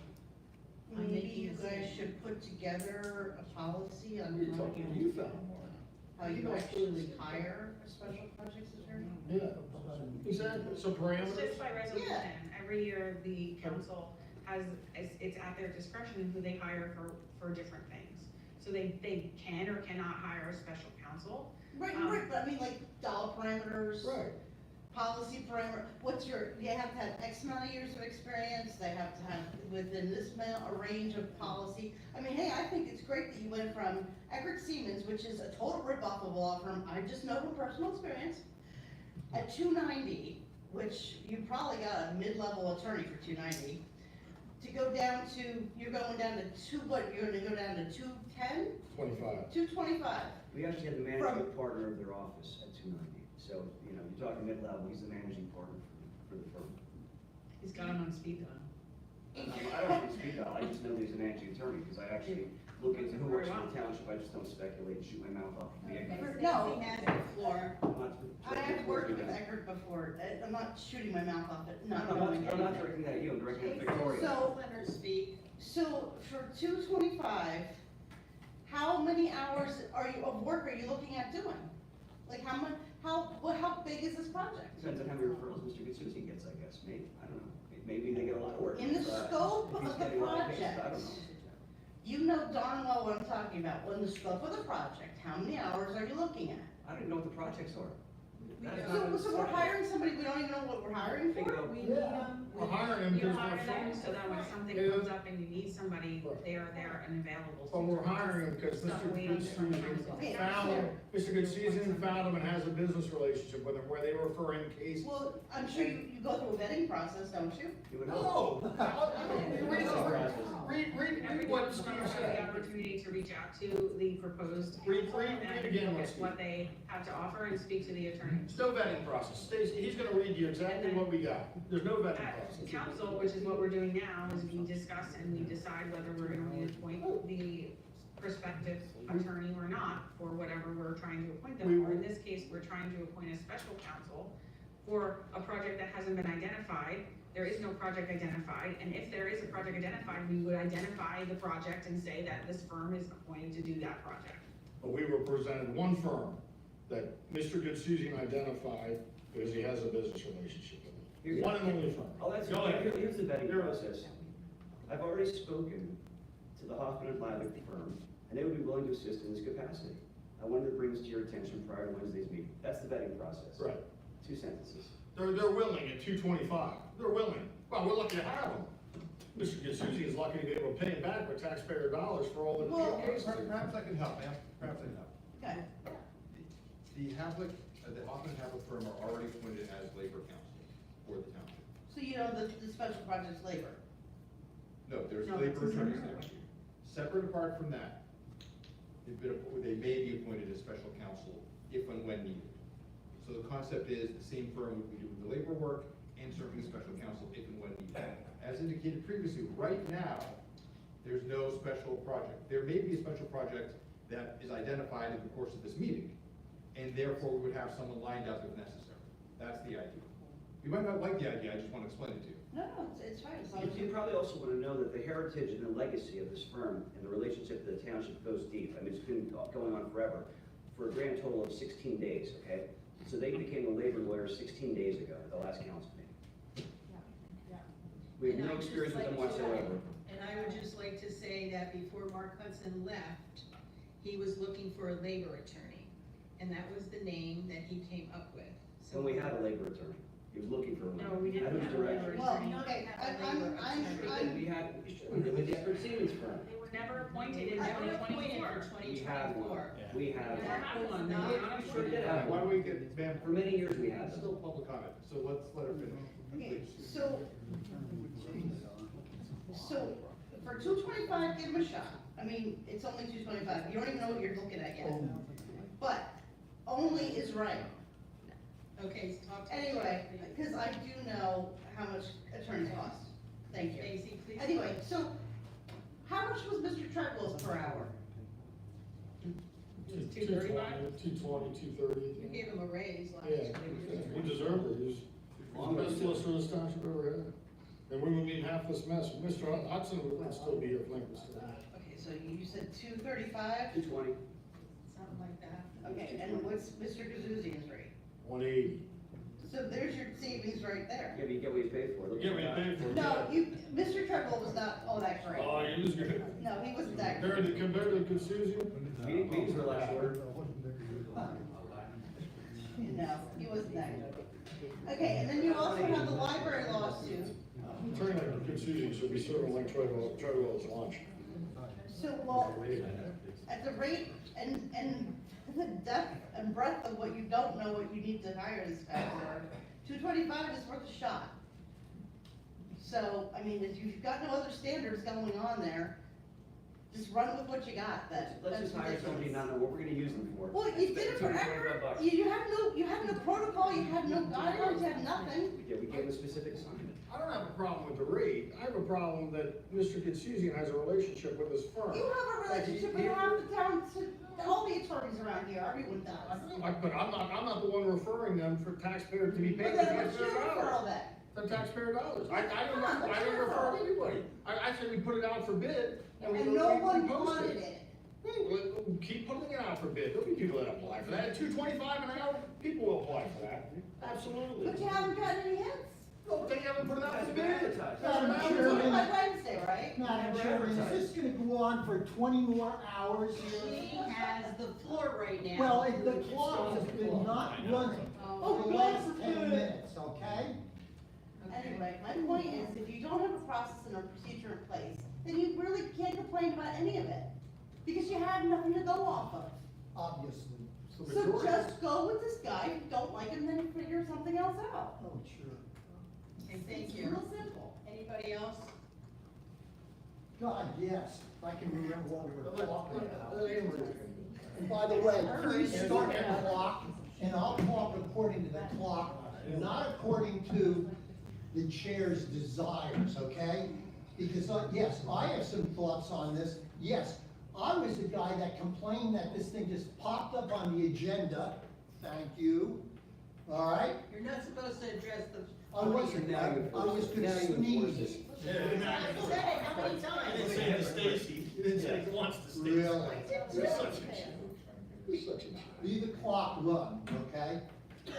The bottom line is, we're in this mess because we didn't vet the current testing solicitor. Interim. Oh, interim.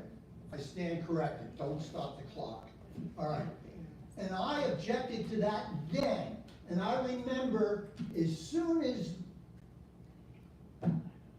yep, look the other way, she said, and I want to have Gadouzian, or I'm sorry, I'm bad pronouncing it. Do forgive me.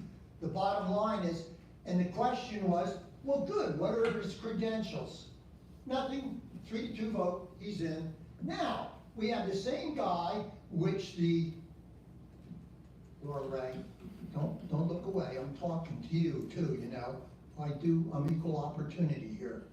The bottom line is that the three of you just steamroll everything over. We're not gonna ask who he is, we're not gonna find out what his credentials are, and by the way, whatever you said about Link Treadwell, he did serve this community for 23 years, he didn't?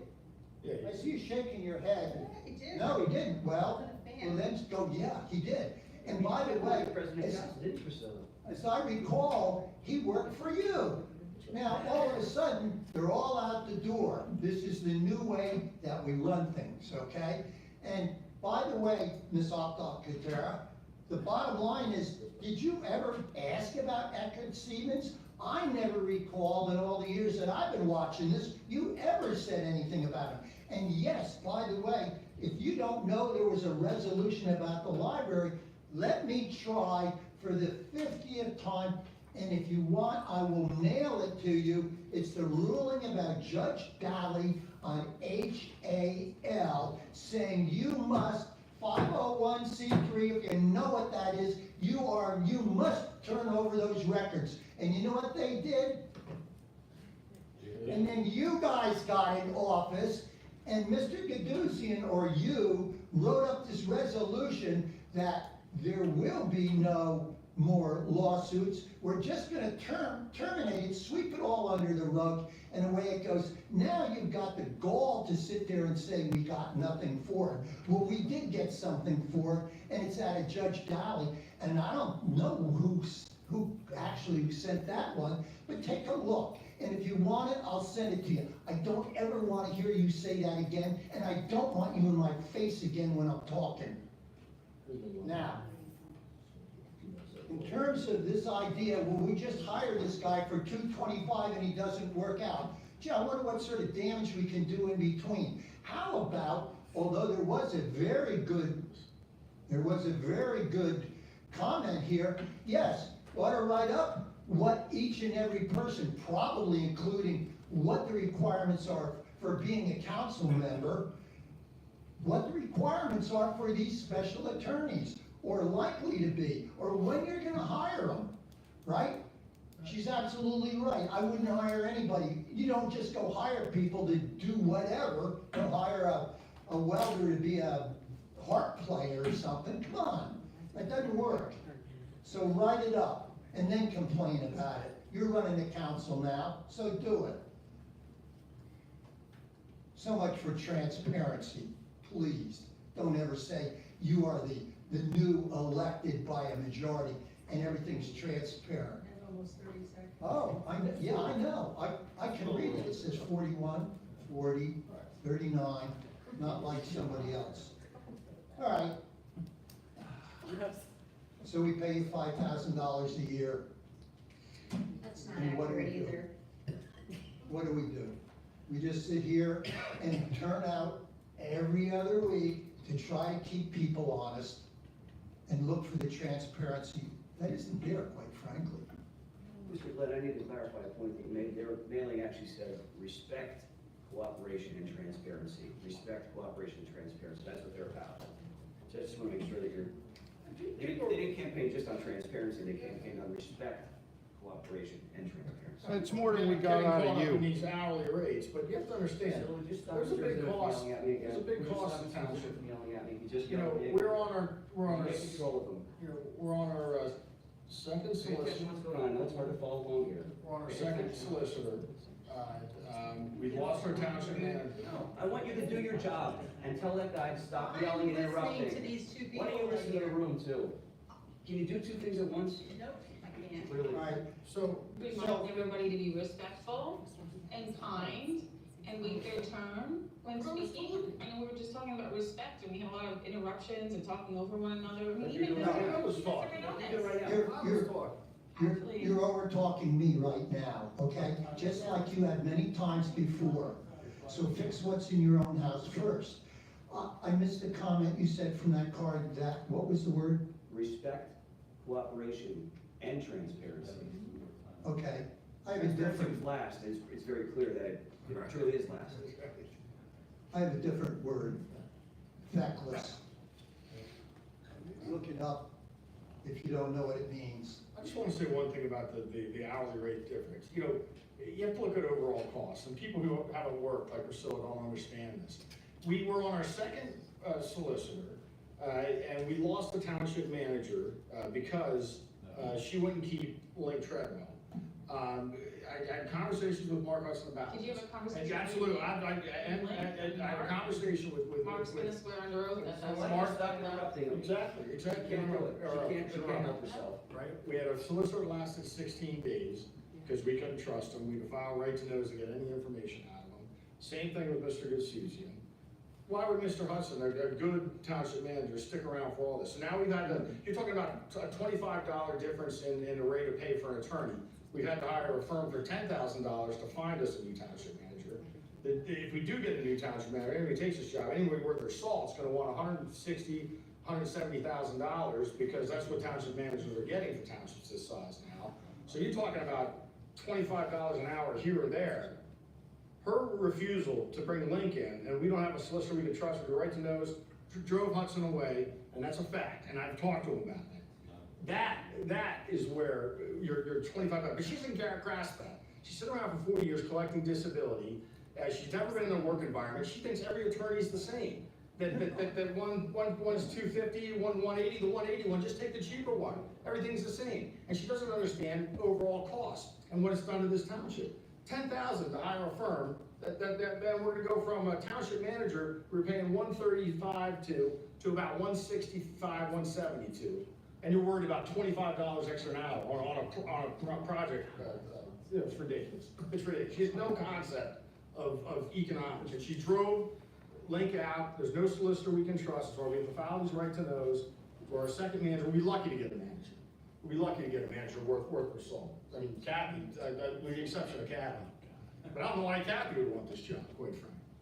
I would just like the record to reflect that I worked as a radiologic technologist for over 20 years in Philadelphia and the Lehigh Valley areas. Right. So just have the record reflect that I did that for 20 years. And she goes on about this, So- she goes on about how this is private information. Would you like to? She gave an interview to the Morning Call You in sure? 1995. Because I mean, Mr. Croce is impeding on your time to speak. Actually, I will. Go ahead. I was just waiting patiently. Go ahead.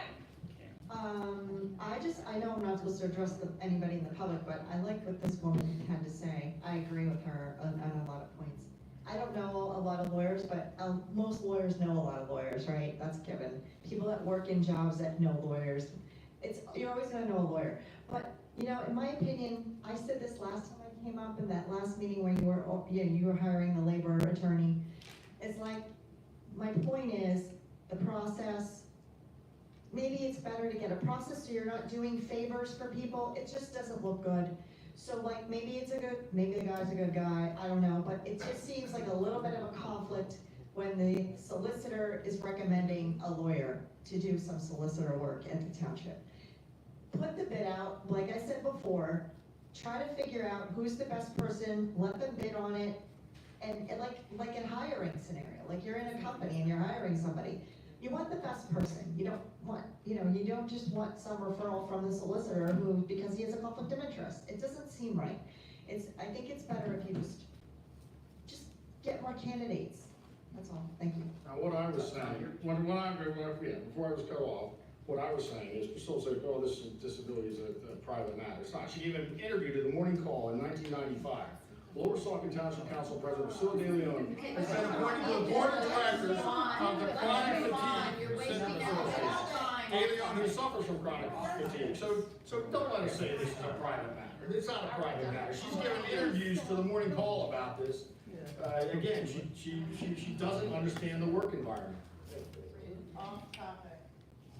She hasn't worked in years. She brought it in the topic. She brought it in. She made it a topic. She tried to talk about her work experience. Okay, Mark? Isn't this his second time on this subject? I think it is. How many times did we give people? Yeah, we can't have people go second.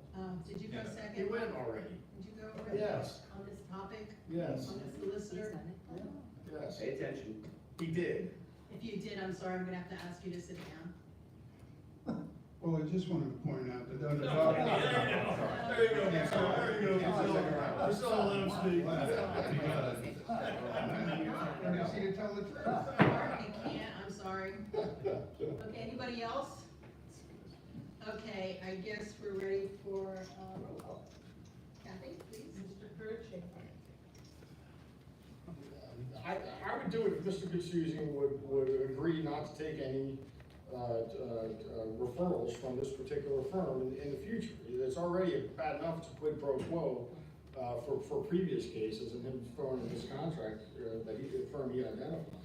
But I'm gonna have to vote no unless he would agree to do the right thing, to do the ethical thing, to do the thing with integrity, and refuse to take future referrals from this particular law firm.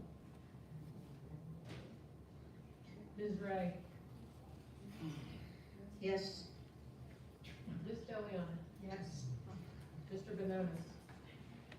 So I'm back to your point about the $45,000 extra that is costing the township here for $10,000 to find a recruiter, and the additional monies that we're going to have to pay the new manager. If you look at that number, at the extra $25 an hour, that's a total of 1,800 hours that can be paid for with that $45,000. It's 150 hours a week that we could be paying for. 150 hours a month, I'm sorry, 150 hours a month, that extra $25. Right. And instead, there's a saying, was it, penny wise, pound foolish, right? Or the opposite, pound foolish, whatever. Penny wise, yeah, pound foolish. That's exactly what this is, and it's unfortunate, I'm gonna go now. It's all started by not retaining any trade law. It's unbelievable. Ms. Cordero.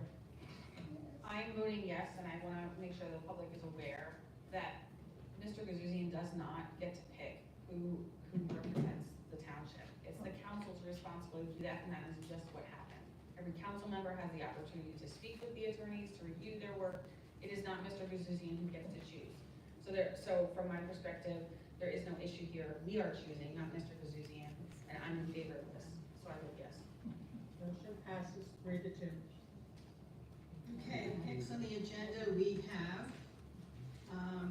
Edwards variance 03 02-24, Mark and Hannah Edwards, 1304 Evergreen Drive. The applicant is requesting a side yard setback variance to construct a garage. Is there somebody here to go over the plan? Anybody in the audience? Hi, how are you? Hello, my name is Mark Edwards.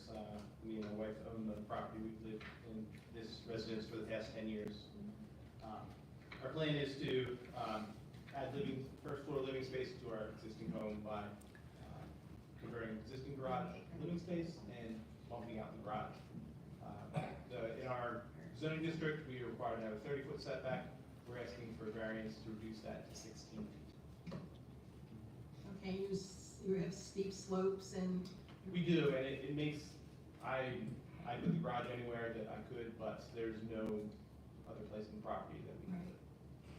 Okay, so council has can either support, oppose, or take no action. I would make a motion to take no action and let the zoning hearing board decide. Is there a second? I will second that. Okay, and council discussion, Jason? I just have a quick question for you, Mr. Edwards. So it looks like your lot is a little bit more than 2 acres, or over. Nice sized lot you have. The issue you have is strictly the steep slopes, right? You can't put it anywhere else because of the steep slopes.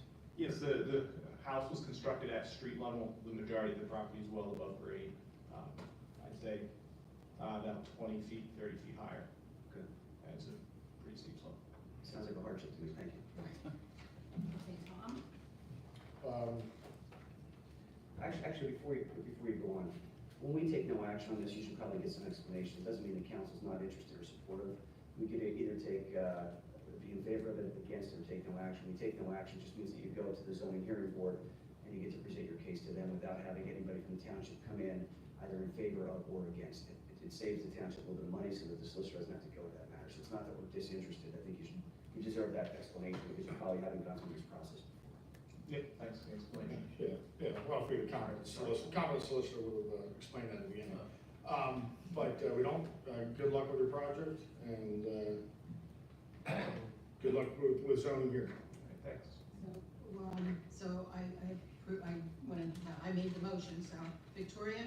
I just want to thank you for staying for the meeting and presenting your project to us this evening. Laura? Did you vote? I didn't hear a yes or no. Yeah, we're doing council discussion. We She still says have she's to do against public variance. comment.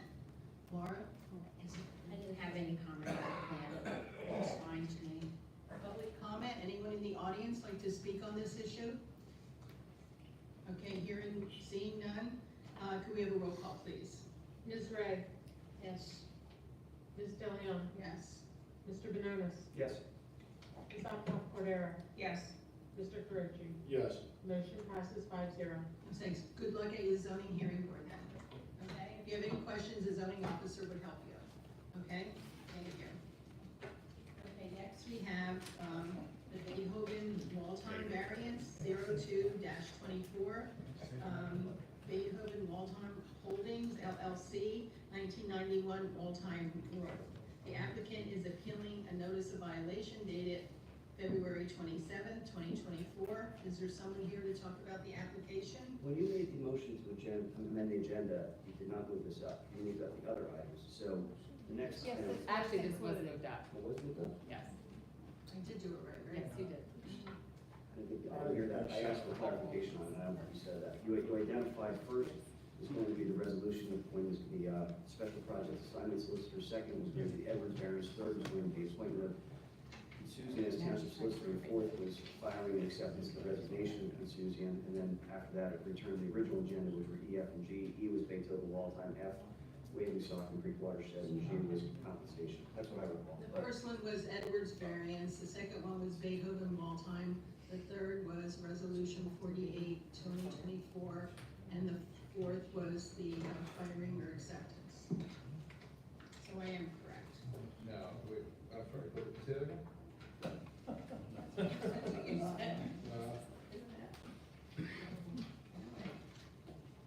Apologize if I'm wrong.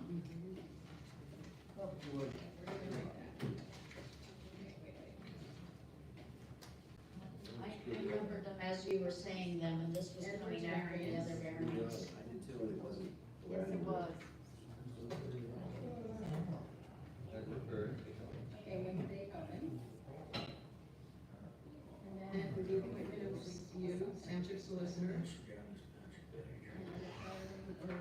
questions? Next on the agenda is, so is there anybody here to talk about the application?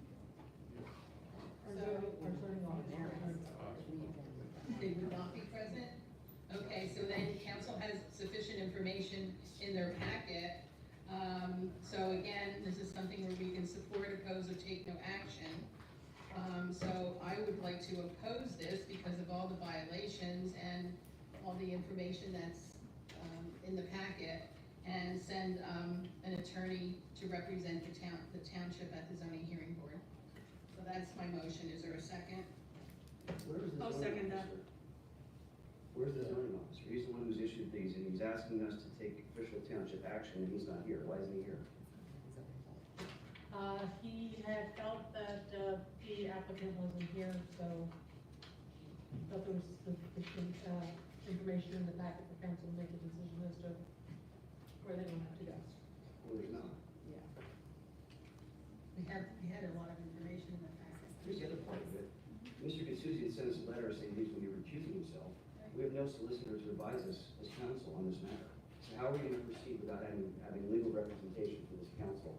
You're intending to take official township action that has an effect on this property owner's property rights, and we're going to be doing this without any legal advice because Mr. Gasuzian sent us a letter that he's a conflict of interest and we don't have anybody else here to handle this. Right, so what you would do is if you're going to choose to send an attorney to oppose it, clearly cannot be me, and you might want to consider amending the motion to have. One lawyer here counseling this council on these matters, right? This council is making a motion, we're taking official action, and we don't have a lawyer here to represent this council. We're taking official action without legal representation, and I think that jeopardizes the township, and subjects the township to greater problems than we already have.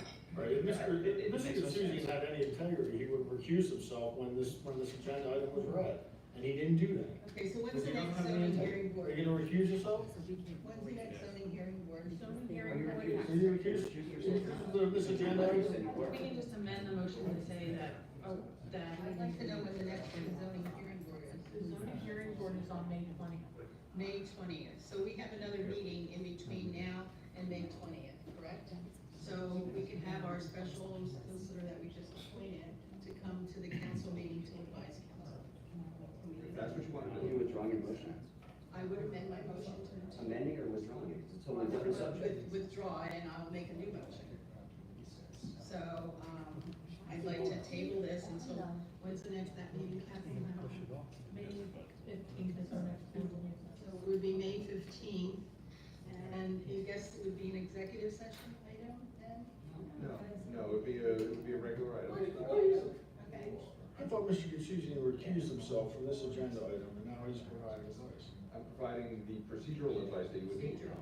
On a former client, on a former client. It's procedural, I For understand, it doesn't matter. Legal Okay, so I'll make a motion to table this to May 15th, and it'll be on the agenda, and we'll ask our, we just appointed, the legal representative from the firm we just approved. Kathy, when did the, So the motion is that we're moving it So to that next. would be my motion. Is there a second? when does the property owner receive notice? Second? Just so I understand, the motion is to move it to next meeting and to appoint the special counsel to represent us with respect to this matter and advise us next meeting. Correct. Okay, In time for the May 20th hearing board, which would have been anyway. It was mailed to them I- February I see that. 27th. February 27th? Was it sent to by certified mail or by regular mail? That I'm not aware of, it's not listed, but I can find out. How do we know How do we know that he the, received that notice back in February? We don't have any record of that, right? Jim's not here to confirm that. he Because they received it. filed back that Yes, they want the I'm not charges, talking they about- filed back that they want the I'm not charges talking, dropped, I'm not so asking you. I guess he received it if he wants to have the notice removed. I didn't hear you. Tomorrow. Kathy, you can answer my question. Questioning She's how done do interrupting. we know that he received the notice? Well, what we have before us is that he once the notice of violation dropped, so. I guess it Because is. you must have notice. Yeah, he appealed it, He appealed it, so he got a notice. So he Clearly knows got about it. it, so now. And we're moving this, the motion is to move it to next meeting anyway.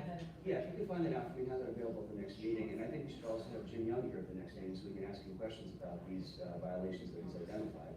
But obviously they're aware of it, because if you look at their application, When they in the contacted zoning you, hearing board. Kathy, when they contacted you, were they, I'm speaking right So was I. now. So was I interrupting you? I was I thought you were finished. Well, you're I'm fine. sorry. Well, I was told by the zoning officer that the attorney spoke to him. When the attorney spoke with Jim Young, did the attorney explain that the reason why they weren't going to be here is because they didn't have notice or they could not be here on short notice? It wasn't as if they were disinterested in the matter. No, It's just that not- they were not going to be here for some reason. I don't believe that would be that case, I don't know, so I couldn't say one way or the other. All right, I didn't handle the phone call. And I'll just put it into the record here so that it's clear, the April 29th letter, the April 29th, 2024 from Steve Consuzian. Again, dear council members, as you know, the Wall-Time Club is on the agenda for Wednesday, May 1, 2024. This correspondence formally advises you that I have a conflict in this matter as I represent the principal of the Wall-Time Club for many years, and in fact, a period before Lower Saucon Township, perhaps a year or two ago, for a very brief matter regarding the Wall-Time Club. Accordingly, I will not be involved in this matter if Township Council decides to have an attorney represent the township's interests at the zoning hearing board. I've already spoken to Hoffman and Blavitt law firm, who would be willing to assist in this capacity. I wanted to bring this to your attention prior to Wednesday's meeting. Thank you respectfully, yours, Consuzian Associates, Stephen Consuzian, and he copied Kathy Gorman. Kathy, I don't see that there's any copy here that was sent to the property. Was that correct, that he was not copied on that? He's not copied on it. Okay, so they weren't aware that you were gonna have to recuse yourself? They were copied on what? That was my question. Did you have any communications with them to tell them that you were going to, him, the property owner or his attorney, that you were going to be recusing yourself because of the conflict of interest? I did. Okay, and, who did you have communications with? I'm not gonna feel that up above and beyond. It's not attorney-client privilege, so why would you bring it up to them? Pardon me. I said I wasn't gonna do that above and beyond the individual, it's the individual, the principal. So you spoke with the principal, the owner of the property? Okay, and you spoke with him by phone? Is there any correspondence to document your conversations? I'm not sure if there is or there isn't. All right, if there is, I'd like you to bring that communication or any communications, anything you have in writing for the next council meeting so we can include that in our considerations, okay? Yeah. I mean, I don't know why we don't Is table. that a yes or no? I'm speaking next. Is that a yes or no, that you agree to bring those documents? I don't think there is, but I'll take a look. If there is, will you agree to bring those documents? I'm not sure if there is, I'm not sure what they I say. understand you're not sure, but if there is, will you bring those documents? Not necessarily because it might be privileged. Okay. So you had communications with the principal after you identified that there was a conflict, and you're now claiming that those communications that you had with the principal after you identified the conflict are still subject to attorney-client privilege. They may or may not be, and I'm not in a position today Okay. to waive privilege on behalf of my client. I understand that, and I'm not asking you to do that. To the extent that your client is willing to waive, if there are documents, and if those documents exist, and if your client, the Wall-Time Club, or I'm sorry, Beethoven Wall-Time Holdings LLC, agrees to waive any conflict, to allow you to disclose the contents of those communications, I would like you to bring those to the next meeting so we can include those in our consideration. I understand your concern, but the bottom line is, there's clearly a conflict. I've identified the conflict. You know there's a conflict. I want to know what you're talking about, if he's willing to share that with us. I want to know what the issue is. Okay. Thank you. And so I just want to clear up what was stated before about whether or not they're aware of the notice of violation. They are, because I read the packet, and the packet's application to the zoning hearing board said they were appealing the notice of violation. And so they were definitely aware of it. So I just wanted to make sure that was on the record. So, I guess, let's see, who did I call on? Did you? I didn't talk to, yeah. As long as they're gonna get a chance to be here, next meeting as well, the applicant. or the- They should be. That's what I'm saying, They're that's what I'm principal. saying, we're gonna give that notice that, Absolutely. okay, as long as we give them notice, we're not, there's a question as whether they, you know. We will do that. Like, you know, submitted by certified mail or something, if it turns into a legal case, you gotta make sure these things. Okay. I don't understand why it wasn't by certified mail this time. Well, I need to put that up.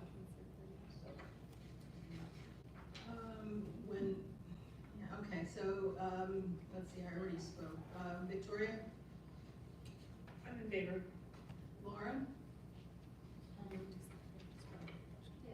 I don't have any comments about the particular case on it, we'll wait till we see it next meeting. Okay, anyone in the audience like to speak for public comment? Please come up to the podium. We don't have a I'll speak because I sat here for all these hours waiting to speak because this was an agenda. Okay. I'm sorry, I'm really talking up here, I'm sorry. Hi, Katarina Smith. I'm a resident of the township. I don't know why you're doing the public comment because it looks like it's gonna be on the agenda next time, but it was on the agenda for today. Sunshine law, we have to do that. Yeah, so I will speak because I did sit here waiting to be able to speak on this. I don't understand why there's even an issue with, the violation that was put in place. The applicant, the principal, the owner, whatever you wanna call him, clearly lied on his application for the variance and what the building was going to be for. I was here at the meeting when it was told that it was gonna be used for storage. And a business is now being run out of it, and they have not done the proper procedures and policies to run a business out of the building. In addition to that, they do not have a highway occupancy permit to use Flint Hill Road, and have the parking lot use Flint Hill for that business. So there are several different things involved in this situation. So I know they're appealing, but, clearly there was a violation because they were running a business, that they shouldn't have been running out of the building. Okay, thank you. Mrs. Smith, I'm gonna get some clarification on something you said, and I appreciate you standing up and sharing some information with us. Yeah. You said that the applicant clearly lied to this council. As I recall, when this matter came before us originally for the building to be built on the property, I think the applicant was represented by Mr. Katsuzian, and I think Mr. Katsuzian spoke on behalf of the applicant at that time, not the actual property owner, but it was the attorney who spoke. Am I correct about The that? meeting I was at, the owner spoke at the meeting. Okay. Perhaps I can identify it now. The one meeting I was there with regard to the Bethlehem Wall time took place a year or two ago. Took place in the fire hall. There was tons and tons of people there.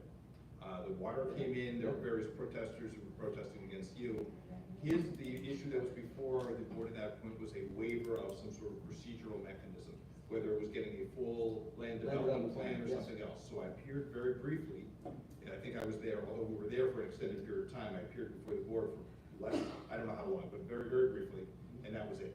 I did not appear prior to that, I did not appear after that. So I believe what this woman is speaking to is presumably not that meeting, but. No, it was not several years ago. It was Was it within at the the last fire year. company, or was it here? It was right here, in front of this meeting. And the applicant was not represented by counsel at that matter? No, he spoke. I understand he spoke, but was he represented by No, counsel? it was just him. Okay. Oh, and his wife. You're assuming that. No. Okay, I just want to get clarification, thank you for that, appreciate it. Yeah, I don't know if he has representation at the time. At the meeting, it was him and his wife, and he spoke at the podium at the meeting. I understand. Yeah. Okay, thank you. Anybody else like to speak? Okay. Kathy, for the next meeting, can you pull the minutes from all of the meetings where this applicant was before us, so that we can see that, we get them in advance of the meeting to review them? Thanks. Not just the one that was at the fire company, but any that took place here. Okay, can we have a roll call, please? Ms. DeLeon? Yes. Mr. Benonis? This is to continue it to the next meeting? Okay. Yes. Ms. Alcantara? Yes, and I just want to clarify that the notice that you're going to pull are all the units in which this project was for planning commission or any other committee and for council, right? Okay, thank you. Mr. Pritchett? Yes. Ms. Radke? Yes. Motion passes 5-0. Okay, next we have the resolution 48-2024, the appointment of attorney Stephen Gaduzian as township solicitor, requested by Mrs. DeLeon. May I be recognized? I make a motion to. May I be recognized? I'll make a motion to call for I'm the not firing being and acceptance of the Make a motion to fire, Steve D'Souza, second. Motion was made. I made a motion to fire. I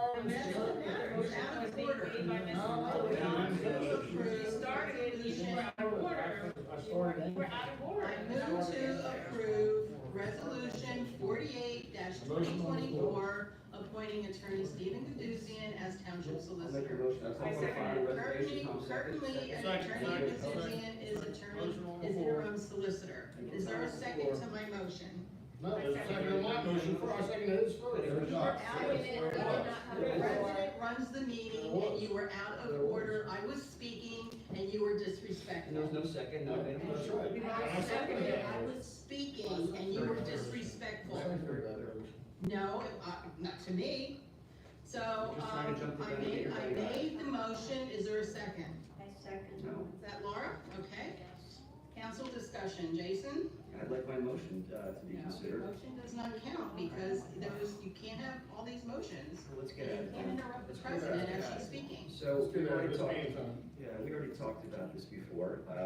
When Mr. Gadsden was hired as the interim solicitor, here you see what's going on, right? So at the last council meeting, we called for his termination, and/or his resignation based upon information that was brought forward by Mary Ann Garber, the attorney for the landfill, about, the issues with him undertaking official legal activities on behalf of the township without having received township approval for those and without having a public vote on those matters. And that's just one of the many examples of the problems that we've had here. The solicitor position in this township has been adrift since this council has decided at the beginning of the year to no longer retain Link Treadwell, who's been the solicitor for 23 years. And the problems that have come up during Mr. Gadsden's limited status as interim solicitor are very telling, and I think that they are reflective of the competence of this council, and I think it also reflects poorly upon the legal services they provide to the township. First of all, we've got conflicts. We already dealt with one of those conflict issues just tonight. We brought this up, they would have conflicts. He was the Hellertown Zoning Hearing Board solicitor, which is a conflict of interest because the township's involved in litigation with Hellertown. And yet he said that there was no conflict there, so much so that he resigned his position as the zoning hearing, subsequently resigned his position as the Hellertown Zoning Hearing Board solicitor, and also got a free pass from this council that agreed to waive any conflicts. What's interesting though is we don't know if he received any similar conflict waiver from Hellertown. And that would be interesting to know, and that was never shared with us. And we'll find that out because right to know requests are wonderful things. You get a lot of good information through those. So, let's see here. Another example of the bad mooring that we got. Early on, I guess this is in February, this council published a knowingly inaccurate budget in violation of Pennsylvania law. In addition to that, this council also passed an illegal tax increase because the amount of money that was in reserves was greater than 25% of the future expenditures. I talked about this at length during those meetings. At no time did Mr. Gadsden come forward with any information or any legal guidance to counsel against those matters. And instead, they moved forward, subjecting the township to legal liability for some bad decisions. This is particularly troubling. He refused to identify to Mr. Croce and me in an executive session who he was negotiating with on behalf of the township. That is, I would describe it as fraudulent. To refuse to identify to your clients, to this council, members of this council, who you're negotiating with on behalf of the township is beyond mind-blowing, and it shows a level of arrogance that is not becoming of a solicitor of this township.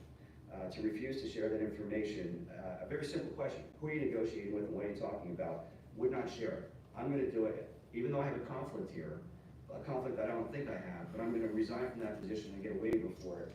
I'm still going to not tell you who I'm talking to on behalf of a library of which his wife was a former board member, and was also a board member, and then I believe left and wrote critical news articles about this council that I would describe as political advocacy for certain members of this council.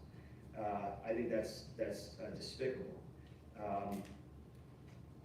He has undertaken legal activities on behalf of this township that were not approved by this council, as I already discussed, as Ms. Barber brought forward to us.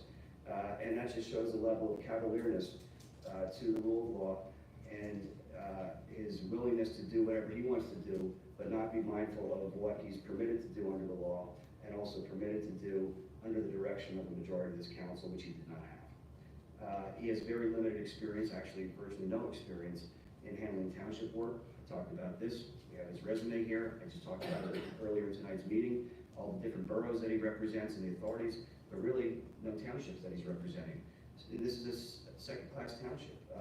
You know, I want it to be a first-class township, you know, in name only, not legally, but, you know, we're clearly not on our way to become a first-class township with a solicitor like this, and you can see the way things have deteriorated so quickly. One thing that came to my attention, this is very troubling to me, and I need to continue to look into this to get more information, but Mr. Gasuzian also disclosed to you that he was and is the solicitor for the borough of West Easton. And in that capacity, I already mentioned earlier that there was a news article or an op-ed piece that was written about problems with the borough of West Easton turning over right-to-know information and suppressing it, subjecting that borough to legal liability that was calculated by the person who wrote the article to be in the tune of $800,000. This township cannot afford cover-ups that are going to subject the taxpayers to have to pay exorbitant fines in the hundreds of thousands of dollars. It makes absolutely no sense, and it's unfortunate that happened. But more significantly, and I don't have all the information on this, but I will get it, is there's a matter, and it's called West Easton 2 LP versus the Borough of West Easton. I believe also the borough's supervisors. And in that matter, this was a drug rehabilitation facility that was attempting to open within the confines of the Borough of West Easton. And in that matter, the borough denied the applicant their lawful relief, and as a result of that litigation ensued in federal court. It was a 1983 federal claim that dealt with deprivation That was the year I was born, a long time ago. Yeah, no, 1983 is a statute, I'm sorry, you don't understand. I'm sorry, it was in the year of 1983. It's actually a statute. Most good lawyers would know what a 1983 claim is, but we're not going to go there with you. So it's a constitutional violation, deprivation of your rights in some way.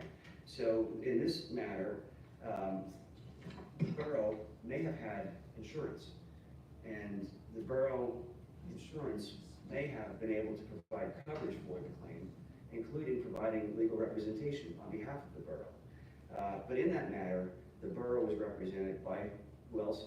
Mr. Gasuzian. So in that matter, Mr. Gasuzian's and/or his firm, or representatives of his firm, represented the borough, may not have turned over notice of that claim to the borough's insurance company. So Mr. Gasuzian's firm made a lot of money billing their time to the borough. Presumably the borough paid his bills, and perhaps unbeknownst to the borough, Mr. Gasuzian may have failed to turn over notice to the insurance company that would have paid for all of this. And in addition to that, I believe that there is, or there's going to be a settlement agreement of a substantial amount of money. And as a result of that, the insurance company, if there is insurance on it, may not pay that claim because they did not receive timely notice of the claim. So in other words, it appears to be that there may have been, I don't know this completely yet, but I'm going to get the information on it and share it with the public when I get it, self-dealing to line him and his firm's pockets with borough taxpayer money that otherwise would have been handled by an insurance company attorney at no cost to the borough, other than perhaps a self-insured retainer or a deductible or something like that, which is a few $1,000s. And in addition to that, I think it reflects poorly upon the competency of the representation in that case that Mr. Gasuzian's client is now going to pay or have to pay or has paid a substantial amount of money, again, out of the taxpayer pockets. That does not bode well, and it goes back to the issue that Mr. Carucci brought up earlier, the quid pro quo, right? So the concerns I have is that he would not recuse himself from handling matters that would be referred to him by the newly hired special assignments firm, Hoffman and Glavick, and it shows a pattern, in my mind, a pattern of doing anything to line his own pockets and not put the best interest of his client, i.e. the township or the municipal government, forward.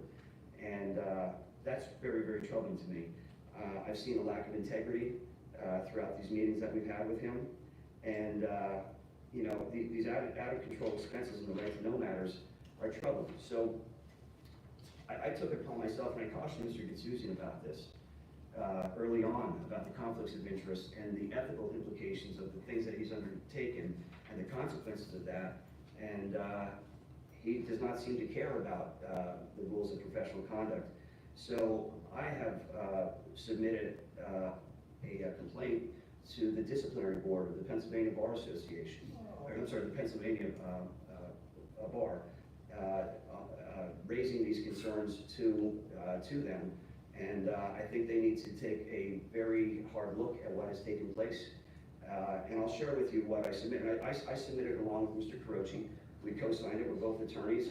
We understand the importance of ethic in the legal community, and I feel that we're sorely lacking over here. So the subject of this is Maybe request. they'll watch our meeting. The subject of this is request for excuse me? Maybe the ethics board will watch our meeting. Yeah. Subject is, again, I'm not providing legal representation to this council. I'm a member of this council. I'm not an attorney for the township. So the subject of this is request for investigation into the conduct of Lower Saucon Township interim solicitor Stephen Gitsuzian Esquire. We, the undersigned members of Lower Saucon Township Council, are writing to request a disciplinary investigation into the conduct of interim solicitor Stephen Gitsuzian Esquire, PA Bar ID 74831. Recent conduct of Mr. Gitsuzian has raised significant concerns regarding Mr. Gitsuzian's provision of legal services to Lower Saucon Township and its council. As members of the bar, we take seriously these issues and do not raise them without good cause. Among these ethical concerns are the following. On April 3, 2024, the Lower Saucon Township Council held an executive session at 6 p.m. Interim Lower Saucon Township Solicitor, PA Licensed Attorney Stephen N. Gitsuzian informed council that he had met with, quote, Hellertown, end quote, to discuss resolution of a public library dispute and a shared compost center dispute between the borough of Hellertown and Lower Saucon Township. First captioned item is refusal to identify parties. Councilman Thomas Carochi and Jason Donis inquired as to the name of the individual or individuals that Mr. Gitsuzian met with on behalf of Lower Saucon Township. Mr. Gitsuzian willfully refused, despite numerous verbal requests, to identify to his client, Lower Saucon Township Council, including Mr. Carochi and Mr. Benonis, the identity and participants of the meeting he held on behalf of his client. Mr. Benonis informed Mr. Gitsuzian of the Pennsylvania Rules of Professional Conduct, specifically Rule 1.4, to disclose the information to which Mr. Gitsuzian replied that, quote, he did not care, end quote. On April 10, 2024, Mr. Benonis requested by email to Mr. Gitsuzian the same information requested to the council executive session on April 3, 2024. The names of the individual or individuals from Hellertown Borough or Library that Mr. Gitsuzian met with prior to April 3rd, 2024. As of April 30, 2024, no response has been received from Mr. Gitsuzian, and he continues to refuse to identify to his clients the names of whom he has met with on their behalf. Second captioned item. Unauthorized, unapproved court filing. On April 15, 2024, without authorization or authority from Lower Saucon Council or a public vote, Mr. Gitsuzian filed a joiner brief to defendant Lower Saucon Township in the Northampton County Court of Common Pleas. See joiner brief attached. Mr. Gitsuzian, in effect, switched sides in the litigation that was brought against the township without consultation, consent, or public vote by Lower Saucon Council. The filing and change of position to this day has never been an agenda item for a public meeting or discussed or voted on at a public meeting. Mr. Gitsuzian also, and again, this was submitted prior to today's meeting when they tried to do the cover-up. Mr. Gitsuzian also failed to respond to public requests inquiring about an explanation for his action in making this filing. The undersigned believe that Mr. Gitsuzian may have violated the following Pennsylvania rules of professional conduct. Number 1, Rule 1.1, a lawyer shall provide competent representation to his client. Number 2, Rule 1.2a, a lawyer shall consult with the client as to the means by which they are to be pursued. Number 3, Rule 1.2d, a lawyer shall not counsel a client to engage or assist a client in conduct that the lawyer knows is criminal or fraudulent. Number 4, Rule 1.4 subsection 1, a lawyer shall promptly comply with reasonable requests for information. Number 5, Rule 1.4 subsection 5, a lawyer shall consult with the client about any relevant limitation on the lawyer's conduct. Number 6, 1.5, a lawyer shall not charge or collect an illegal or clearly excessive fee. Number 7, Rule 1.6, a lawyer shall not reveal information relating to representation of the client unless the client gives informed consent.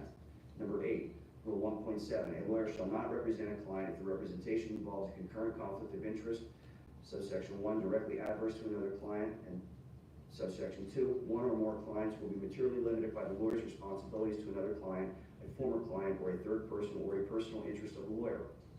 Number 9, Rule 1.9a, subsection A, a lawyer who has formally represented a client in a matter shall not thereafter represent another person in the same or a substantially related matter in which the person's interests are materially adverse to the interests of the former client, unless the former client gives informed consent. Number 10, Rule 1.9, subsection B, a lawyer shall not knowingly represent a person in the same or substantially related matter in which a firm with which the lawyer formerly was associated had previously represented a client whose interests are materially adverse to that person. Number 11, Rule 1.10. When a lawyer becomes associated with a firm, the firm may not knowingly represent a person in the same or substantially related matter in which the lawyer was associated, had previously represented a client whose interests are materially adverse to that person and without whom the lawyer had acquired information protected by Rules 1.6 and 1.9 subsection 7, unless the disqualified lawyer is screened and written notice is promptly given to the appropriate client to enable it to ascertain compliance with the provisions of this rule. Number 12, Rule 1.13. If a lawyer for an organization knows that an officer associated with the organization is engaged in action or refuses to act in a matter related to the organization that is in violation of a legal obligation to the organization or a violation of law which reasonably might be imputed to the organization and is likely to result in substantial injury to the organization, the lawyer shall proceed as is reasonably necessary in the best interest of the organization. Number 13, Rule 1.16. A lawyer shall not represent a client or shall withdraw from the representation of a client if the representation will result in violation of the rules of professional conduct or other law. Number 14, Rule 2.1. A lawyer shall exercise independent professional judgment and render candid advice. Number 15, Rule 3.1. A lawyer shall not bring or defend a proceeding or assert or controvert an issue therein unless there is a basis in law and fact for doing so that is not frivolous, which includes a good faith argument for an extension, modification, or reversal of existing law. Number 16, Rule 3.3. A lawyer shall not knowingly make a false or material fact or law to a tribunal or fail to correct a false statement of material fact or law previously made to the tribunal by a lawyer. Number 17, Rule 3.5, a lawyer shall not engage in conduct intended to disrupt the tribunal. Number 18, Rule 4.1, in the course of representing a client, a lawyer shall not knowingly make a false statement of material fact or law to a third person. Number 19, Rule 4.4, a lawyer shall not use means that have no substantial purpose other than to embarrass, delay, or burden the third person. Number 20, Rule 7.1, a lawyer shall not make a false or misleading communication about the lawyer or the lawyer's services. Number 21, Rule 8.4, subsection A. It is professional misconduct for a lawyer to violate or attempt to violate the rules of professional conduct and or engage in conduct involving dishonesty, fraud, deceit, or misrepresentation, and or engage in conduct that is prejudicial to the administration of justice. Number 22, Rule 8.4b. It is professional misconduct for a lawyer to engage in conduct involving dishonesty, fraud, deceit, or misrepresentation. And number 23, Rule 8.4, subsection C. It is professional misconduct for a lawyer to engage in conduct that is prejudicial to the administration of justice. So there's 23 separate rules that I've cited there. These developments have led us to question his fitness to serve as solicitor as well as a licensed member of the Pennsylvania Bar. We believe that an investigation is warranted. As public officials, we are held to the highest standards of ethics, accountability, and respect for the law. Behavior exhibited by Mr. Gitsuzin in furtherance of solicitor services to the township appears to violate these standards. Such behavior undermines the credibility and integrity of municipal government and erodes the public trust. Given the gravity of these issues, we are asking for a thorough investigation into Mr. Gitsuzin's conduct. It is critical to determine whether his actions reflect broader issues that could affect the fair administration of the municipal law in Lower Saucon Township, as well as the competence of his legal representation to the township and others. Furthermore, an investigation will help ensure accountability and demonstrate that no one, regardless of position, is above the law. We are confident that your office has the expertise, authority, and impartiality to conduct a comprehensive investigation into these matters. We kindly request that you keep us informed of any developments and actions taken as a result of your inquiry. On behalf of the residents and taxpayers of Lower Saucon Township, thank you for your prompt attention to this request. Sincerely, Jason Bononis, Esquire, Lower Saucon Township You put where you Councilman. represent the Sincerely, residents of the township. Sincerely, in your- Thomas C. Carochi, Esquire, Lower Saucon Township Councilman. It sounded like he recited that he represented something. Don't interrupt me, He said, I'm not done speaking, would you stop her? Would you repeat, you were reading Would you it. stop her? What are you doing? It's not done. I'm not Did done. you say that you Stop were interrupting me. representing the residents on behalf of the residents of Lower Saucon Township? She's asking a question. Let him finish and then you. She's asking me a question.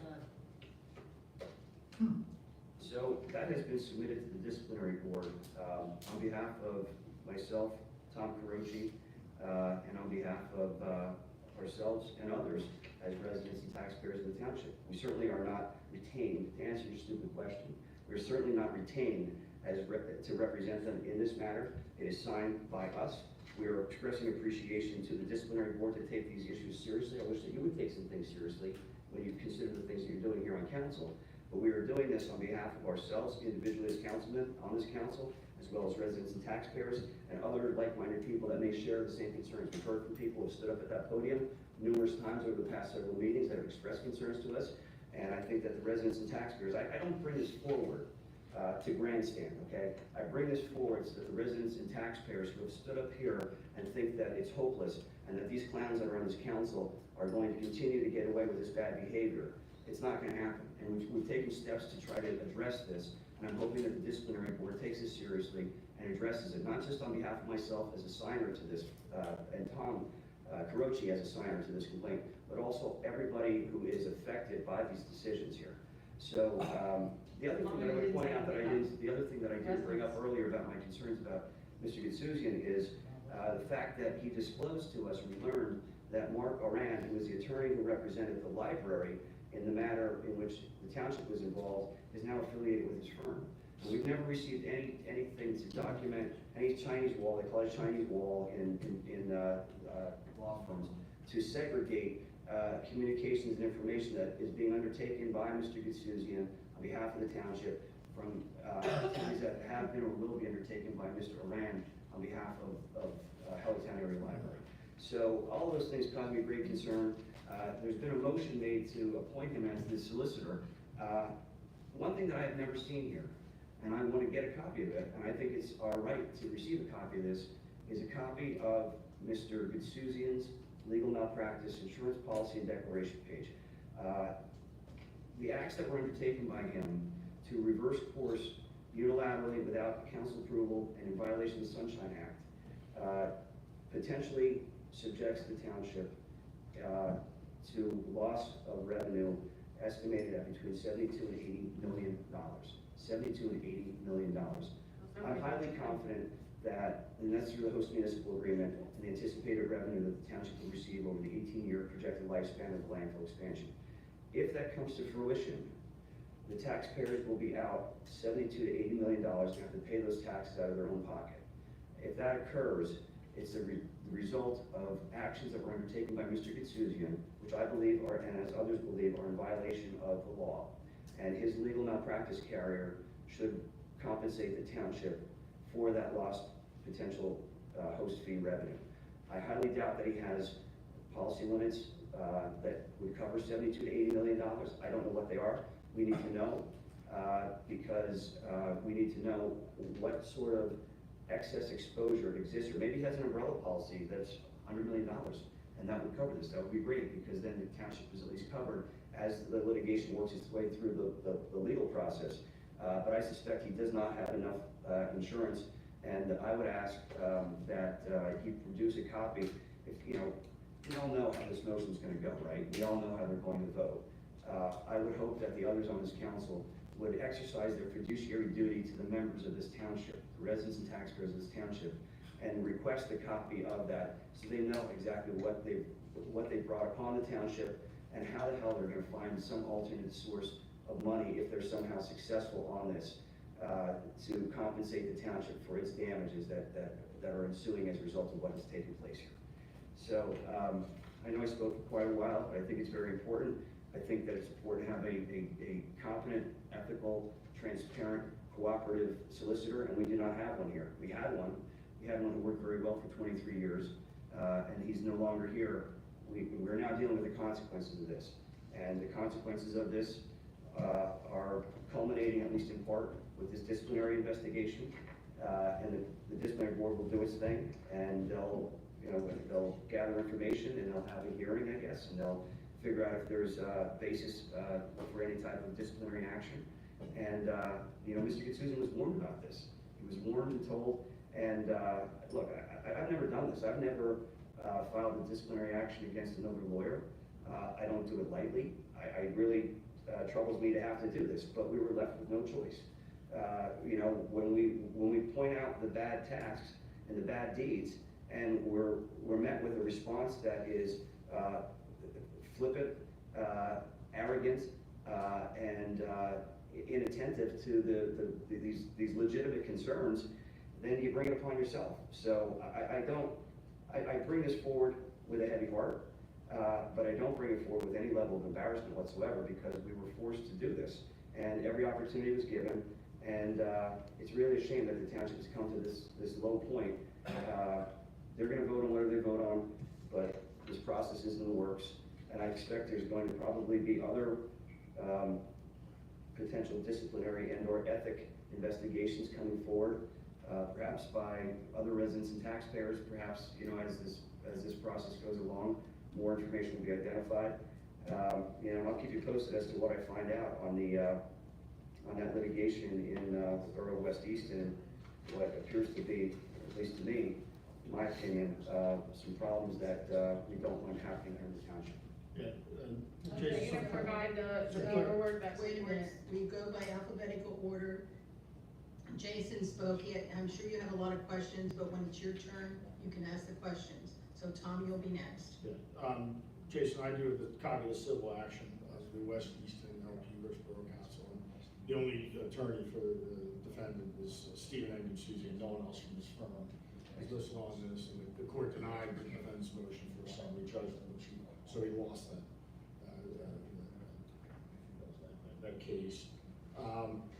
I agree with what Jason said, and I signed my name. We really have no choice. When you have a solicitor that is making court filings without notifying the council and without any type of public authorization to do that, you're left with no choice. You have to try and say, we told him that we thought that was wrong, and he should have notified us. And again, he didn't really respond. Jason did it in an email as well. And we have to prevent this try and prevent it at least from happening again. We're represented, we're elected by the people. We have the right to know what our solicitor is filing in the courts. And quite frankly, before he files it, before he files, not after the fact. And we're not being accorded that really basic right as a client. And we really have no choice. You have no choice. It's tough to look the other way on that when it's happened. It's happened. And the good thing, I just talk about some other things. I'm not going to get into any depth on anything, but people, since all this has started, I get phone calls almost every day, certainly at least every couple of days, with people with information on Mr. Kitsuzian, and most of it is not good. I've only found one guy that spoke highly of him, one attorney, North End County, that spoke highly of him. So, I'm looking at some other stuff, only because the residents of this township deserve to know exactly what type of attorney we're paying $180 an hour to. It's taxpayer dollars, as Ms. Slavic said. It's not government money. It's not your money. And they should have, the taxpayer should have an expectation that if we hire a solicitor, he should be ethical and have integrity and represent the township without conflicts of interest. We've already seen a quid pro quo relationship tonight that was exposed. And this is the kind of stuff I hear from people. And this is the kind of stuff I'm going to try to follow up on, because the public deserves to know. It's just that simple.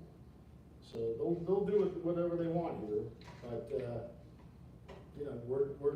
I'm not going to stop exposing, like I did tonight, a quid pro quo relationship with a $225 an hour law firm that he will not even just say, you know, I won't take any more referrals from that firm while I'm solicitor of the township. Not forever, just while he's solicitor.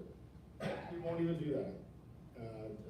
That just proves, you know, what it is, and why Jason and I had to take the step we did today, and why further steps and further investigation by myself, and anybody else I can wrangle in to help me, needs to continue, because that's gonna continue, right? Right, these referrals from this new law firm we just hired to him are gonna continue. He made that clear. He made that absolutely clear. So thank you, Jason, for that great summary. And, again, I made a motion to terminate Mr.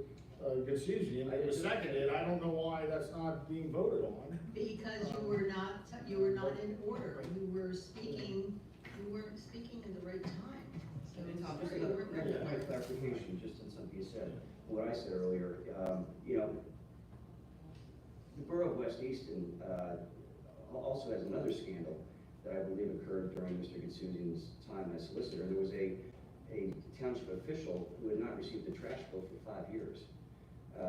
You know, and I think that reflects poorly upon the legal oversight that was being provided to the town. Now, I don't know, I'm sorry, to the borough. I don't know if Mr. Gasuzian was the solicitor for the entirety of that or part of it, but, you know, it's something else that I think it just, I think it reflects very poorly upon what's going on. It's concerning that, again, but it's I hope that doesn't happen here, that somehow some member of this council gets some favorable treatment or some financial benefit because, you know, you nod and wink and turn your head the other way.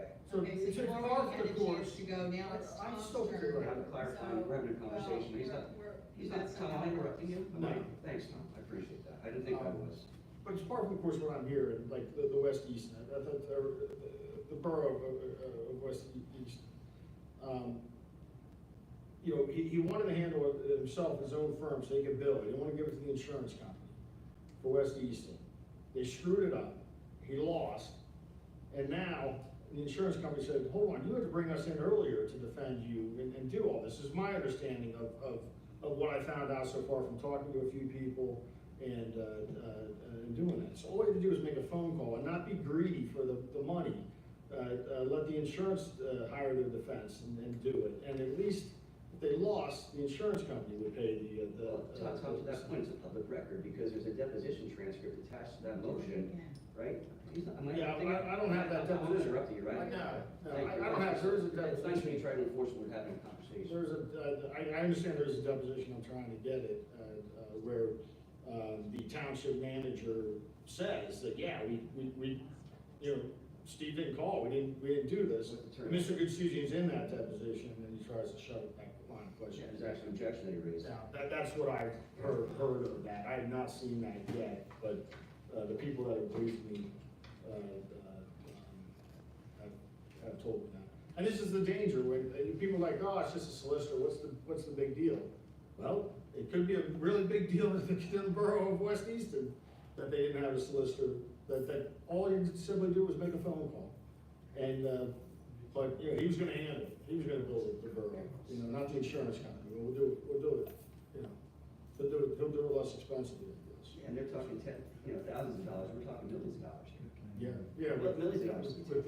With right. Like I said, again, I'll reiterate. The borough of West Easton, which he claims he represents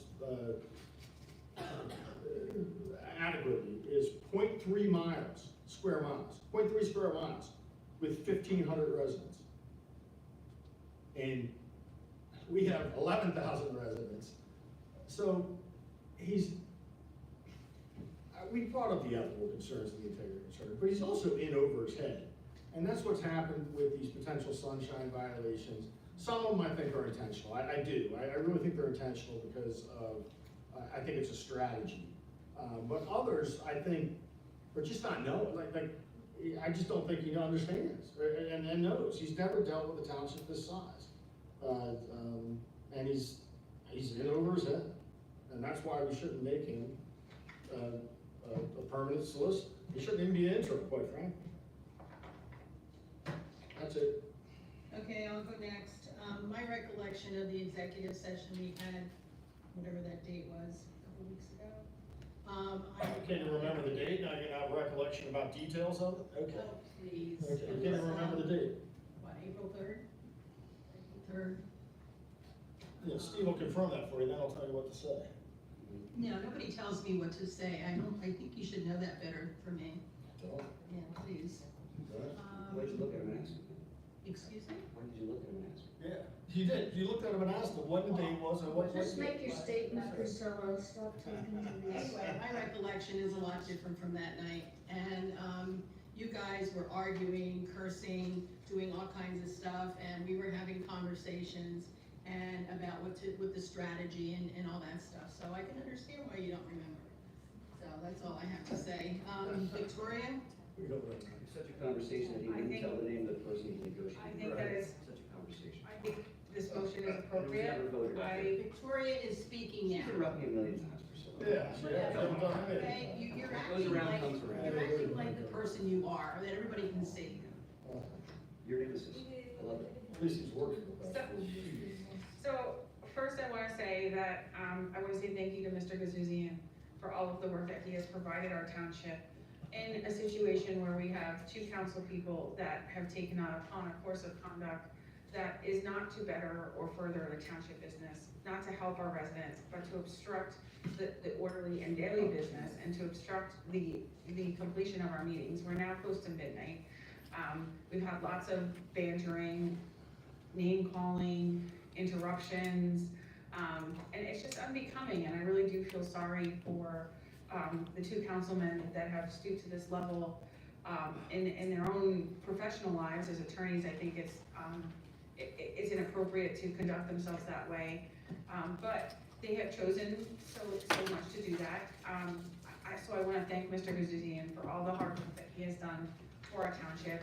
I am confident, I'm highly confident in his abilities, and I appreciate what he's done, and I look forward to continuing to work with him. I also want to reiterate that when you hear certain things come from certain council people, it is opinion, it is not fact because it comes. Just like what I say, you can take what I say as an opinion, but as my personal opinion or their personal opinion, but because it comes out of somebody's mouth, it doesn't make it fact. I refer everybody to look at all of the council meeting minutes. They can decide for themselves what they think. Mr. Gazuzian certainly came up here and was berated his first day here under questioning about his abilities to do things. He has done things wonderfully. I appreciate that. There was one other thing I wanted to say. I just wanted to make sure that I had a question for Mr. Bodonis. He seemed to be reading from a piece of paper, and he said he had prepared it and he filed it and he wanted to present that to the township. And at least my recollection, maybe the YouTube will reflect that, he said that he signed it on behalf of himself and Mr. Carochi and on behalf of the I residents. submitted it. And Not signed, so submitted. you submitted it on behalf of the residents. No, not submitted on behalf of myself and Mr. Carosi. So if you have that record, if you have that document that you submitted to the Ethics Commission, I'd appreciate that you make that a record for us to see so that we can read what you did indicate that you said on behalf of people.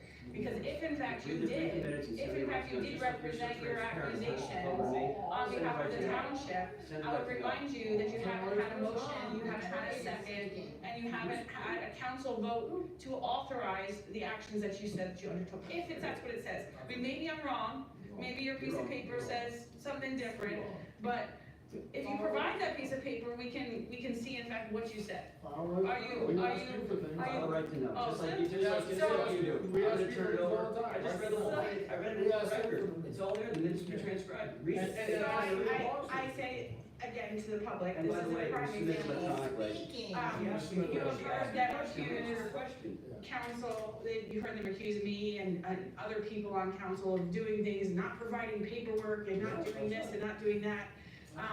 And Mr. Bodonis, as we sit here right now, is not providing paperwork. So I just end that to say you take what he has to say with a grain of salt. I appreciate the C-SPAN audition, and I look forward to working with Mr. Gazuzian. Thank you. Okay, Laura?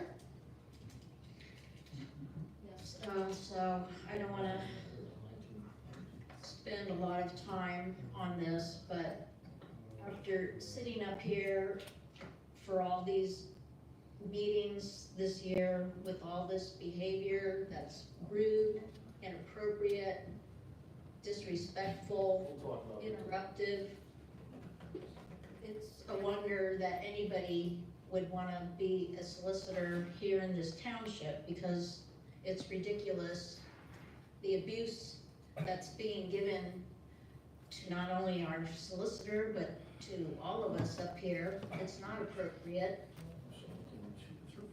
And we're wasting a lot of time and money on this. So I am happy that we have Mr. Gazouzian as our solicitor. Thank you, Laura. I need to respond to Victoria's question. So she probably doesn't know this, which reflects upon her legal acumen perhaps. The disciplinary board of the Supreme Court of Pennsylvania is dedicated to protecting the public, maintaining the integrity of the legal profession, and safeguarding the reputation of the courts. That's why it was submitted. It was submitted by Tom and I to protect the public. The public are the residents and taxpayers. That's who the public is. I You know it's hard to represent follow. yourself as, for yourself or for the public? Because if you represented yourself on behalf of the public, then you made actions without authorization of counsel. Isn't that what you guys did? Here's the thing. I'm not the township solicitor. What a bunch of hypocrites. You please, you're not supposed to be talking from the audience. Oh, good gavel guy. Sorry, yeah, I'm gonna gavel her because she's out of order. Sorry. Absolutely, she's out of order. So if council's finished with the discussion, I'm gonna open it up to public comment. You're more than welcome to take Actually, the podium. I'm not done. Yes, you are. You already No, had you just said 50 if. million You times. said if. I'll I'm recognize. not done. And I changed my mind. I recognize I'm you. sorry. Have you received I recognize you. Go ahead, Mr. It's Chairman. a township policy to get insurance policies from vendors that are doing work on behalf of the township. In other words, if we have a contractor, they're required to be bonded and insured, and they have to provide clear paperwork to us, right? Yes. So is it the same for a solicitor or an engineer or anybody like that they have to provide proof of insurance? We haven't done that for years. Why not? I mean, don't you think that's I mean, smart for us to do? I do think it's smart for us to do, but as you know, Hanover Engineering has been here for Yeah. ever, Can legally, you, forever. yeah. I think Can that's you- a good policy to Yeah, start can doing you put that on the agenda for the next meeting? Policy, township policy and an ordinance to require proof of insurance, proof of valid insurance for anybody that's doing work on behalf of the township.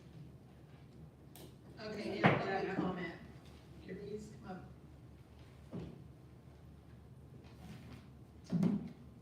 So, Anne Marie Slavic, Lower Saucon. I do live in Lower Saucon Township, and anybody who looks at my Facebook, you'll see it's in Allentown, because I don't really care about Facebook.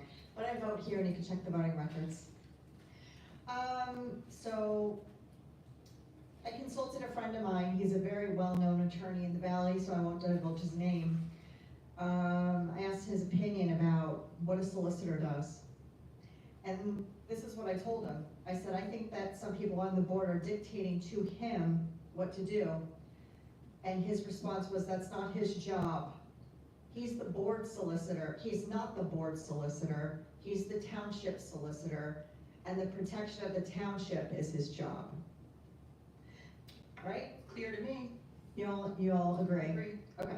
So now, what happened was, you all are backpedaling on an old meeting that you're saying you passed something in the executive board, but these two weren't listening because they're talking a lot. And so now you're gonna tell us that what he did, filing that suit, filing in a lawsuit.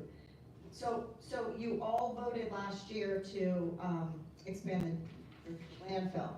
Like it or not, but like it or not, that's what happened. That's what this council did.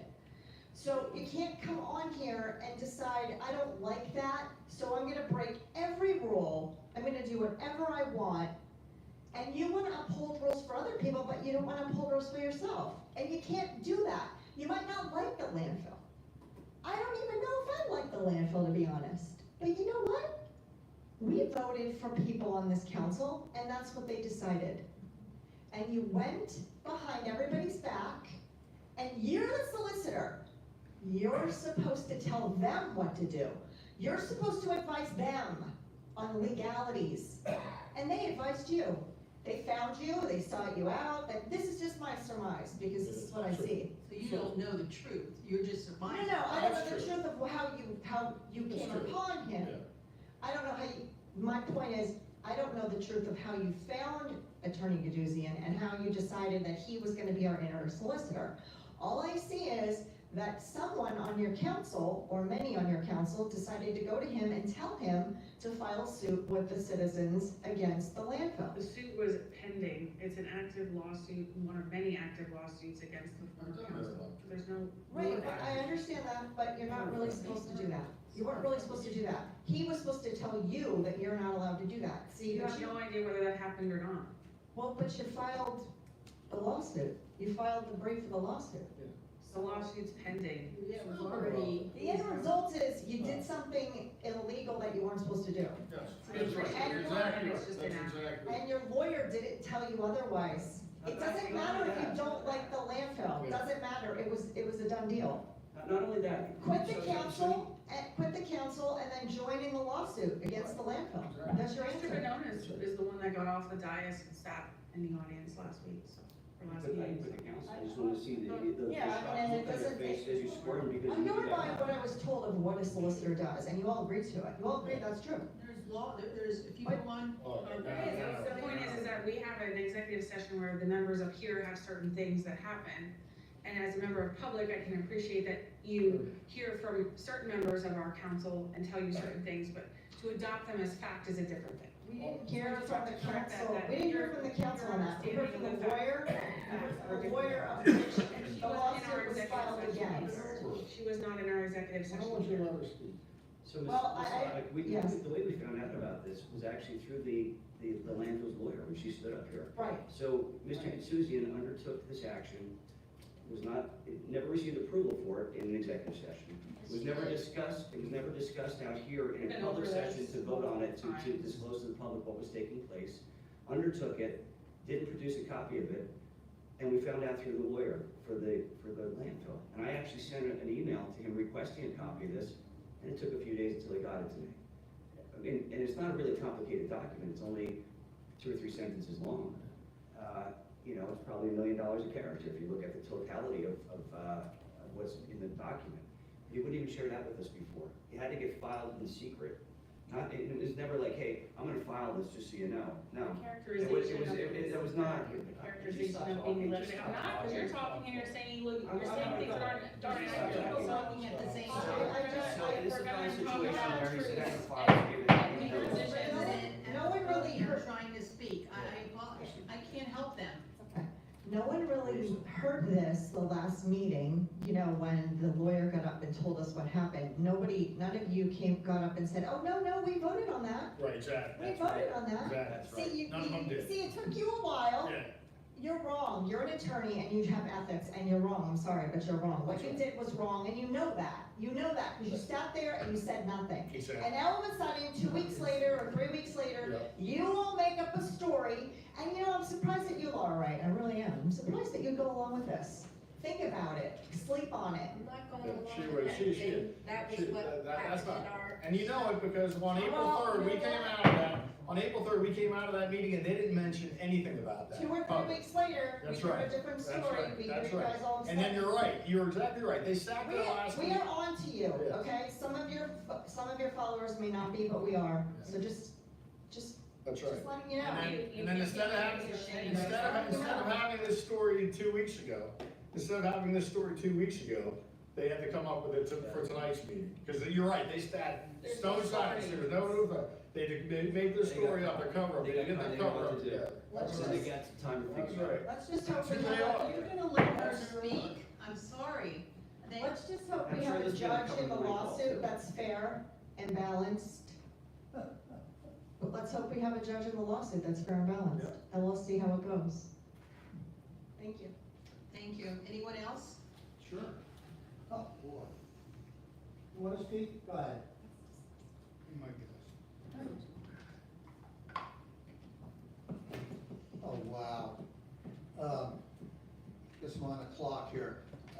I had written quite a bit about this, and I think, geez, Jason took the wind right out of my sails because those were the things that I was going to say. But looking backwards, I have to laugh because Octaf Kadira here says, well, you need to give us that document. And Jason says, yeah, I'll right to know.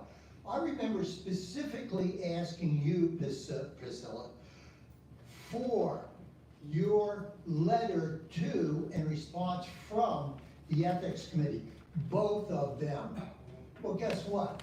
I now have them. And you know what? I will work on this a little bit, but it's clear what you said to the Ethics Committee was not true. It's like saying, would you please judge my dog when it's a chicken? I'm not gonna, you know what I mean. No, I You said, don't. you want me to be specific? You said, I absolutely have no interest, no monetary interest in the cell tower, okay? That was it, right. And you do, because you went on and on about the value of houses going up and down. That was a lie, Kate Durso did And not, I did let's not just say leave that. it alone, because you, the point I'm trying to make is, you wouldn't give those to me. I asked you for them, and you told me you gotta file for it. And I think I might even have, I asked maybe even Kathy for it. No, you gotta file for Here, it. and I gave it to you. No, you gave it to the attorney, you didn't give it to me. I'm sorry. Well, you're not sorry. The topic is the. You had two Don't of tell me them. what I am, okay? I'm Don't telling you put what you words in are. my mouth. You're not. It's like she's not sorry either. And I have 3 minutes, But okay? you're not talking So- about the topic that is on the agenda Do right now. do you wanna say something to me? Then you ask her and you can talk to me. Because you and your endless, oh, gee, Jason and Tom, what's wrong with, they're filing all these right to know. Well, now we know why you are trying to protect. I know why we're trying to protect the right to know that you don't wanna see in public. Because it's real dirty laundry. Documents, you have them, there's no cover-up, they're right to know documents, you got them. We do now, but guess what? It takes a Why lot. is right to know? It's public I'm record. sorry, you wanna give me some time back, Miss In Your Face? I'm responding to the. No, you're not, I'm talking to her. Okay, And well, if it's tag team, her, and you, then it's the cover-up girls, just as somebody said. So the And I'm really topic of the tired of you agenda just is jumping the in people's appointment face. of the attorney. All right, now, is it my turn with you? Go ahead. Go ahead, tell the public you don't want Jason or anybody to know what's going on. I see Gaduzzi in there, yeah, he's got his own game going, but the bottom line is you, Laura Ray, you, Priscilla DeLeon, and you, Victoria Optofkagar, you picked him out and you back him. And she says jump and you all say, yep. And I don't like that. There is absolutely nothing that I can say that is good about what's happening here with you. And you make it seem like Jason is bad. Jason is open. Those filings, those things are public. If you could hide those, Laura Ray, you would have hidden them. And believe me, when I dig through the other, but they were disclosed at a right to know. Other- Because they were being hidden, because you got. okay, you keep talking. When you're done, you let me They're know. being hidden, how are they being disclosed? Okay, Victoria, the resident speaking, he has the floor, please. It's the first tonight.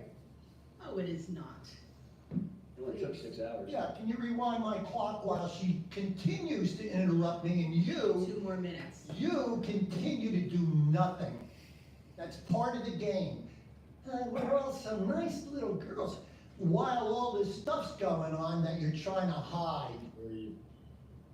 Yeah, keep smiling. No, nice little girl, I like that, Yeah, well, you're gonna like it a lot more, I guess, I guess. when all this comes out, and it's coming. Okay. All right.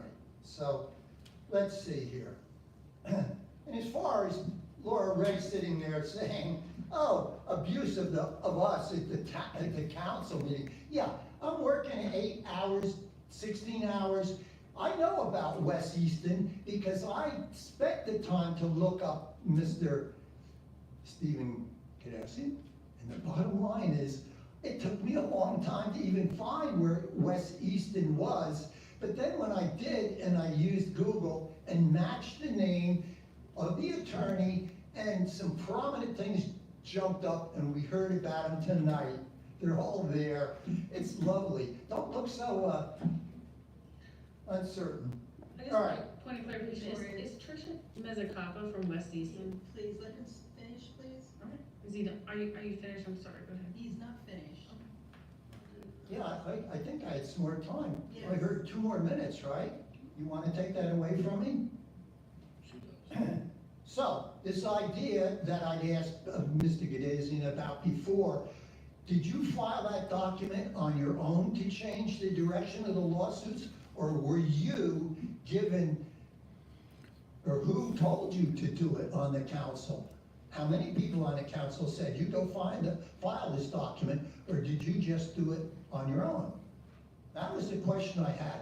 I'm not really good at the, necessarily the names of these documents, but that's the question, and I think Jason Benoit is sitting next to you, asked that. So perhaps you could tell us, did you do that of your own volition, or were you instructed to do it?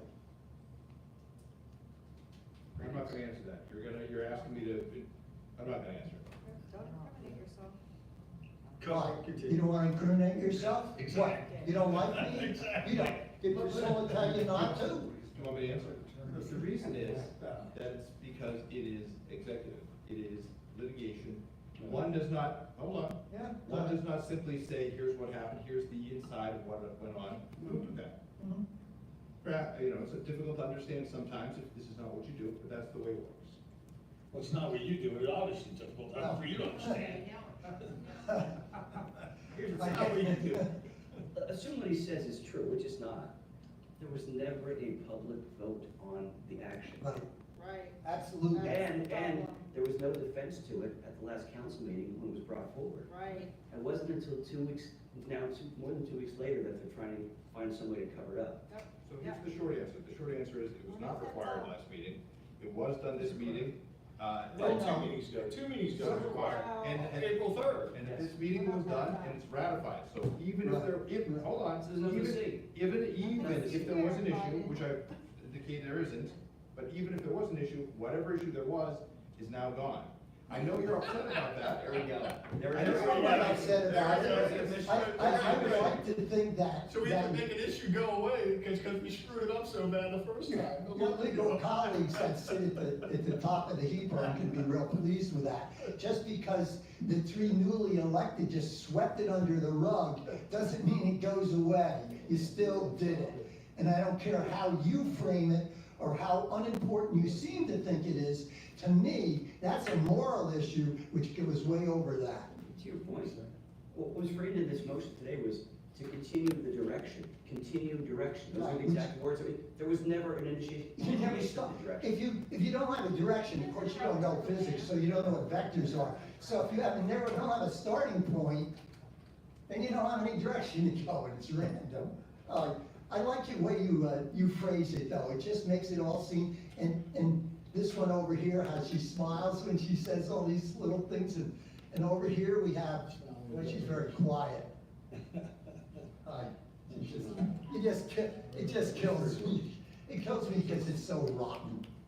I just have a point of clarification. Is Tricia Mezzacapa from West Easton? So the public should realize that Tricia Mezzacapa from West Easton, where we've heard the 2 council members go on about how terrible Tricia how West Easton is terrible, and I think she was elected. I never said her name. I put words in my mouth. Official in West Easton.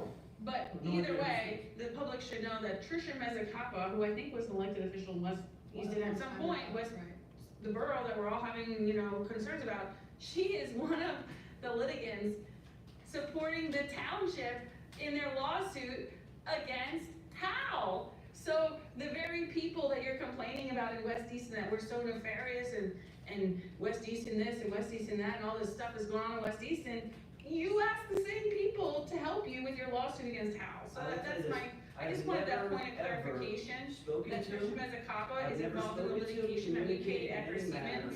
Tricia Mezzacapa, I don't know who she is. Your use of her name is the first time I've heard her name. I do not know Tricia Mezzacapa. So don't suggest that we're somehow doing something, because I've never communicated with her. What does that have to do with the West Easton LP and an Americans with Disability Act case where Kintsugi forgets to call the insurance company or doesn't call the insurance company because he's greedy? And what does that have to do with anything? Okay, we have a public comment, ma'am. Yes, I think what amazed me through all this, listening to all the incidents of the violation of the Sunshine Act, and how it was just, oh, well, doesn't that is what impressed me the most. I cannot believe it, that you don't take it seriously. And the other question is, what is the procedure for attaining a solicitor? Is there a group that submits names? Do people apply for it? How does that work? Tara Zirinsky gave her Steve's name or something like that, and So there's it was political, and they make sure that he's political, a Democrat. Make sure he's a Democrat, they want to Every make sure year he's the a Democrat. council has the ability. Make sure he's a Democrat. Never advertised, never Every advertised year our we're resumes. At the same Right. time, All right, excuse me, I have the floor. you do have the floor. Please. So are you saying there's not a committee, just one of you says, oh, let's get this on record? Yes. That's not how. That was how pursued. Well, it how started. did it work? We Was had- there- every Were year- names submitted? We had Were a names solicitor for submitted? 16 No. days, Were names No, submitted? no, and there was never advertised. never He advertised. just showed up. Never advertised. How is that? How- Every year every year the council reappoints solicitors. The solicitors Well, serve. who's the council? The council is all five members So vote all five No. of All No, them? we were five never members provided, vote no. on appointing a solicitor every year. Oh. It happens every year. The solicitor I know serves that. That's not my question. at the pleasure of the council. So this year, a solicitor was appointed, Lasted an interim 16 solicitor days. was appointed, and now there's another motion to make Mr. Guzzian the Yeah, solicitor. so who appointed, I mean, did you put names out? Did you No. advertise? No. So that, I mean, I'm Mr. just saying. Guzzian was a fundraiser for Tara Zirinsky, and, I think it was Solicitors Sharon have or been advertised in campaign. this township And that's for how it came years, to Ms. decades. DeLeon's attention, and that's Every year. how he was appointed. But before that, we had a guy that lasted 16 days that Priscilla also found, that was an environmental attorney. But no, it's never been put out to bid or advertised, ever. Under your- Not a you're public bid or You advertised. never advertised the So- position so- either.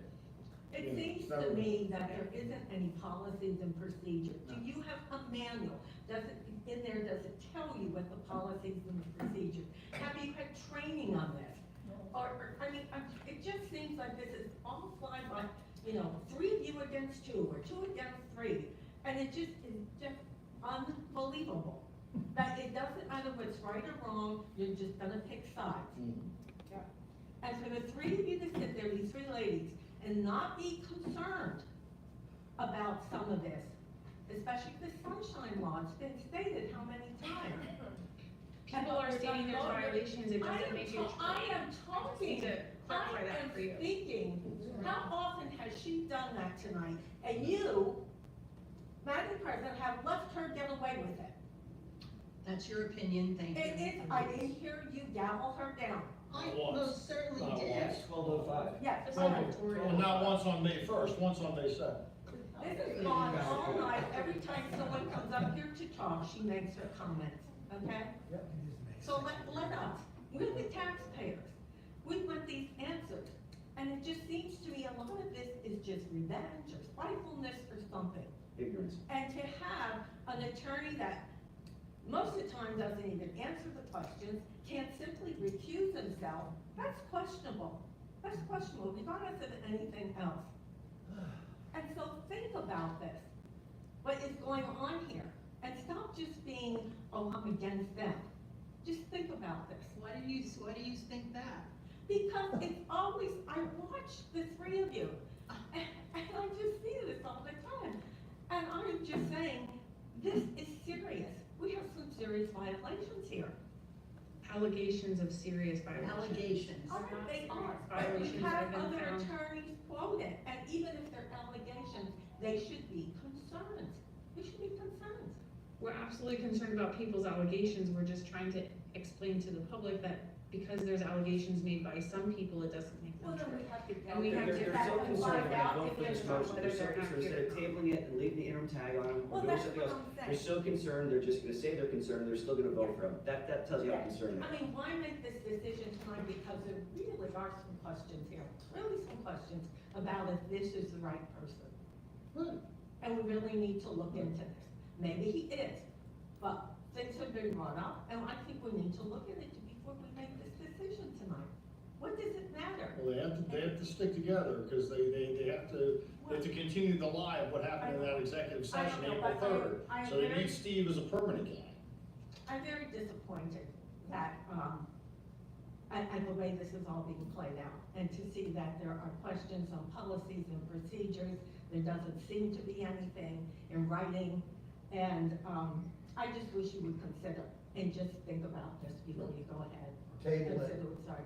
Yeah, there's no reason to do it tonight, but they gotta keep Steve and all four of them gotta stay together here to come up with it, to keep the story going about what happened in the executive session on April 3rd. So anybody else in the audience wish to speak? I do have one question. Well, Mark's coming up to Well, us. that's okay, maybe you'll give me a second. In your reorganization of the agenda, Don't get to go a second time. Mark's turn. Mark?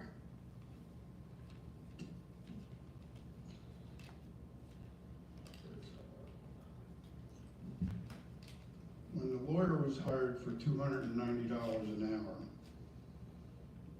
by Lincoln Treadwell, was there a discussion on that? Was there a list of lawyers submitted that council and the public could review when they were hired? No, I don't. He was a lawyer who previously did work for the township, to answer your question. He was the special project. Not on library. He was the special. that He was a special labor project. attorney. That was the special project. He was.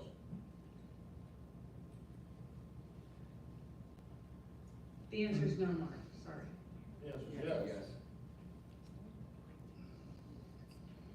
So, as far as the people that come here and complain now about the way things are going, no matter whose side it's on,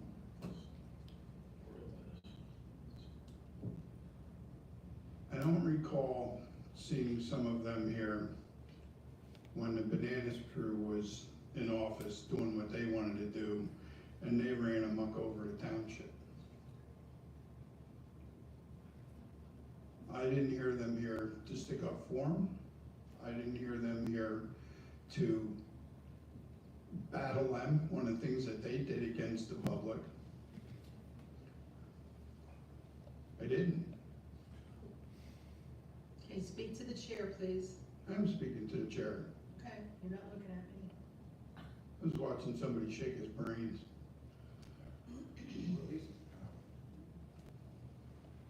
Who was Marco Zimic? Clearly he falls into the dangerous category. The Zimic was recently convicted of disorderly conduct for making death threats against the Lower Saucon Township. Oh my God. President Jason Bananas. I wish I could have the officer remove him. This recent conviction is not the first encounter he's had with the law. Zimic crashed his pickup truck into a car. Oh my Public is trying to God. present their comments. Truth hurts. How, When you report to the chief tomorrow, or to whoever you report to, Is he supposed to be addressing the police officer? I want you to file this He's complaint. supposed to be addressing the chair, not the police address officer. the chair, please. Okay? This officer didn't sign up for this nonsense. So, what else you wanna talk about, Tom? Okay, well, you're gonna Now, have. spill it all, spill the whole guts. Zimic crashed his pickup truck into a car while drunk in 1991, killing his driver. What happened to Lincoln Treadwell? We learned that the deceased was an Air Force veteran of a Korean War What and a happened to technician with Lincoln Treadwell? AT&T. He retired early in You're 1987. being rude, you're violating the code of conduct. He asked me what he He asked for it, he asked for it, he said, go ahead. Mark, It's a chair. please Go out there. don't let him do He this. said it, he asked for it. Now you're interrupting the council member. He's responding to the question. He retired, so, was Zimic crashed? This is factual information, this is not factual? Are we It gonna, has nothing to do with this agenda item. Don't Yeah, you let's finish understand this that? up. Did you ever go Let's to finish class this up and now. learn how to be a councilman? People ask me who he is all the time. Residents say, who is that guy that's? Okay, well, go tell him this. Why don't you send Well, them these to me? people out there listening, I'm telling Then you. read him a story then, can we but stay I on know topic, read the if you story. wanna read the story, you can do that, but at a different time, we're not on that issue right now. That's not an issue for the do you township. understand that? It's not Do you really township understand business. That tonight we're talking about right now is this agenda item. We're not talking about what happened to Mark in his life. He wasn't talking about the agenda item, he was asking the police officer to do something. Well, and he made a mistake, okay? I came here tonight with 6 pieces of paper for private criminal complaints that I handed out to people. And I told them that they should go home and research some of the laws and file complaints to the magistrate so that they go to the district What does this have attorney. to do with the agenda item? This does What not this have to do with anything to do agenda with item? the agenda item. Stop it. Please, it's, look what time it is, we need to get going, we have more agenda items. I'm not tired. I'm not tired either. Mr. Gazuzian, I'm gonna take it that what you did was legal, that what you did was for the betterment of the township as a whole against the landfill. Because, the girls ran on the assumption that they were against the landfill, and that's part of the reason they were voted in. But you can't. If I was in your position, I'd do the same. As a private citizen, I might try to do the same. This nonsense gotta stop, everybody picking on each other. It's a shame that between the five of you, you're not looking out for the betterment of the township as a whole. And I'm not saying who is or who isn't, we can see that. But if anybody sticks up for the way the two supposedly professional lawyers act up here and agree with them. I'm not here in capacity as a it's lawyer, just- sir. I'm not a lawyer here. I'm a council member. Stop interrupting the speaker. It's just ridiculous. Don't help them tank the township. That's what they're trying to do. They want to tank the township, ruin everything, and then when they're gone, they can flap their wings and say, oh, look what we did. Okay, thank you. So Anybody we're not the else? majority, right? So if the township Anybody takes else? someone else that has the majority. They're in control. I don't know who you're talking about tanking. We're just, we're the scapegoat for incompetence. Was he a second? No. Oh, you went 2 times? Yes. Oh, no, you can't speak, I sorry. had one question and you said, okay. I'm No. sorry, you were not allowed. No, to you speak. wouldn't let me do it. You wouldn't Okay. let me do it, sit down. Your agenda called for firing or acceptance was A, and then We B didn't get was, down to that one yet, we're still on C, on the resolution 48, 2020. I just wanna make sure that we're going in order, okay? So We it's are gonna going be, in order. well. Okay, trying please to sit keep down. track of this. Okay, can we have a roll call, please? Mr. Benonis.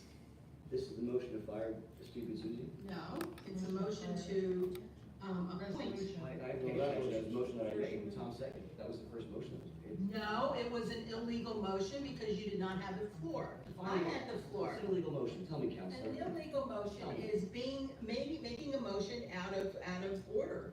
I had the floor, I was making the motion. If I can get arrested for illegal. I'm asking her the question. I'm not asking for the motion. I'm asking her. I'm not asking. So here's what I'm not asking for your. Susan, you should recuse yourself. This is about you, about your lawyer. This is about your lawyer. You should recuse yourself. While I was making the agenda item, talking about the agenda item, I moved. What? You introduced the topic. I introduced the topic, I moved to approve the resolution, and you were interrupting, out of order, you were You speaking finished out of order. interrupting it, and then I made the motion. You interrupted me. No, You interrupted her, you were out of order, so your motion doesn't count. your Now, motion listen, is good the motion Susan, that you're counts talking. because she was finishing, she had. According to me, I'm the president. Why are you looking at me like that? This is great. You getting tired? You must be getting tired. What about illegal? What, you get arrested? Some chronic fatigue? Mr. What kind of chronic fatigue? Trust me. Well, then this is about chronic fatigue. Chronic fatigue. Approval of resolution 48, 2024. Appointment of attorney Stephen Gazuzian as township solicitor, that's the motion. I just indicated that you're out of order in We're- your agenda. we're You on- said no. We're on. It's a shell game, like everything else they do. It's a shell game. Do something, then you fix it later. You wanna appoint him and then you wanna discuss fire? That was their motion, we'll get to that, No, okay? it's on the agenda that way. Do you see Okay, the roll call agenda? please. Mr. Benonis. You gotta lock this This down. is to I appoint. mean, we're not all Steve Suzie. stupid You here. gotta lock it down. Resolution 48, 2024. Susan's got to lock it down. Mr. Benonis. Let me think about this. Yeah, this is a really tough one. I hope Stop you talking can you there. help her with this, Yes, Miss thank you, Ray? Mr. Gonzalez. Please, no comments from the audience. We're out of order. You're out of, No, I'm not out of order. the agenda's out of order. You're out of order. Oh, here we go, here we go, here we go, anybody can hear. Peanut gallery. Ms. Watch Ray. out. Oh, you wanna complain about me, but you don't wanna say crap about him. Would you get Yeah. control, would you get control of the room? Yes. Would you please get control of the room? Mr. Zinnik is stepping toward me, seems like he's losing his temper. Has every right to step in this room. Not Well, towards why are me, you not towards me, afraid and of raise it? his voice and interrupt what's taking place in the council meeting room. Run the meeting. Kathy, I'm Control the sorry, go crowd. ahead. Motion passes 3-2. 3-2. Okay, now next on the agenda is D, which was really A, and it's the firing and or acceptance of resignation of Attorney Stephen Gaduzian as Township Solicitor, discussion of payment of services. This was requested by Mr. Bononis and Mr. Caroci. The last council meeting, Mr. Bononis also requested that Gaduzian and Associates not be reimbursed for undertaking activities that were not approved by this council. So I'm gonna turn it over to you two. Thank you. Well, I think this is an appropriate agenda item. I asked for it to be first, but you rearranged the agenda to suit your goals. You know, I think we should make, we should break the prior record of the former solicitor, which was 16 days. And I think that we should, I assume, Kathy, you have not received a letter from Mr. Gitsuzian stating that he intended to resign his position as either interim or permanent solicitor, correct? Correct. Okay, so then we don't have to deal with that part of this. You know, for all the reasons that I said earlier, I would incorporate all those again by reference. I don't have to go over all those again.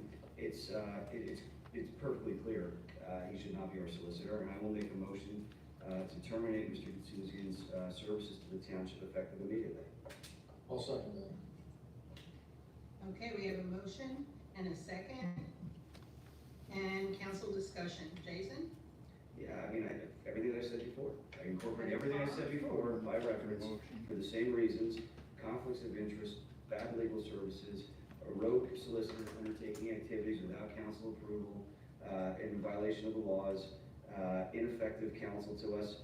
And I would just say, again, you know, I cited to my complaint that was submitted to the disciplinary board, 23, almost 24 separate rules that raise questions for me as to his fitness to serve as solicitor and as a member of the bar. And I think that he should not be our solicitor. We can do better. We deserve better. The residents and taxpayers deserve better. Okay, Tom? Yeah, you know, it was a political hire, which is not the way to hire a solicitor. It's too important. You know, he's gonna end up costing us a lot of money, I predict, because of decisions even he's already made so far. And, you know, to go another, whatever, 5 or 6 months with him till the end of the year, you know, it's just gonna be a lot. Our citizens deserve better. They deserve somebody more ethical, that can follow the Sunshine Act, that will disclose to council when he's going to make a court filing, that will and disclose to the public when they're going to make a court filing of any type, regardless of whether it's the landfill or something else. And he just doesn't need the ethical bar, in my opinion. He's lied to Jason and I. He's refused to answer questions, the very simple, direct questions that Jason and I asked. He's really only counsel to 3 Democrats on this, because he was a political hire, so he's only counsel to the 3 Democrats. And that's the game he's playing. He, you know, his firm gets charged $189 an hour. We don't even know if he's doing some of the work, because you could have associates doing it. For all we know, he could have law students doing it, or paralegals doing it, and charge $180 an hour. From the reading of some of his opinions, like that conditional use hearing, I wouldn't be surprised at all. It was very basic, very simple. You know, there's no special talent or insight there.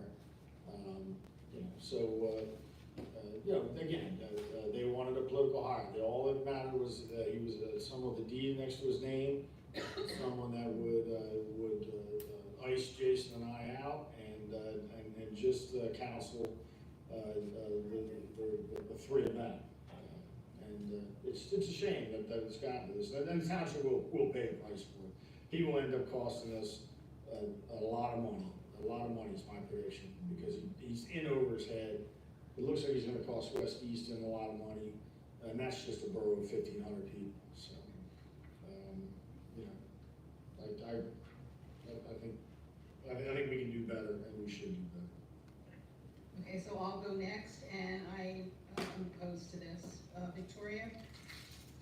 I want to thank Mr. Gazuzian again for his service. I appreciate everything he does.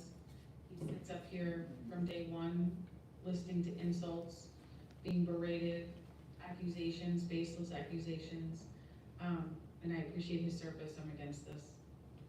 Okay, Laura? Yes, I wanna reiterate here, What are you showing me? we keep hearing that, I have my microphone on. We keep hearing that this was political appointments all the time, and that is not true. Nobody's checking what political party somebody's registered for any of the positions that were filled on any of the boards. Now, that is a lie. And now, It is not a lie. That it's is not a a lie. lie, and I have the floor, That is so a lie. stop interrupting me. I'll bring you. Interrupting. We have Shut up. overheard many times here about this sunshine law and how wonderful these people think they were with sunshine law, and we have many examples where they were not.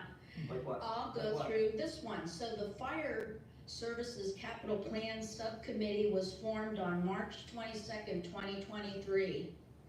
And they met and then finally presented a plan on October 4th, 2023. In between that time, there was no public notice of any meetings.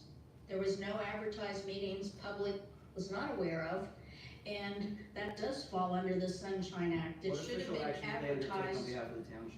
What official It action? No. has to be, it doesn't have to be official act, it has to be, they render advice on matters of agency business that are considered They didn't do an that. agency and must comply with the Sunshine Act.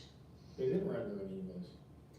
Yes, they did, they came out with that plan You're right. to spend $15 million on a central firehouse. You're against fire So, services? You're I'm not against fire services, I'm against the fact that that violated all the sunshine laws because those meetings were held privately. Nobody ever got to participate in it except for the few select people that you picked. Did you request to participate? We don't have to request to participate, it should be a public You meeting. wanna complain about And it, they but should yet have you been never tried to, advertised. you were never shut out, right? That was You wanna $4 complain million. about I it. don't even know when they were. You never came Nobody forward and ever invited anybody. advertised I them. voted yes. So what solicitor did we have last year when those meetings were held, who did not have those meetings advertised? Lincoln Treadwell.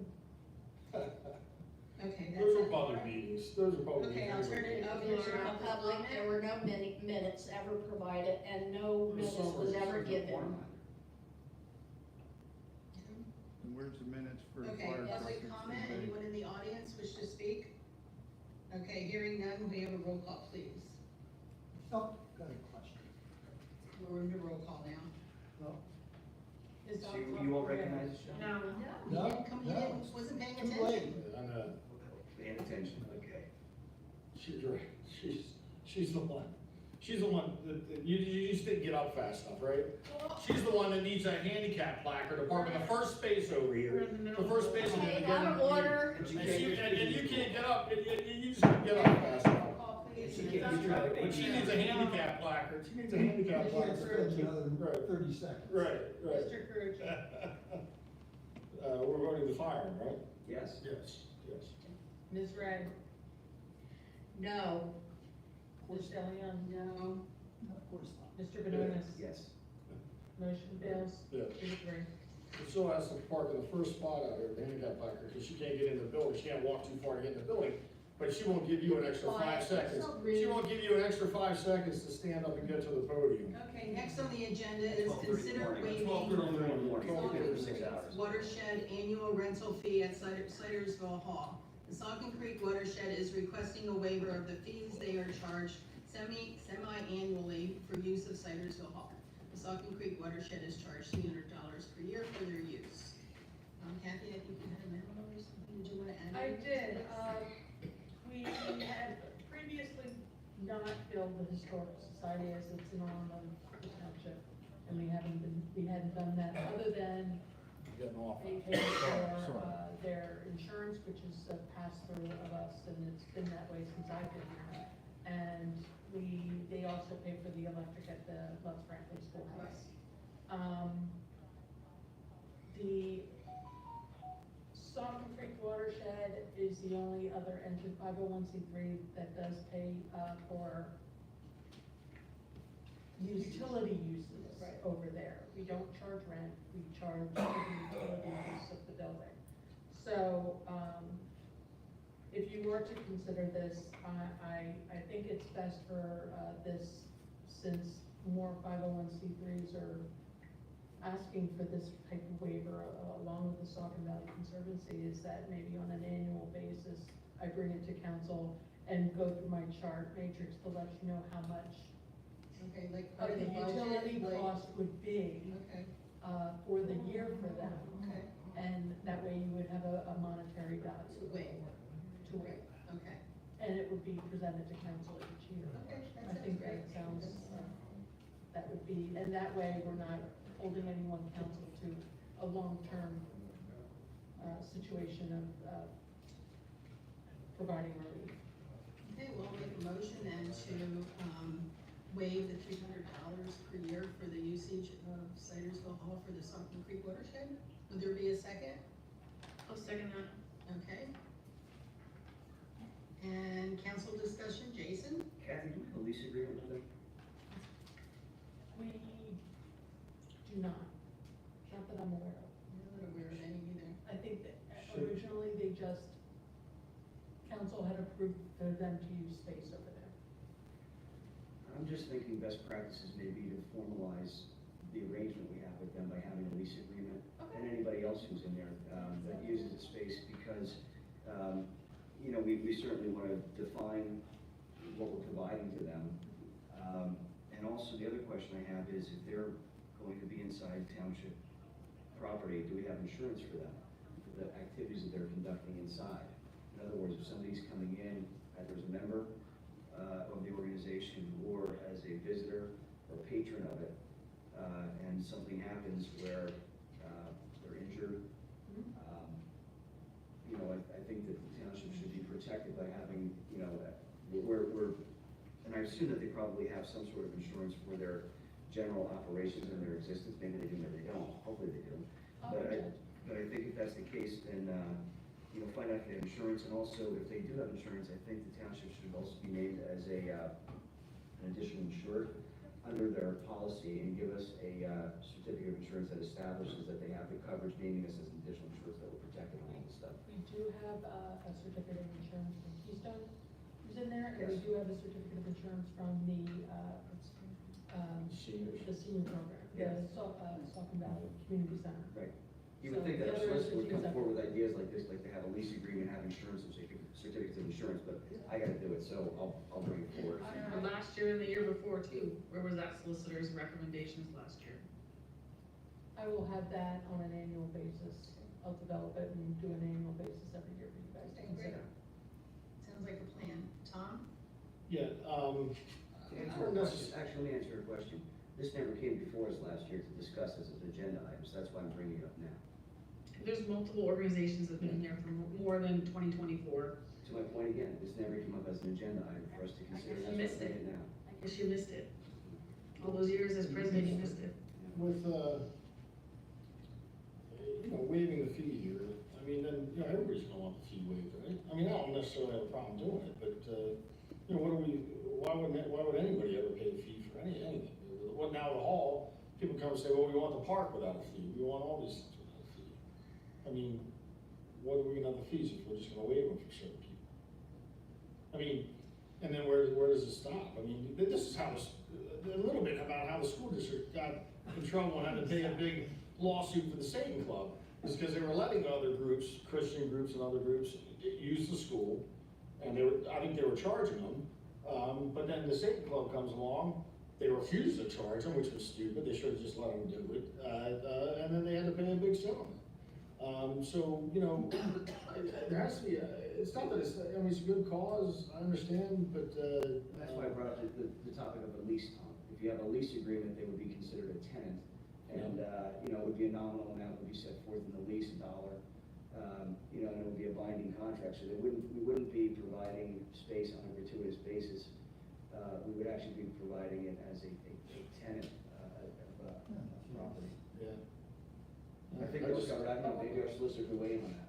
Maybe He's not. competent, I don't know, That's right. I don't know if he's competent to do that, but, you know, my point would be, like, we have to treat everybody fairly, no matter what their cause is, and what we think about their cause, because that's how the school district got in trouble, and something we should try and do.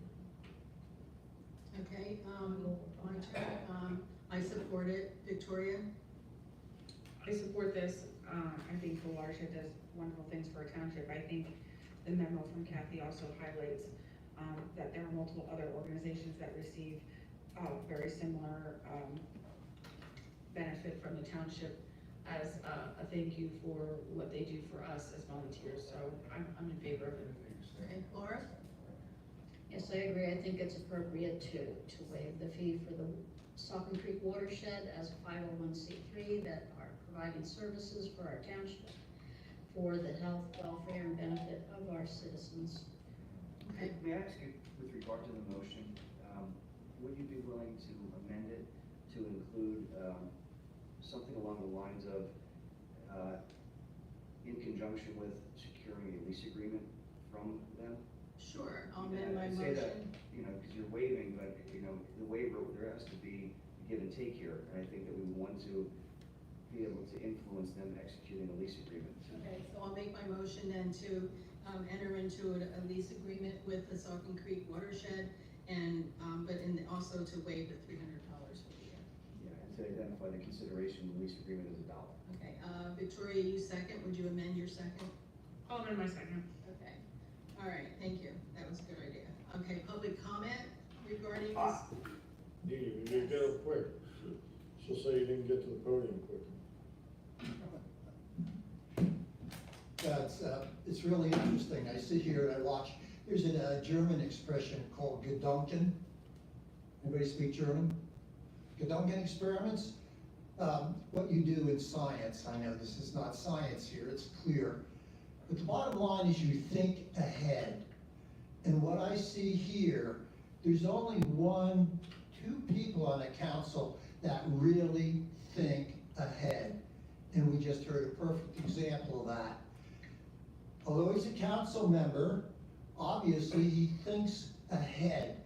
And I'd chuckle when he said, yep, look what happened to the school and this Satan group. They didn't think ahead. Oh, hey, we're just gonna let these, you know, these Catholics in or whatever they were, without thinking about all the what ifs.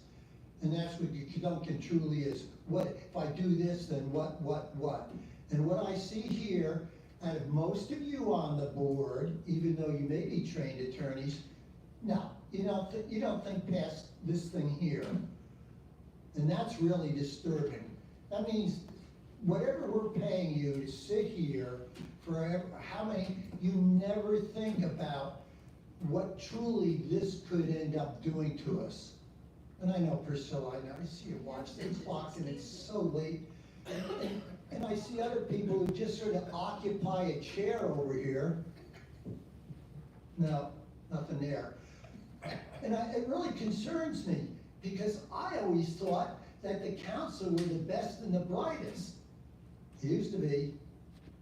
And I can only hope that maybe you people think about things like what happens if they don't have insurance? What happens if they come in and they destroy the book? What happens if whatever?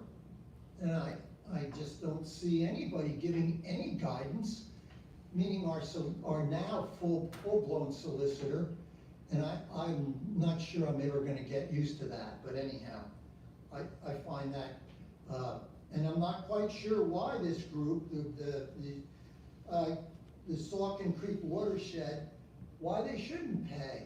Why should they pay? Has anybody asked that? Who does pay? Who's not gonna pay? We had somebody here in the audience simply saying, you need to have all these write-ups for these things that you do. Right? Hey, we're gonna have no rental fee, et cetera. What are you going to do? What are your requirements? What are your payments? What happens if they're bad tenants? Yada, yada, yada.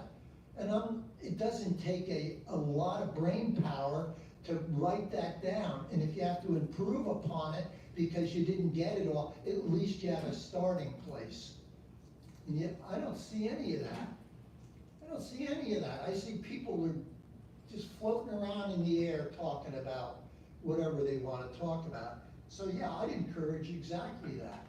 And I hope you do, but I'm not really hopeful. Hey, Mr. Blunt, is there a word for like a reverse Gedanken where you do something and then try and cover it up?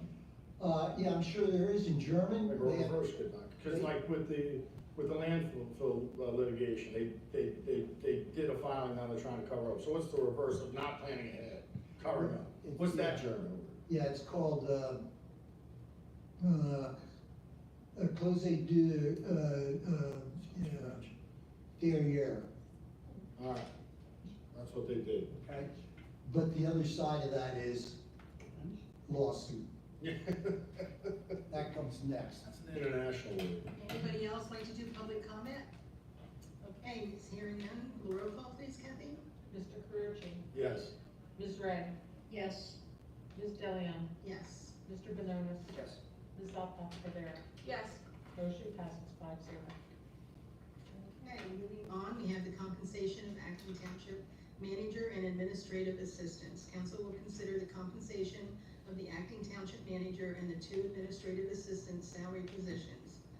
And I did not print out your letter, and if you could just repeat I did not, I did provide the information or emailed that to council. I didn't provide it because obviously it's your decision, and I certainly wouldn't want you to feel obligated to move forward with my suggestions. So, with that at hand, this was the memorandum, and So whatever you feel.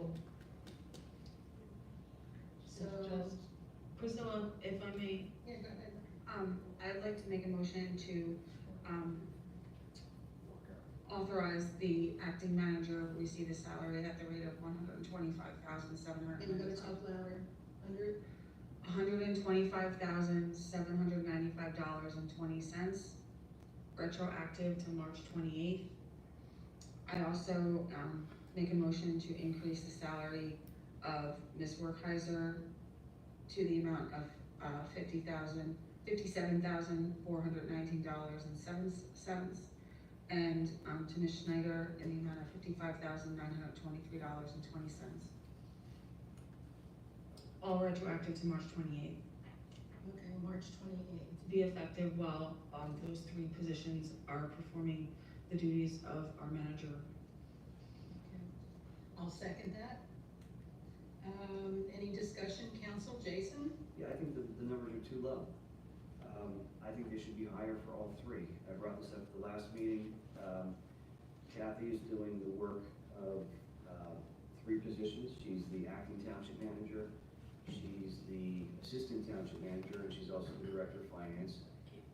So she's actually doing considerably more work than she was doing in her capacity before. And I don't think that the proposed salary increase reflects the value that she's provided to the township. Similarly, I don't think that the proposed increases for Stacy Werkheiser or Carol Schneider are appropriate. I think they've taken on much more work as well, and I think that they should be compensated more for their efforts and willingness to step in under these circumstances. So my suggestion would be to increase Kathy's compensation by a total of $50,000. We're still saving money because we're not paying a township manager's salary. I would also suggest that we increase Stacy's and Carol's increase to $10,000, not the $5,000 each that was proposed. I think it's only fair. They've stepped up. They haven't asked for this mess. They didn't create this mess, but they're the ones that are stuck dealing with it. And unfortunately, this council are the ones that created it, and the least they can do is compensate the people that have to deal with all the garbage that they've created. No offense again.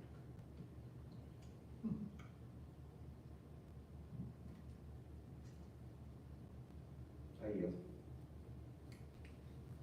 Okay, so we have a motion on the floor. I mean, Are we? It was my turn to talk. Was there a second to? It was my turn to talk. Seconded the Oh, motion. okay. I didn't comment yet.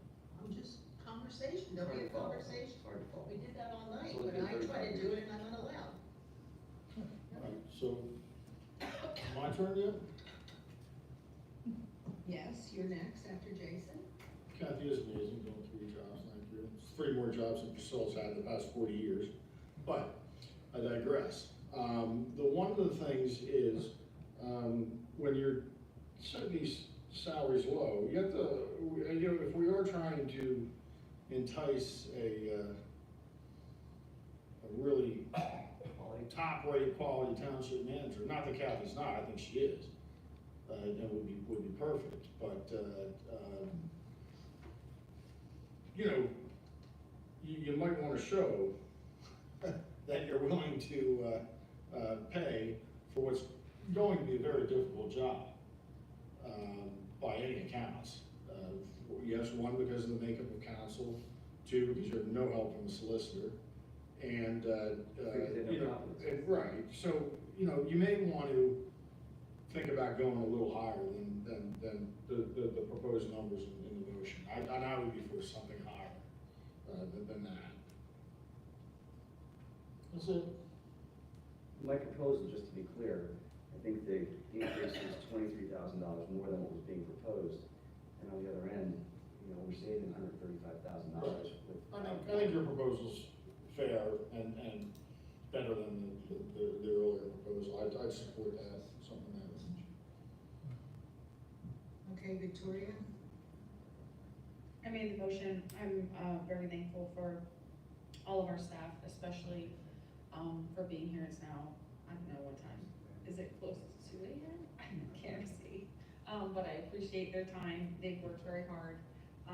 And I respect everything that they do. So I'm very happy to offer this to them. And I'm thankful for them. If I was running this meeting, we'd have been done by now. I second that. Yeah, because you would have railroaded everybody like you always You're did. the tail end of your. I said, I'm very thankful for all of our staff, and I made the motion, so I think it stands. But I want the staff to know how much we appreciate everything they do, and for being here. Okay, Laura? So I will say that, we had the one recommendation the last time, and Kathy came back with a different idea. I think her idea is great and fair, and I support it. This is what was suggested. So you support the numbers that Victoria made in her motion then? Yes. Okay. All right, there's no other council discussion, public comment? Okay, I guess roll call, please. Ms. Ray? Yes. Ms. Deland? Yes. Mr. Bananas? No, they deserve more. Ms. Alcott Cordero? Yes. Mr. Kirsch? Anybody that's worked with Priscilla and Steve deserves more, no. Motion passes 3-2. Okay, thank you. Next, we have approval of the March 20th, 2024 council minutes. They're ready for council's review and approval. I'd like to make a motion to approve the March 20th minutes. I have some comments. I have some comments. Okay, go ahead.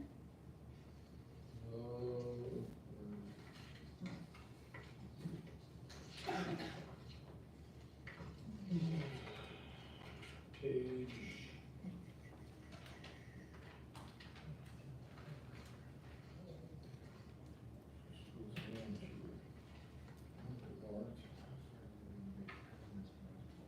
Page 29, page 34, the last line, 55, I said, as he said, there's a basic economic theory that goods, it says gooder, it's goods or services, and services worth what a willing buyer will pay. Goods and services, Levi said, it says good or service. It was goods and services. That's on line 55.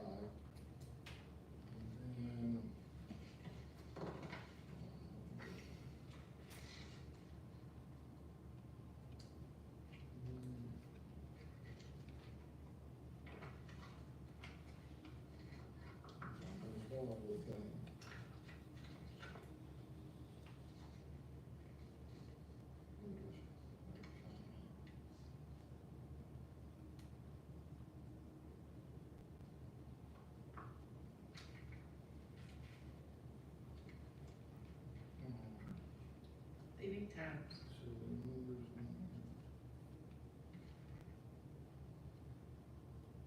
Oh. Okay. On page 10, where, starting on like line 10, to their credit here, Victoria and Laura, because they produced the email despite it being written by all three, but Priscilla doesn't recall seeing a version of that produced by Priscilla that was sent from her secret email account. Ms. De Leon says she remembers doing it. But this was the email from Dave Willard that you turned over later. So you're saying at this meeting, March 20th, you remember doing it. But you then sent an email with the email from Dave Willard stating that it was in your draft. Yes, I apologize. So but you said you said at the meeting that you remembered turning that over. I thought I sent it, and when I went back to look, it was in my draft folder, so it never went. Okay. So I sent it then. Are there other documents in the draft folder that you failed to send? Sure of that? I'm not the computer person, so I. Oh, Rocky Mosquitoes, that's right. Yeah, your neighbor. Rocky Is there Mosquitoes. a correction to the minutes other than the one identified, sounded like a typographical error or something? This other one, I don't think was an identification of any error in the minutes, it was just talking about what the minutes said. No, he actually, the change that he made was on line 11. It says Priscilla, he doesn't recall seeing a version of that. Right. So Tom said it should be Priscilla doesn't recall seeing a version of that. Whatever she said in the meeting is what she said. Well, and No, this is him speaking, it's him speaking about Priscilla, and the way this is him, Tom, but the way it's written here, it says, but they produced, to the credit here, I think you meant to their credit here. Yeah. To give credit to Victoria and Laura, because they produced that email despite it being written by all three. But Priscilla doesn't recall seeing a version. The word he is in here, and the comma is in here. The comma and the he should not be in here. And the first word, the second word of that sentence should be there, T-H-E-I-R, not the. Right, Tom? Yeah, right, and I quite frankly like that paragraph re-listened to. The last time we did this, and don't say it's hard, the last time we did this, there were 14 changes to one paragraph. 14 when I requested. You're like, oh, the transcript's a transcript, it says what it says. There were 14 changes. I think this is inaccurate because it's not, Priscilla didn't write the email, neither did Victoria or Laura. It was written by Willard to all three. And it's not clear, I don't think. The statements that were made at council are the statements made at council, it's not our job to correct It is our job. things that The last didn't time, happen. It's the last about time the I words said at council. the last time I asked to table the meeting and to look at a paragraph, there were 14 changes to that Want to paragraph. send it back and have it re-listened? And I want to table, yes. Then that's fine. All right, I want to make a motion to table the meeting, and I want that paragraph looked at again to see if there's any changes. And I want that change on the other one, line 55 or page 29. That's fine. We'll table it. All Is right. that it? Yeah, Anybody else that's have all any in the minutes. Okay, moving on then, we We don't have have, any minutes from April? I'm sorry? We don't have minutes from any of I don't April know, I yet? only know what's in our packet, March That's what I'm 20th. asking Kathy then. Not yet. Oh, yeah, okay. Okay, moving on, we have council and staff reports, township manager. Yes, I have a few things. Sorry that it's so late, I'll try to get them fast. We received the coupons for the spring cleanup from the landfill, the Bethlehem landfill. So they're available in our office. Spring cleanup is on June 1st. Coupons are required upon drop-off or entry, so please contact our office for details or stop in with proof of residency to get your coupon. Stacy, if you could put up the one, which one? The Sandy Yerger. The Sandra Yerger Community Recreation Area and Natural Preserve sign is up at the property. Hold on. Oh. I don't know what happened to it, I apologize. It's okay.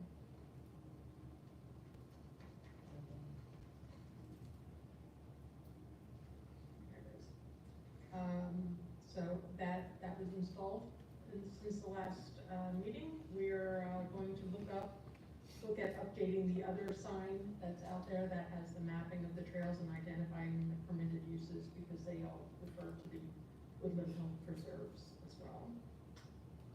I wanted to update, council on the Reading culvert replacement. Stacy could. One people picture first. Yes, if you look, this is, what you're seeing in front of you is what the culvert looked like, and what needed to be replaced. The reason for that, I can show you in the next picture, is this is what, no, Which, I don't know which the one. old, There's only there was one one with a picture. flood. Well, anyway, there was I did have a picture of the flood. The flood.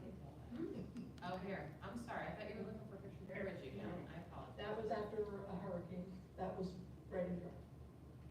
So that was the need for the replacement of this culvert. So in the next photos, you'll see that it is coming along. The culvert box has been put in, and they will be doing the next phases that's required for this under the program from Northampton County Conservation District.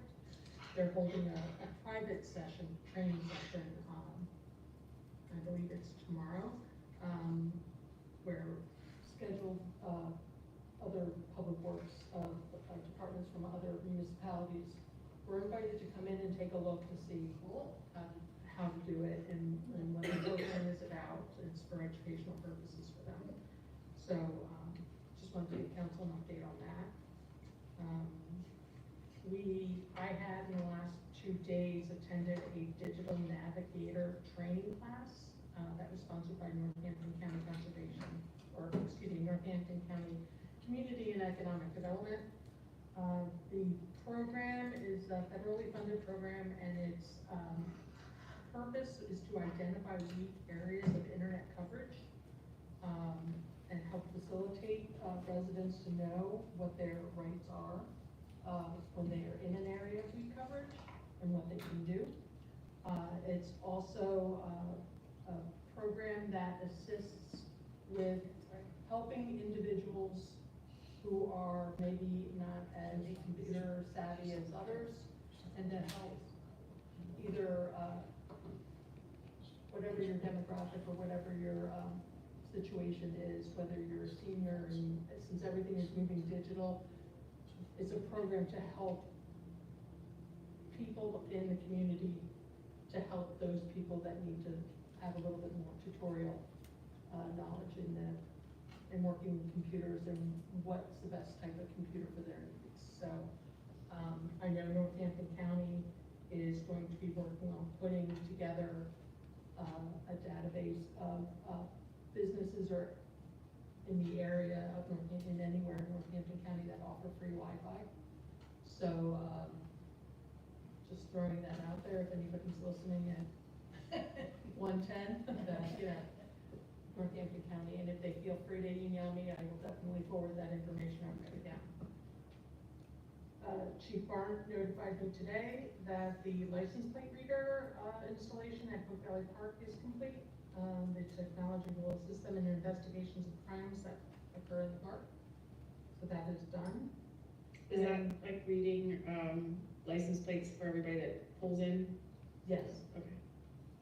And I just wanted to confirm and advise council that as the pool passes and the library payments of reimbursement programs,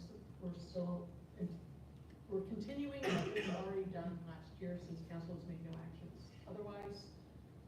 So those checks will be, you'll be seeing them more on the check register, reimbursing people for those services. Kathy, at Cook Valley Park, is there any signage that identifies the license plate reader camera? And I ask that because it may be helpful for the public to know that that's in place, because I know we've had a rash of break-ins at different periods of time.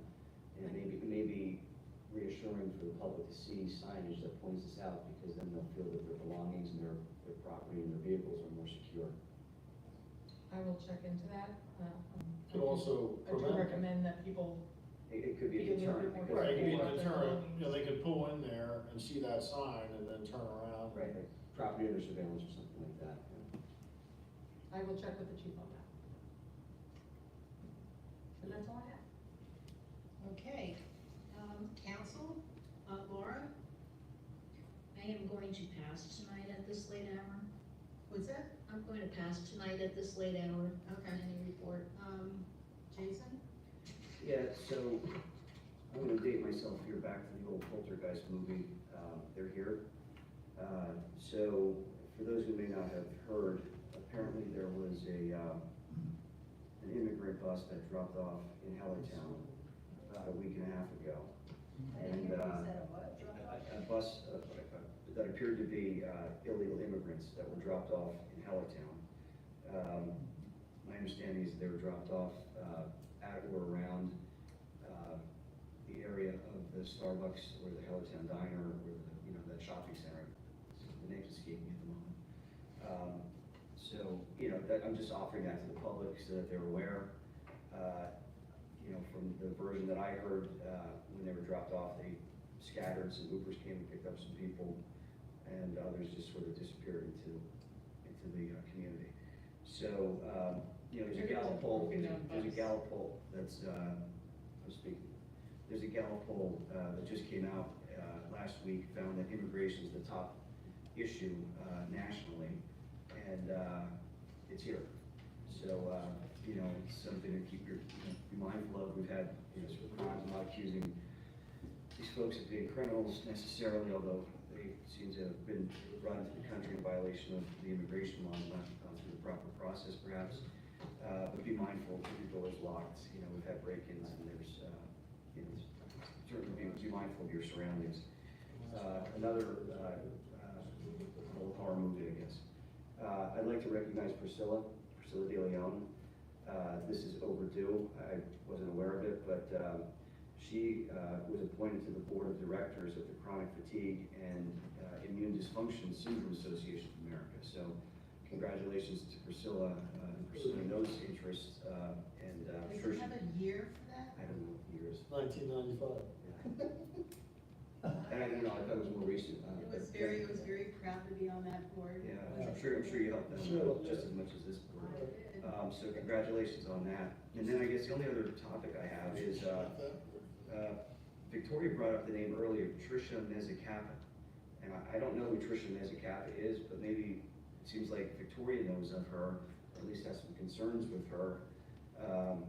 If I understood what your comments were, she seems to be a person who's involved in the right to know request with regard to the Hellertown Library. And I'm sure that your comments were not directed towards Sunshine Law, yet again. There's been requests that were made, Spoken Records determined that those requests were valid, and that the library was an appendage, for lack of a better term, of the Hellertown Borough, and subject to the right to know laws. They refused to turn information over, it was appealed, and went to the Court of Common Pleas, and orders were entered, and they were in violation. So I'm not sure why Tricia Mezzacapa's name came up, but maybe Victoria, when she gets to her council report, can talk about Tricia Mezzacapa and her significance to right to know or anything else, because I would hate to see the council person offering somebody's name in an effort to try to quash or silence her in her proper pursuit of valid right to know requests. And that's all I have for my council report. Okay, I have nothing during the lateness of the hour. Tom? Yeah, went to the zoning hearing board meeting. I remember that Mark Ambiosa, Spring Hill Road, came in for a variance, minor variance. Council decided to say no by a 3-2 vote and send a letter from our solicitor. Tom, I was there too. So, oh yeah, that's right, Jason was there too. So we went to the zoning hearing board. To make clear, because again, Mr. Goodsusi, this is talk about another reason why we don't trust him. He didn't say in that letter, it was like a 3-2 vote. He didn't say that 2 members were in favor of the variance, 3 were against it. He just said that council was against it. So we went and spoke and said that we were 2 council members that were in favor of it. And the zoning hearing board, who were very level-headed guys, this won't surprise you, they gave him the variance, right, it was 3-1. Of course, the one was the one member of the zoning hearing board that the Democrats have recently appointed, who's like Victoria, should be no variances for anything, which she said at the last meeting, without, she doesn't even want to give them a hearing, basically. And it'll be interesting, it'll be interesting when, how she changes her tune. And this will be another one of her conflicts when St. Luke's comes for some variance on 412 when they build on the Buffalo farm down there. And, her and her parents and St. Luke's together in this litigation. I make sure she'll change her mind on variances pretty quickly when St. Luke says, get to it, Miss Optal. She's a puppet, so to say. So that was good news for Mr. Gambiosa. And I do have a bunch of information on the right to knows, but we'll get to this at the next meeting due to the lateness of the hour. But there will be a lot said at the next meeting about the latest right to know. There's some real treasure in here. So we'll get to that. All right, that's all I have, Priscilla. Okay, Victoria? Thank you. I don't know, we did have a landfill committee meeting yesterday, but if you wanna talk about that, did you do your council report? It's too late tonight. No, we did have a landfill committee meeting yesterday, I think it was yesterday. Yes. Or 2 days ago, 2 days ago. And so I thought that meeting was productive, and so everybody can check that out on YouTube. The other thing I wanted to highlight, importantly, I just gotta bring it.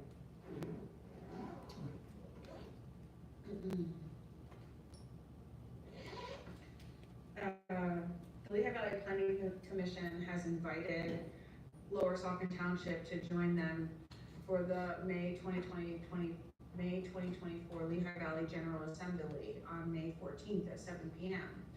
During this in-person meeting, Lehigh Valley Planning Commission will meet at their new office in Allentown. They'd like to host an inclusive regional general assembly, and they're asking every municipality, legislative district, authority, and school district in the Lehigh and Northern counties that are part of Lehigh Valley Planning Commission to be represented by 1 or 2 elected officials or staff. And then it gives information for registration. I think I received this information in my township council email, and I think it would be appropriate that the township have somebody go. I'm happy to go on that date. I am available, and I'm also happy to send a staff member also, but I think it's nice that they want to get input from all the municipalities. I'm sorry, what's the location of their new office? Allentown. Allentown, Lehigh County. So we have this unelected group of bureaucrats located in Lehigh County that are trying to put their finger on the scale in Lower Saucon Township. It's in various, It's a general assembly, so everybody comes forward. Yeah, but their offices are in Allentown, so you've got All the representing bodies, Allentown, municipal Otter County, bodies. telling us what to do with regard to the landfill and other aspects of Yeah, development. they got some, they paid It $1 million in it rent. would be the township's opportunity to provide its voice to the general assembly of all the municipalities that participate in the Lehigh Valley Planning Commission. It Are we seems invited like to have a member on the planning commission? I don't think we have one. I don't know if we've ever had one. have we? Yes, we have, in the How past, long yes. ago? I don't know what we had. So I'd like to go to that. What do we do wrong? Or send a staff member to that. I think it would be appropriate for the township to do that. So Victoria, did you wanna go to that? Yes. So, yeah, you can go to it. Priscilla just makes that decision. What's that? You just made that decision. You want me to vote to send her? You wanna vote? Sure, I'll vote to send her. Okay, well, But I mean, you just did it by dictate. You didn't ask anybody else. Why didn't you ask Laura? Why didn't you ask Jason? You just did it by dictate. It just shows your attitude. It shows your attitude. And you could have objected. I won't object. I want her to go. Great. I said I want her to go. Okay. But, I would have been nice if you would have asked everybody, is everybody fine with Victoria going? That's all you had to say. But you couldn't even get that out. All you had to say, all you had to say. Let's be late out. She's usually much kinder. I know, it's a chronic fatigue. Well, who's gonna take little Priscilla?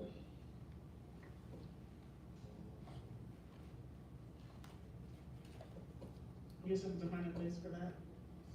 Good? No, I said I think you're gonna have to find a place for it. I'll make a motion that we plant that tree on township property. Second Put a that. plaque next to it. I second that, If Mayor. Priscilla rejects your gracious kind Generous. gift, yeah. Cover that cell phone tower. Okay, What's that moving on, ceremony? solicitors reports. It's late, but I want to thank the members of the board, council, for their trust in me to move forward. And there were a lot of allegations that were made today, and I'll address them in due time. Okay, thank you. Moving on then, we have public comment, a non-agenda 5-minute time limit. Is there anyone left in the audience that would like to speak?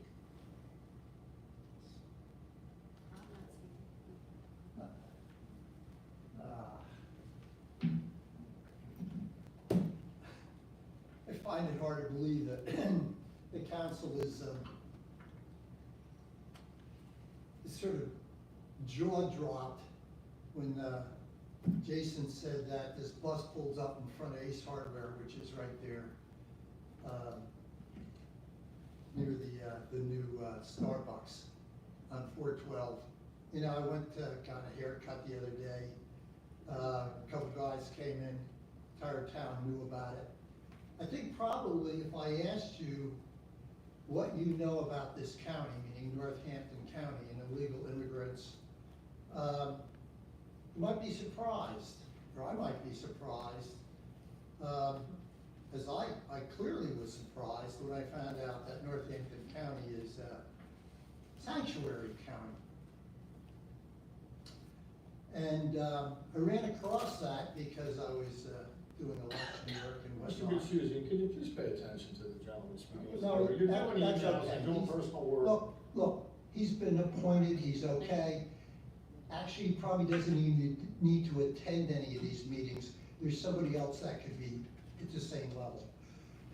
I'm sorry I bother you all with this, okay? Because it's really, illegal immigrants, doesn't matter, right? That's I'm the interested in looks. Well, if you're interested, you might look it up, and then you can go ask the county executive about his executive order, okay? Because I found out from an ICE agent, and I'll just leave it at that, because everybody seems oblivious about most things. I don't know where these people are. I've been on the council, you should know those things, it should be automatic. I find out in a getting my hair cut, really?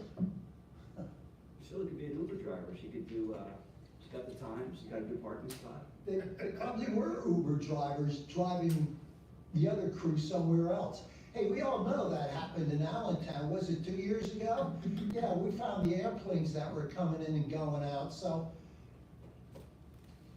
Oh yeah, good.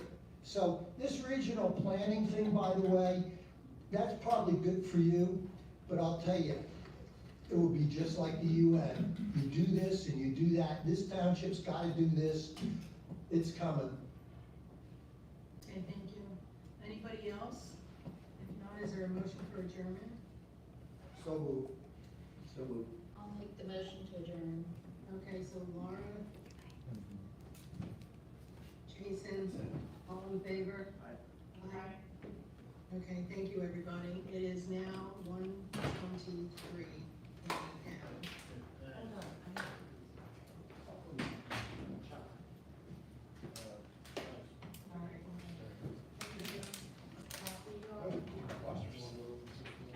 Thanks for keeping that up.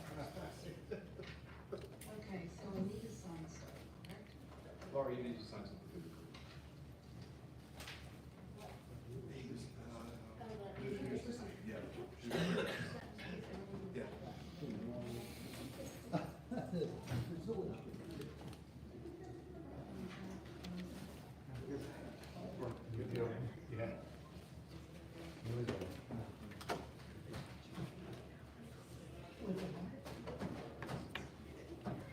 I don't forget.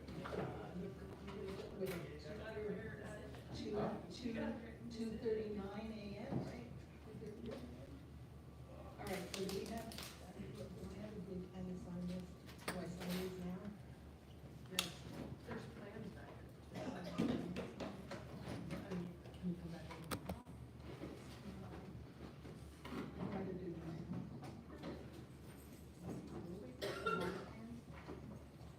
everything is on the back. There's,